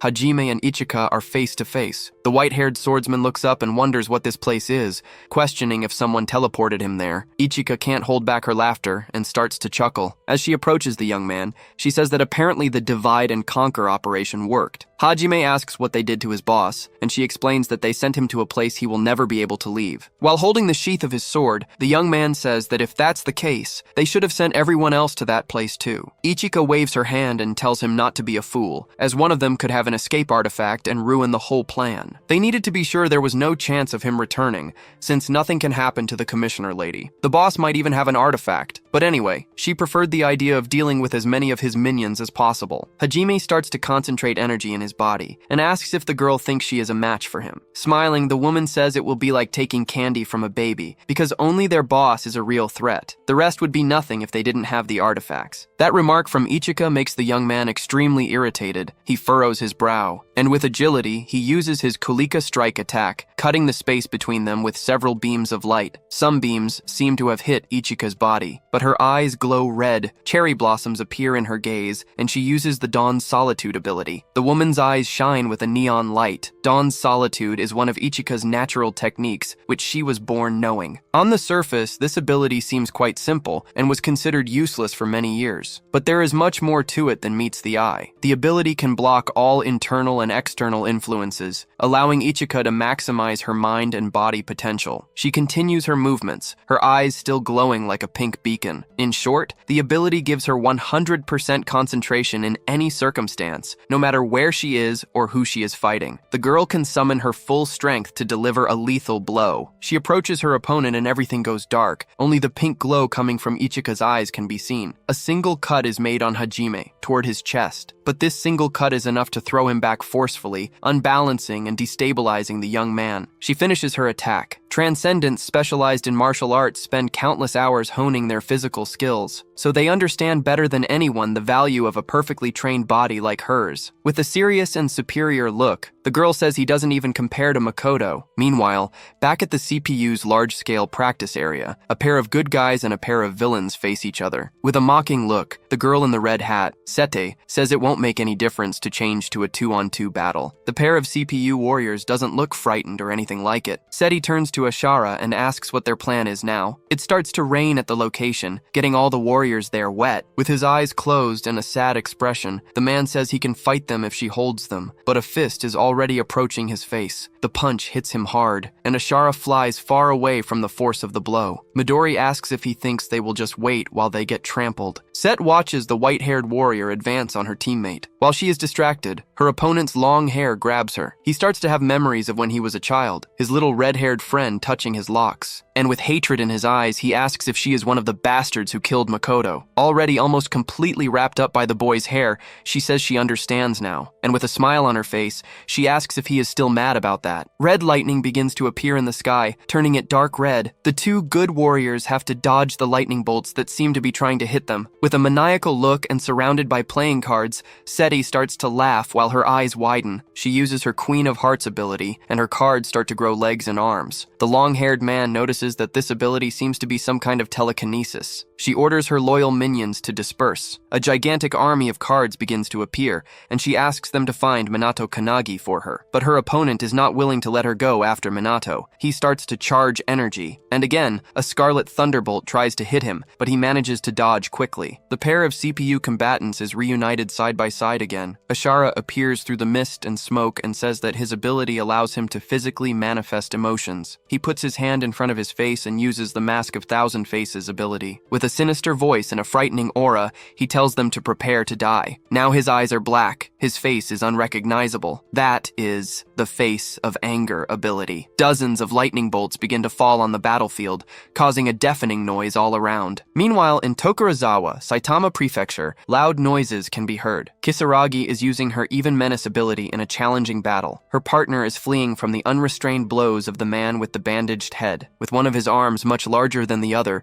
he throws several punches toward the blonde man, who tries to defend himself. The villain's punches end up hitting the rocks and mountains around, causing a loud noise and a lot of destruction. And the big-armed man doesn't give up, persistently going after his enemy. But a familiar voice interrupts that distressing chase scene. It's Shinji, who appears using the Soaring Tengu ability. A smokescreen forms, and the enemy starts to try to clear a path through it with his giant hand. And he quickly succeeds, getting rid of that sand whirlwind. There are 3 CPU warriors down below, and they observe the enemy. Kurosagi looks worried. She imagined this battle would be difficult, but the enemy manages to be even stronger than she imagined. He stares at them with empty, dreadful eyes. That bandaged man is named Dry, one of the 12 disciples of the Apocalypse. He deduces that since they survived his attack, they must be very strong warriors. But to him, the 3 of them are just a minor annoyance at best, so he prefers to save energy and finish this quickly. The blonde man gives a small smile and says he seems pretty confident for someone who's about to lose his life. Shinji starts to prepare an attack and says he will teach this idiot a lesson he will never forget. Kurosagi notices that Shinji is starting to lose his patience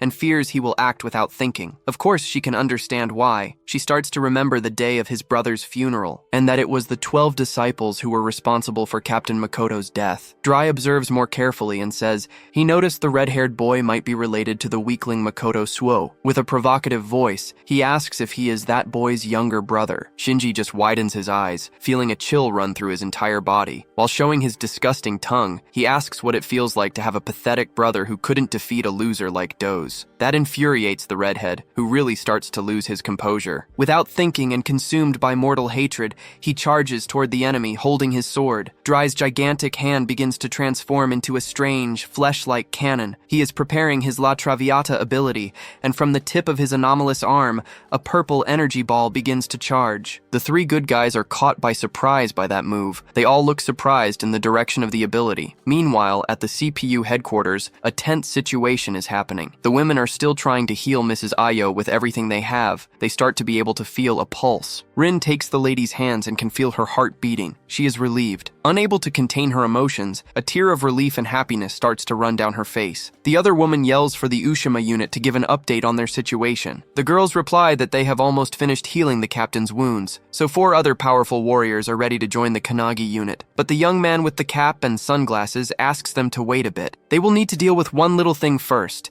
and several cards appear in the location, looking for Minato. Tengen orders everyone to take their positions and says they need to keep Minato safe until he wakes up. So while one team fights to heal Mrs. Io, the other part of the warriors prepares to deal with the cards. But the man with the goatee notices an extremely large energy that has managed to hit an entire area. Eisuke and Kaname can also feel a tremor that closely resembles an earthquake. But Eisuke knows this isn't just a mere earth tremor. A gigantic purple vortex appears in one location, messing with the energy of the entire environment. The man in the uniform who was watching Number Zero's prison realizes he has escaped and says that guy is a real monster. Kaname panics and starts yelling, saying that he was trapped in a rift forever. Eisuke knows they don't have much time and asks the boy to help him send that bastard somewhere even farther away. Kaname seems a little reluctant, but the purple-haired boy insists because they need to save the captain. But before he can try to convince his friend to help him further, something catches his attention, and he looks up. His eyes are wide, and he can't believe what he is seeing. A beam of blue light is coming from inside the CPU building, and now, helping the girls heal Mrs. Io, Kanagi Minato is there, passing energy to her. With tears in her eyes, still overcome with emotion, Rin watches the boy who just woke up. He is focused, his eyes fixed on Mrs. Io, determined to heal her. While helping with Mrs. Io's recovery, Minato asks how long he was out, and Rin replies that it was for a few hours. She fixes her gaze on the boy, curious to know how he managed to wake up so quickly. While they are with Io, Number Zero is escaping from his prison, and she asks if he is capable of defeating him. The protagonist looks at the girl and says, yes, he will defeat him for her. But first, there is one thing he needs to do, and his hair starts to change color. Now with white hair, he continues to pass energy to Mrs. Ivio. He asks her for forgiveness and says he didn't want to leave her waiting for so long. Believing that Minato must be strong enough to do it now, with the woman's help, he uses his sacred medical tome ability. An energy so strong it almost liquefies begins to flow from his body toward the lady. Sacred medical tome is an ability of Warrantine, the sovereign apothecary. It allows the user to instantly activate the supreme healing ability. Inside the imaginary medical tome in Warrantine's mind, the wound that was previously very severe on the woman's chest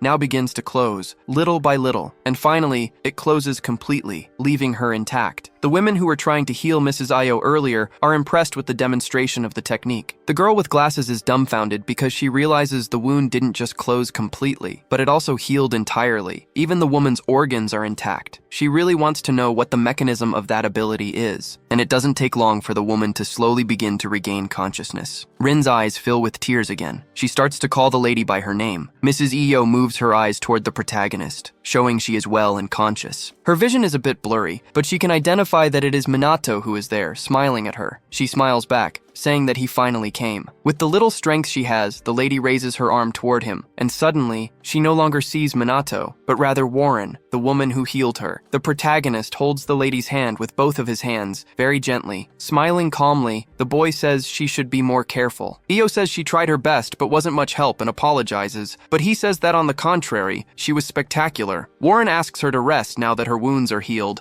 and as soon as she wakes up later, they can all have a meal together like in the old days. Then the memories of the two of them when they were very young surface, having fun and eating together. That memory makes Io emotional and her eyes well up. She agrees with her old friend's plan. Warren observes the situation from a screen and addresses the other souls who are there, so everyone is ready to continue the protagonist's actions. Meanwhile, a shower of cards with legs and arms begins inside the CPU building. One of the young men there grabs his sword and uses the metal reinforcement and thousandth blow abilities. With this, he uses his body's momentum to use the sword like a baseball bat, knocking the cards away as well as cutting them. Some little cards are chopped into several pieces, being defeated. The blonde woman uses her martial arts skills fireballs, and the lethal chain blast ability. The two join forces to defeat those minions. The girl is giving it her all but only managed to knock out one card. This is very similar to when they fought Ava. Each of these minions is as strong as En Shikami. In fact, they are much more powerful than that. She fixes her eyes in a direction behind her, trying to protect herself. A 3 of clubs card lands a direct kick to the girl's face, sending her flying from the force of the blow. But with perseverance, she manages to regain her balance and hold on. Determined, she thinks that she refuses to give up without a fight. A flood of cards approaches her, but the woman does not intend to be defeated. She remembers Captain Makabe with a smile on his face, saying he is counting on her to save the world. Since he is counting on her, that is why she will battle until the end of her days. Then, while she is trying to attack the cards with her martial arts ability, she feels she is not alone. It's Captain Makabe who is helping her, using his stone punch ability and decimating some little cards over there. Not believing what her eyes are seeing, the girl starts to shout the captain's name to make sure it's really him there. He looks at her with a smile on his face and apologizes for coming back, since a true warrior should die in battle. Suddenly, someone using the golden bat ability manages to defeat a bunch of cards all at once. The boy in the cap looks at this, somewhat confused. It's Captain Yorozuya, who is holding his pose and all pompous, defeating several cards while moving with his bat. With a serious expression, he asks everyone to listen to him. He needs to finish off all these cursed little cards and asks them to help him finish every last one. The two young people are much more energized and their morale is much higher with the presence of their captains there. But before starting to move, Captain Makabe asks them to wait a bit. He can see Minato up high, near the armored batter. The protagonist is holding his sword in the middle of several cards, and Makabe thinks he is about to do something. Then the boy changes his stance and holds the sword as the cards notice his presence and begin to approach. Concentrated, he charges the energy in his body, letting it flow to his arms like a drop of water falling into a river. It is the Hinoki style, the sword technique. And finally, he unleashes the Shadow Vortex ability with all his strength, quickly cutting down all the cards there, one by one. Spinning his sword, he forms a true vortex with his blade, which covers the sky and leaves the boys down below impressed. A shower of paper begins to fall. All the little pieces of the cards he chopped up are now inanimate as they should be. Meanwhile, on the other battlefield, several red lightning bolts are still falling all over the place. Seti suddenly gets startled by something, her eyes widening. Ashara asks his partner what is happening there. She can't believe her eyes, because there were over 500 cards in total, and yet they were eliminated in the blink of an eye. With pure hatred in his eyes, the white-haired man asks if this is the work of Minato Kanagi, their main target, and now he promises he will kill him. Then his gaze turns to the opponents on that battlefield. The two are dodging the lightning bolts, and he says he has better things to do than fight with these little worms. He yells at them to stop resisting and just die already. Midori lets out a long sigh and prepares to act. Changing his stance, the man begins to charge his next attack.